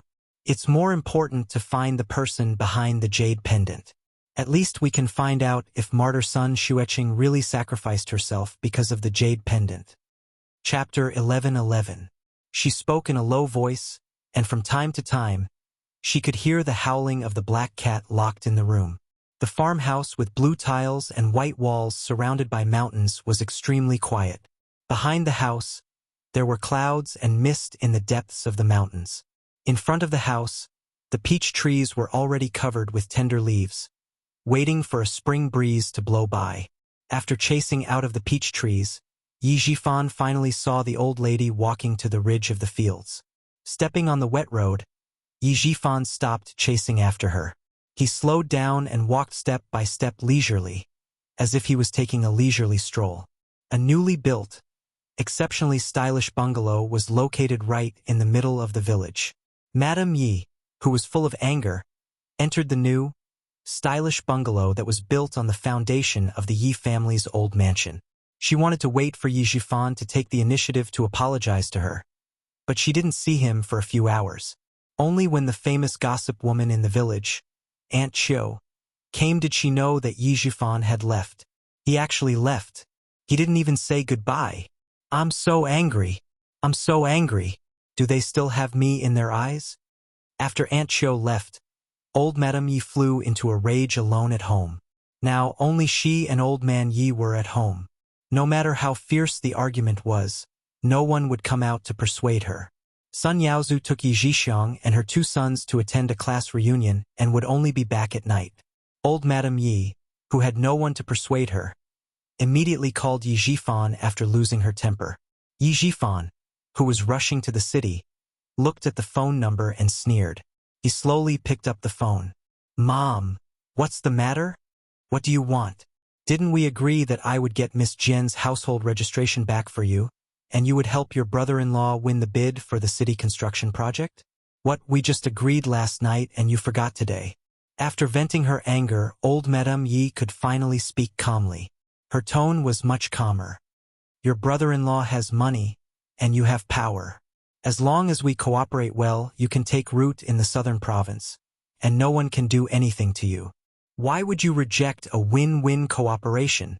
Yi Zhifan didn't take the bus back. He took the shabby minibus from the town to the city. Amidst the shaking, he smiled faintly and said, What I want to do is not something you can just talk about. Anyone can talk about it. I can talk about it too. What I want is for someone to do it for me, to do what I want to do. Old Madame Yi said coldly, Why don't you just find someone else to do it after I've told you everything? What? Don't tell me that a provincial cadre like you can't even solve a household registration problem? Mom, if things were really that simple, would I still need to cooperate with Sun Yaozu in this way? There are still 3 months before the college entrance examination. I hope to settle the household registration before the college entrance examination. Mom, the household register depends on you. Yi Zhifan smiled and hung up the phone directly without worrying about old Madame Ye's anger. Cooperate with Sun Yaozu? Chi. Working with a fugitive? Unless he was sick. He just wanted to see if there was someone behind him. There was definitely someone behind Yi Qian. He had been secretly investigating for the past few years, and even sent people to keep an eye on him at school. However, there was no news. There was news from the underworld that a girl named Yi Qian had a good relationship with Master Ho San, the boss of the Southern Province Road. It was also said that Master Ho San had dealt with a few hooligans for her. He also investigated after the incident, but found nothing. How could a student and a boss of the underworld have a good relationship with each other? Chapter 11:12. She didn't know who was behind Yi Qian. She didn't know if the person behind Sun Yaozu was the same as her. She didn't know anything. Since she didn't know anything, she had to investigate. She had been investigating for so long without any progress, so she had to find another way to investigate. Just as Uncle Jen said, Yi Zhifan, who had been promoted so quickly because of the jade pendant, felt uneasy. He always felt that the person behind him could push him up and throw him down. He couldn't help but wonder if the person behind him was a high-ranking official in the capital. Old Madame Yi was so angry that she almost smashed the microphone. However, she couldn't do anything about Yi Jifan. After all, her family needed his help. "I hear you throwing a tantrum every day. Can't you have some peace and quiet?" Old Man Yi, who was sitting outside, had his hands behind his back. He bent over and entered the room. His old voice was dry as he gasped for breath. "When you brought him home, you should have known that he wasn't your biological son and that he wouldn't grow up well." Old Madame Yi, who didn't have to worry about not having a son, gritted her teeth and said hatefully, "If you hadn't urged me, I wouldn't have had to bring back an ungrateful brat. Then do you think this son has grown up well?" Old Man Yi replied indifferently. Then, he put his hands behind his back and left with a carefree look on his face. He couldn't make the decision for his family. If he continued to talk about it, he would only embarrass himself. Old Madame Yi, who had been angry for a few times, felt her heart clench in pain. She was angry, but she didn't lose her mind. Since Yi Jifan was determined to transfer Yi Qian's household register back, for the sake of their future cooperation, this matter had to be done properly. When her daughter and son-in-law came back, she had to make a trip to the provincial capital. She had to personally go to the provincial capital to look for Yi Qian. She wanted to see if he dared to be unfilial to his elders in front of the school's leaders. Yi Qian, who was sitting in the school, didn't expect old Madame Yi to personally look for him. The next day, during the Lantern Festival, he happily called back to the village to talk to Uncle Jen and Principal Chun. Someone from the army also came. A basic officer brought 2 soldiers to deliver glutinous rice balls and medicinal wine to rub the legs. There was also a military doctor accompanying them. Yi Qian's call was very coincidental. The officer had just finished examining Principal Chen's body. Yi Qian felt relieved when he saw soldiers from the troops stationed at Fujian town coming over. "They come to visit me every half a month. They help me clean up and tidy up my room. Occasionally, I go to the army to guide them. When I'm old, sometimes I don't feel like moving. Just sitting quietly at home feels good." Looking at the busy figure in military green, Uncle Jen laughed and said to Yi Qian, "When the time comes, I'll hand over this house and the secret passage that leads to the army to your Uncle Chun." The huge cave behind the mountain that led to the army was dug during the anti-Japanese war. Later on, the garrison troops kept expanding the cave until it reached its current size. If Yi Qian's mother was right, she would be the one guarding the connection between the army and the village. Yi Qian smiled happily and said, "You also have to see if Uncle Chun is willing.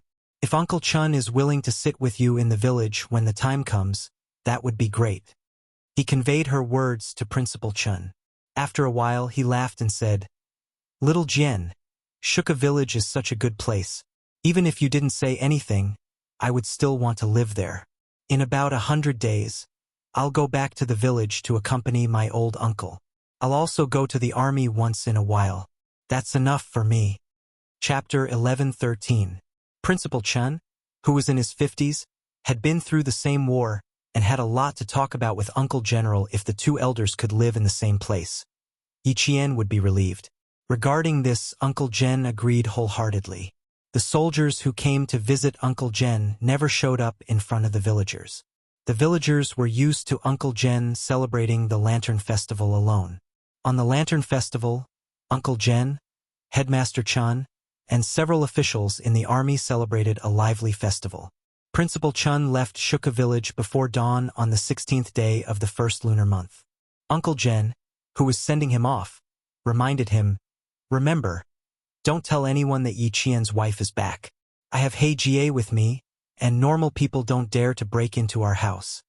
Before dawn, Uncle Jen, who had sent Headmaster Chun out of the village, was smoking a pipe and laughing. "I live in peace and quiet by myself. I have He Jie with me, and normal people don't dare to break into our house." He Jie, the Tibetan mastiff that put its forelimbs on Yi Qian's shoulder when they first met, was now an adult. It was even more majestic now, and people in the village didn't dare to get close to it.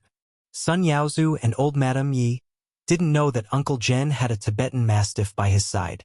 When they found out later, They were so scared that cold sweat broke out on their backs. The mountain village was obviously much colder than the provincial capital. When they arrived at the entrance of the village, Principal Chun didn't want Uncle Jen to send him off anymore. "Uncle, you don't have to send me off. Yesterday, the military doctor told you to keep your legs warm. When Miss Jian is admitted to school, I will come back to the village to accompany you." Principal Chun, who was all alone, had a similar life as Uncle General. He had no parents, no siblings, and no daughter of his own. The two elders had poured their life's efforts into Yi Qian. Now that Yi Qian needed to go on a long journey, they were relieved to let their young eagle fly and enjoy their old age. "I will wait for you to come back. When you come back, we can go for a walk in the mountains and the fields. We can also wait for Miss Jian's call." Principal Chun laughed heartily. "Soon. It's March 2nd now. There are still 100 days before Miss Jian's college entrance examination. I'll invite you to go fishing then." It was early spring and everything was still waiting to wake up. Principal Chun brought the dry goods from the village back to the provincial capital. Yi Qian had been waiting for Principal Chun to return. When he learned that Uncle Jen was in good health, the smile on his jade-like face was as clear and bright as the gurgling water in a mountain stream. "Uncle Chun, can I go back to the village on May 1st? I want to go back and take a look. I haven't been back for a few years. I miss home." Even if she wanted to go back, she couldn't make the decision on her own. Now that she had entered the special skills training, there was a training schedule every day that couldn't be interrupted. If she really wanted to go back, she had to prepare. If it was in the past, Principal Chun would definitely agree, but with Uncle Jen's order, he couldn't. He smiled and said, "You're making it difficult for me. Before I came back, I had to persuade you to prepare for the college entrance examination and not worry about him. If you really want to go back, you can only wait until the college entrance examination is over and bring the college entrance examination score back to see him. Uncle is in good health. You know He-Jie, right? That guy is fierce and intelligent. With him guarding Uncle Jen can rest assured." That was true. Haiga was indeed the best guard. Yi Qian didn't mention returning to Shuka village anymore. However, he would call back every 3 days to ask about Uncle General. Uncle Jen didn't know whether to laugh or cry. On May 1st, there were 7 days of holiday. Yi Qian carried his luggage and went through a week of escape from death training. Chapter 11:14. The reason Yi Qian was called Escape by the Skin of Death training. The difference between this training and the previous 15 days of outdoor survival training was that there was no water or dry food. Yi Qian would be placed in a ravine and her food supply would be completely cut off. She would have to figure out a way to survive. This week, Yi Qian would probably have to eat a lot of things. For example, she would have to eat vegetarian food such as roots and tree bark. For meat, she would have to eat rats and birds. No fire, no cooked food, no water, no raw meat, and no raw food for a week. This type of training was called Escape by the Skin of Death training. Not only did Yi Qian have to survive being cut off from food, but she also had to submit a detailed military map. At the same time, she had to use sand, mud, and other materials to recreate the ravines she had walked through based on her memory. You must not lose the GPS tracker. Your phone has 3 batteries. Keep it well. Before entering the ravine, Principal Chun only gave a few words of advice before letting Yi Qian enter the mountains alone to begin the week-long Escape by the Skin of Death training. Yi Qian finished checking the necessary supplies and confirmed that there were no omissions. Once again, she embarked on the training alone. With the 15 days of survival training during the winter break, Yi Qian appeared to be more experienced this time. She did not immediately rush to travel. Instead, she climbed up a tree to observe the terrain and then decided on a route based on the terrain. The weather in May was just right. Green mountains and beautiful rivers filled the eyes. Just looking at the scenery made one feel comfortable. The mountain breeze carried the fragrance of flowers, making one's heart feel even brighter and brighter. Sitting on a tree branch, Yi Qian held a pen in her hand and quickly drew the direction of the entire ravine on a map. Which side was higher, which side was shallower, which side was thicker, which side was thinner, and which side was thinner. She used simple diagrams to draw out all the landmarks. After that, Yi Qian packed up her things and came down from the tree. She moved. Looks like she was observing just now. As the red dot on the computer monitor began to flash forward, the data was directly sent to the military headquarters. Xia Jinyuan, who was sitting in front of the computer, pointed at the moving red and said to the Major General with a smile, "She must have been drawing just now. Drawing before moving, observing before moving. This is in line with her combat style." The Major General, who had stayed up all night, drank 2 sips of strong tea to refresh himself. He glanced at the flashing red that showed an irregular oval wavy line and asked with interest, "It seems like you know Yi Qian quite well. You also have a high opinion of her. Do you really plan to recruit her into the unit?" "Major General, don't tell me you don't believe in your own eyes?" Xia Jinyuan drank the bitter coffee that had already turned cold. He had also stayed up all night, but his elegant and handsome face showed no signs of tiredness. He smiled and said, "If you don't believe in your own judgment, then I have nothing to say." In the face of a subordinate who could make others choke with anger every time they talked, the Major General said unhappily, "Do you still want to talk about it? Do you want to go from Major to Lieutenant Colonel for another 4 years? As long as it's the military's arrangement, I have no objections at all. Come, Chief. Why don't we talk about Yi Qian first? Her matter is important. My matter is obvious. The military will know whether to mention it or not. It's not up to you to decide." Major Xia never cared about useless threats. Right now, Little Fox's future was the most important thing. The Major General knew what kind of personality he had. The more you went against him, the more he would go against you.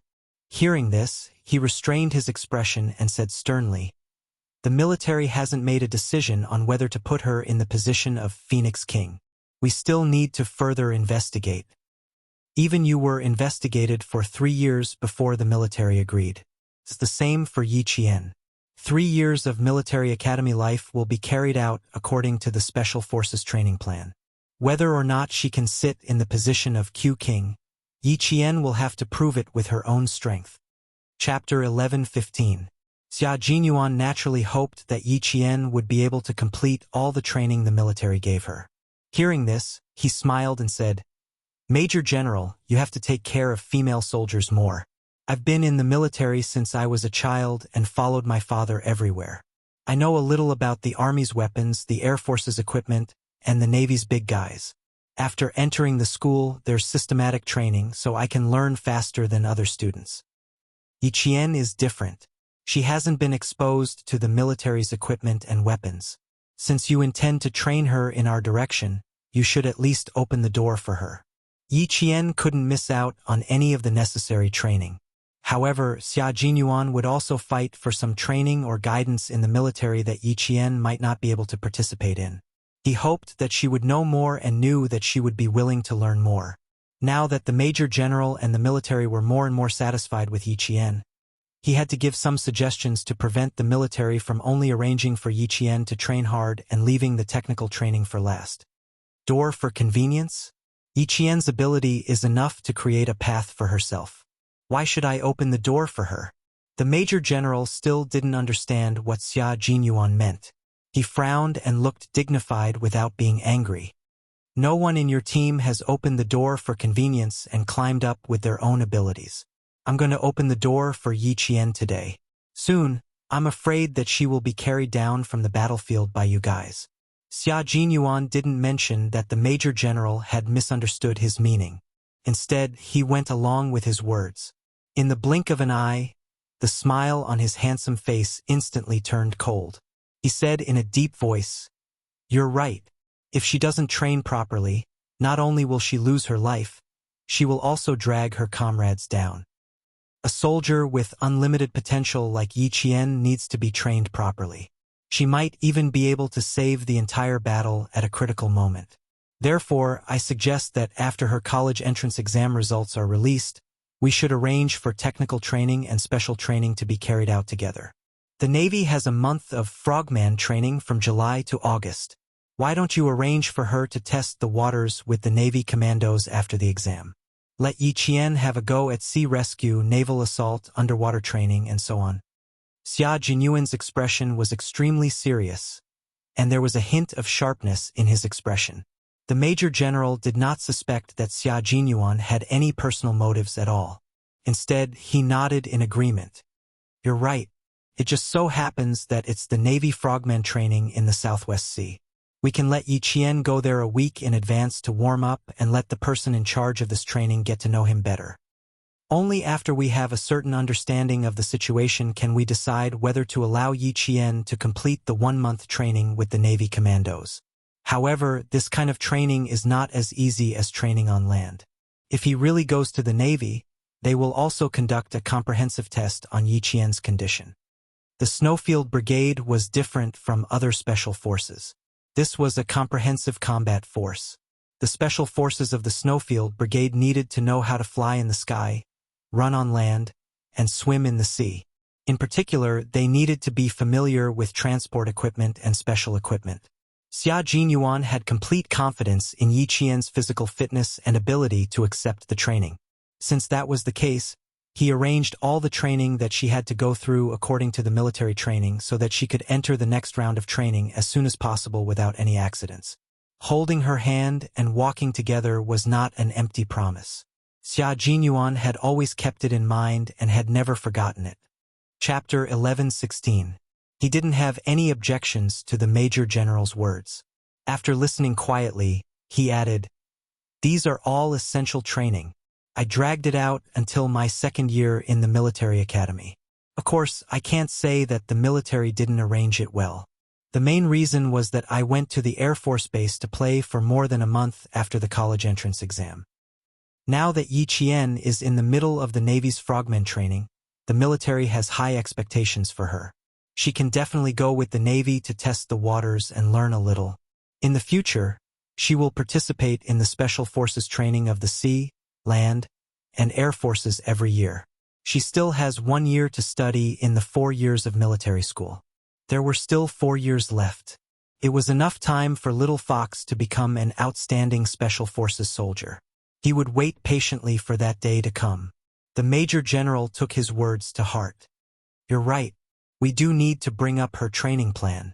The intensive training the military has arranged for her needs to be modified. He walked to the computer and saw the little red dot on the line moving forward. He narrowed his eyes and stared at the red dot. He asked Xia Jinyuan, "We only arranged a team of 7 people to ambush her during her survival training. Why don't we add more people? Give her a good test and then submit her training report as a case to the Navy." "Major General, your arrangement is a bit sudden." Xia Jinyuan raised his eyebrows. It sounded like he disagreed, but there was a hint of interest in his handsome face. If one small team was not enough, they could arrange for another small team to go over. Then there would be 14 of them. Interesting. If the little fox really made it out of the survival training where she had to fight against 14 people at once, then the assessment of whether or not she could enter Lord Shuiyu would probably stop. And then she heard him say with a laugh, "If you really want to arrange it, you have to pick the right people." From the beginning of the training, Uncle Chun has been preparing ambushes. I have cooperated with her several times. Her reaction is very fast. Previously, she was ambushed under known circumstances, but this time we arranged for her without any warning. Even old Chin didn't know about it. This kind of ambush is interesting, but the Major General paused when he thought of Soldier King's strength and said thoughtfully, "You reminded me that Yi Qian, who was trained by Soldier King, would not be weak in this aspect. Indeed, we have to be selective." Xia Jinyuan couldn't wait for the Major General to do more to get the Navy to agree to Yi Qian's frogman training this July. He picked up his landline and handed it to the Major General. "I have no objections to your arrangement. Of course, if you have any instructions, I'll listen to you immediately." What he meant was, "I can immediately bring my men over to ambush Yi Qian. Go, go, go. You'd better be obedient tomorrow. The military will officially take over Yi Qian's affairs. Don't get involved." The Major General took the phone in his hand and called Nan Province's provincial military. How strong one's strength was could be seen through the tests again and again. This time, without any water or food, If Yi Qian could still escape her pursuers' search and ambush, then there was no need to prove her individual strength. Send another team of 7 people to Langshan Ravine in Mount Dalong to search for a female soldier. If they can't find her within 3 days, withdraw. The Major General gave the order to the provincial military in front of Xia Jinyuan. This was the military's first assessment of Yi Qian's individual strength. It was suddenly carried out without Principal Chen's knowledge. Moreover, the number of people increased from the original 7 to 14. In terms of numbers, Yi Qian was at a disadvantage. Chapter 11:17. In addition, the other party had brought their own rations, so there was no need for Yi Qian to find her own food. In terms of survival, Yi Qian was at a disadvantage. Most importantly, she had no idea that the military was involved in this escape from death training. She even sent people over. Yi Qian, who did not have much of a burden in her heart, walked for a day in the mountains that stretched for thousands of miles. After 10 hours of walking, she began to prepare for tonight's dinner. It was not yet summer, so the temperature in the mountains of Mount Dalong was still low. Yi Qian stood in the stream and prepared for tonight's dinner, eating stone crabs from the cracks in the rocks. On the first day of walking, she ate grass roots, which were very sweet and had good moisture. She also tried tree bark, which was bitter and dry. The fiber was so thick that it cut her throat. She had not eaten any rats or snakes yet. If she needed to replenish her salt and iron, she would have to eat them. Yi Qian did not think that this escape from death training with no food would be a problem.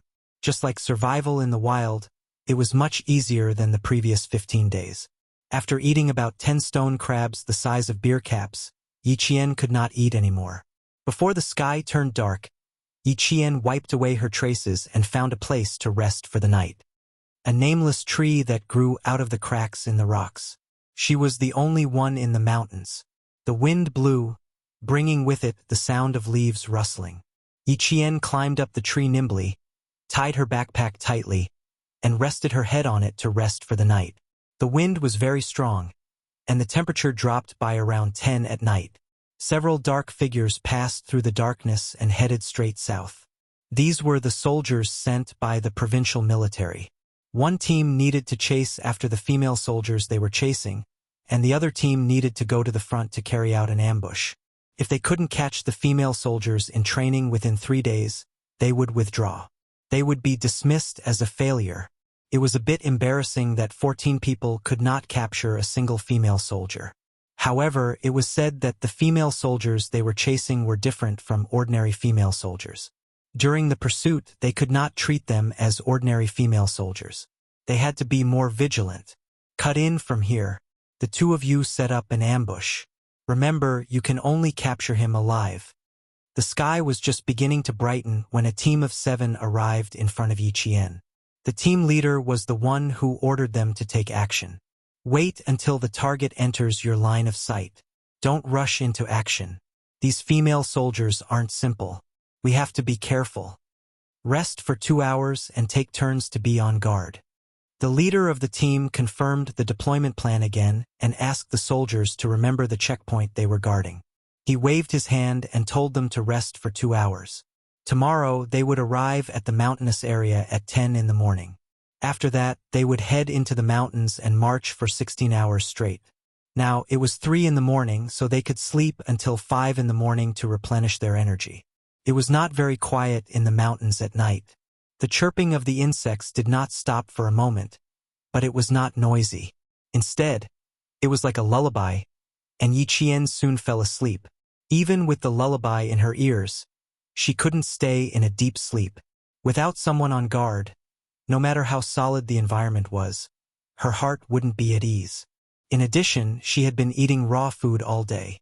After sleeping until 2 in the morning, Yi Qian woke up hungry. She had entered the period of hunger, and this would happen every day. Yi Qian woke up again at dawn. She scooped some cold water from the stream to clear her mind.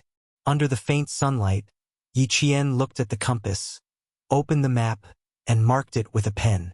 She murmured softly, "It's a bit of a detour to follow the stream from here. It's a bit steep to cut this way." Chapter 11:18. That won't do either. It's a waste of time even if it's steep. Even though it's a bit of a detour along the mountain stream, I can still make up for the time lost if I walk faster. After planning the next day's itinerary, Yi Qian began to draw a map of the terrain that he saw. As part of his training, he couldn't forget it. In order to replenish his protein and prevent his hunger from affecting his movements, Yi Qian caught a non-venomous snake that was in estrus and made it for his breakfast. The earthy taste filled his mouth. Raw meat tasted bad, but as long as it could replenish his protein and energy and drive away his hunger, he could swallow it down after a few bites. As for parasites, they weren't even in his consideration. That was why he had so much time to think about these and other things. When it came to survival, there was only one thing that he had to think about: filling his stomach. Spring was warm and the flowers were blooming. From late April to early May, the snakes were in their estrus period. Early in the morning, Yi Qian saw the male and female snakes making clear and bright sounds that sounded like they were hitting rocks. When he looked up, he could see the snakes entwined together on the branches. When he looked down, he could also see them in the cracks of the rocks. Faced with these scalp-numbing snakes, Yi Qian's gaze swept over them and fell on the abnormally broken branches. The creases were very fresh, and there were still wet twigs that had condensed into milky white beads. Yi Qian broke the same branches and observed whether the twigs condensed into beads faster or slower. After 5 minutes, there was still no twigs. Yi Qian looked up to the south. Someone had passed by last night, and it looked like they were heading in the direction of the mountain stream that she had chosen. It was normal for people to pass by in the mountains. Some were secretly hunting, and some were villagers who went to the highest peak of Mount Dalong to dig for herbs. Anything was possible. However, the traces that they left behind would not be deliberately erased. If they walked past, they walked past. If they stepped on it, they stepped on it. There was no such thing as erasing the traces. Experienced poachers would usually erase the traces they left behind in order to cover their tracks. However, there weren't any rare animals in Mount Dalong. There were only small animals like pheasants and rabbits, so it wasn't worth it for people to risk their lives to hunt in the middle of the night. Villagers who didn't dig herbs, hunters who didn't hunt, after eliminating those who weren't dangerous. The only ones left were those who were dangerous. Yi Qian's gaze turned cold. He held the dagger in his hand and continued walking south along the stream. Is it possible that he didn't take this path? I didn't see any traces along the way.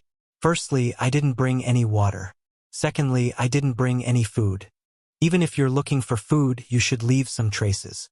About 5 kilometers away from Yi Qian, a few soldiers in jungle camouflage passed through the mountains. They stepped on the green moss as they searched for the correct location. Reporting, Captain Xiao. We didn't find anything here. Captain Xiao, did she go in the wrong direction? Lost your way in the mountains? Team B arrived at one of Yi Qian's training destinations, but they did not find any traces of her in this area, so they were suspicious. Captain Xiao was also a little puzzled. Logically speaking, there should be traces left behind by her. He turned to his comrades and said, "Go to the stream and search again.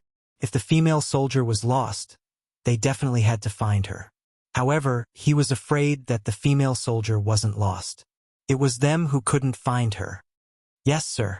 A few voices sounded in unison. They quickly spread out to search by the stream. After searching for about 10 minutes, Captain Xiao contacted the provincial military and reported their situation one by one. "Commander, we searched the place where she rested last night, but didn't find any traces. Do you think it's possible that no one came here?" Chapter 11:19. For Captain Xiao and the others, the mission was a bit sudden. They were also training in the army when they were suddenly told that a female soldier was undergoing special training and needed their cooperation to complete the assessment of the female soldier. Now, the female soldier was nowhere to be seen, not even a trace of her. Where were they going to find her? What if the female soldier got lost? The instructor in charge of Team A and Team B heard this and said to the captain of Team B, "We confirmed that the female soldier has been moving in the direction given to you." The military leader said that this female soldier is not an ordinary female soldier. If you can't find her in 3 days, retreat. Moving in the direction given to them meant that they didn't find any traces left by the female soldier. All traces were erased by her. Captain Xiao, who was about 172 meters tall, had a cold expression on his face. After ending the call with the military, he immediately led the team to chase after the female soldier. After Yi Qian realized that there was a group of unidentified people in front of him, he became more careful. Although he walked carefully, he didn't slow down.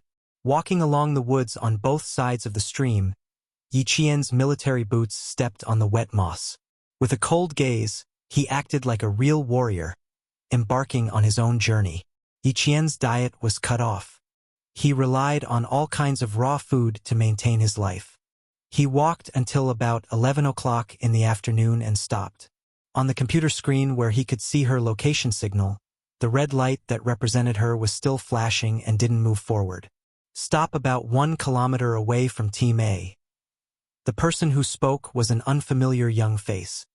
His facial features were handsome, and the lines were sharp and angular, as if they were carved by a master. There was a chill that kept people away from him. This was a man who had a completely different temperament from Xia Jinyuan. His skin was a healthy wheat color, and he wore a white Navy summer uniform. He sat in the Navy commander's office and stared at the flashing red dot in the same place. He was as cold as a glacier by the sea. There was no extra expression on his face. The Navy commander stood beside him and stared at the red dot in the same place. He asked, "Did she find something up ahead? Or is she just resting in the same place?" "I'm not sure." The man didn't speak much. His muscular arms were crossed in front of his chest, and his unintentional movements had the sexiness of a soldier. She started Special Forces training at the age of 14. There are very few girls like her. "Are you saying that she has already noticed the abnormality?" The Navy commander picked up the document sent by the Army and flipped to the last page. When he saw a line of training plans, the commander smiled and said, "This girl is indeed not simple. Jinyan, look here. She has trained by the sea." Jinyan, Li Jinyan, 26 years old, lieutenant commander, the captain of a certain naval commando team in the West Southern Sea, had been honored with first-class meritorious service many times, and had even been honored with special-class meritorious service 3 times. Being exposed to the sun for so many years, he was not affected by the warmth of the sun. His entire face was as cold as a glacier, and he maintained the same expression all year round. No expression. He took the folder from the commander. His cold gaze fell on one of the items on Yi Qian's 4-year plan. The corners of his mouth twitched slightly, and he said flatly, "The records are vague. They can't be used for reference." "You don't be so picky. Didn't you just say that you started Special Forces training at the age of 14? That's very little. The little girl shouldn't be too bad. Otherwise, the military wouldn't have placed such importance on her." The Navy commander knew his beloved general's temper. Everything he did had to be perfect, not only for himself but also for the soldiers in his hands. Chapter 11:20. From July to August, he would lead the Frogmen training team. They would conduct devilish underwater training on 4 islands near the Southwest Sea archipelago. The military had suddenly arranged for a female soldier who was likely to enter the Army Special Forces. The Navy also needed to be prepared and understand. Li Jinyan's cold face didn't change at all in the face of his commander's kind reminder. He glanced at the screen and saw that the red dot suddenly began to move. He only glanced at it once before his eyes fell on the 2-inch photo. The photo was a blue background. The girl in the photo was indeed a young girl. Her facial features were not bad and her skin was white. If he didn't see the tenacity between her eyebrows in the photo, he would have thought that she was the daughter of some high-ranking officer. He didn't know why, but looking at the photo he felt that she was a little familiar. "Commander, don't agree to the military immediately. Hold it down for half a month." Li Jinyan didn't stay any longer. He put the folder on the desk and stood up. His 1.8-meter height had an astonishing aura, and the entire office felt stifling because of him. He glanced at the red dot circling the line. It seemed that she wasn't resting in place. She really did find something abnormal 1 kilometer away. Her observation and reconnaissance skills seemed to be quite good. However, women had always been more sensitive than men in this aspect, so there was nothing to praise. The Navy commander nodded. You will lead the team for this training. If you think that the military's arrangement is unreasonable, I will explain the situation to the military and refuse her participation. No need. The fact that the military said so means that they have this plan. Hold it down for half a month. I just want to see if the military will persist because of her. Li Jinyan put on his white military cap and adjusted the brim. He added, the military is still persisting after half a month. This means that this female soldier does have some merit. If the military was still persisting after half a month, he didn't mind letting this female soldier experience some hardship. Training on the sea without touching the ground would take 4 years. If she wanted to join the frogmen training immediately, she would have to see if she had the ability. The sun in the Southwest Sea was particularly bright. The entire beach shimmered with silver light. The southern province's Dalong Mountain was hot and humid during the day. After walking for 4 hours, Yi Qian resisted his thirst and quietly took a detour in the forest. There was someone in front of him, and it was very close to him. If he continued to walk in the same direction, he would bump into them head-on. As a Special Forces soldier who acted alone, he was most afraid of bumping into someone head-on. If he wanted to know who the other party was, what they were up to, and whether it was safe or not, he had to go around and observe. Sensing danger, Yi Qian arched his back like a cat as he passed through the forest that was so quiet that he could hear a pin drop. He quickly took a detour to seize a good vantage point so that he could see who was in front of him. She was 1 kilometer away from the ambush point, but when she made a detour, she appeared within the range of the scout's binoculars. However, she only appeared for a second, giving the scout no time to react. By the time he reacted, Yi Qian had already disappeared from his line of sight. He only saw the leaves rustling gently, but did not see anyone. Because the scout did not carry out a second round of reconnaissance, Yi Qian, who had unintentionally entered the scout's range, did not feel anything strange. Holding onto a tree branch with both hands, she leaped lightly and landed in a stone depression with its back to the sun.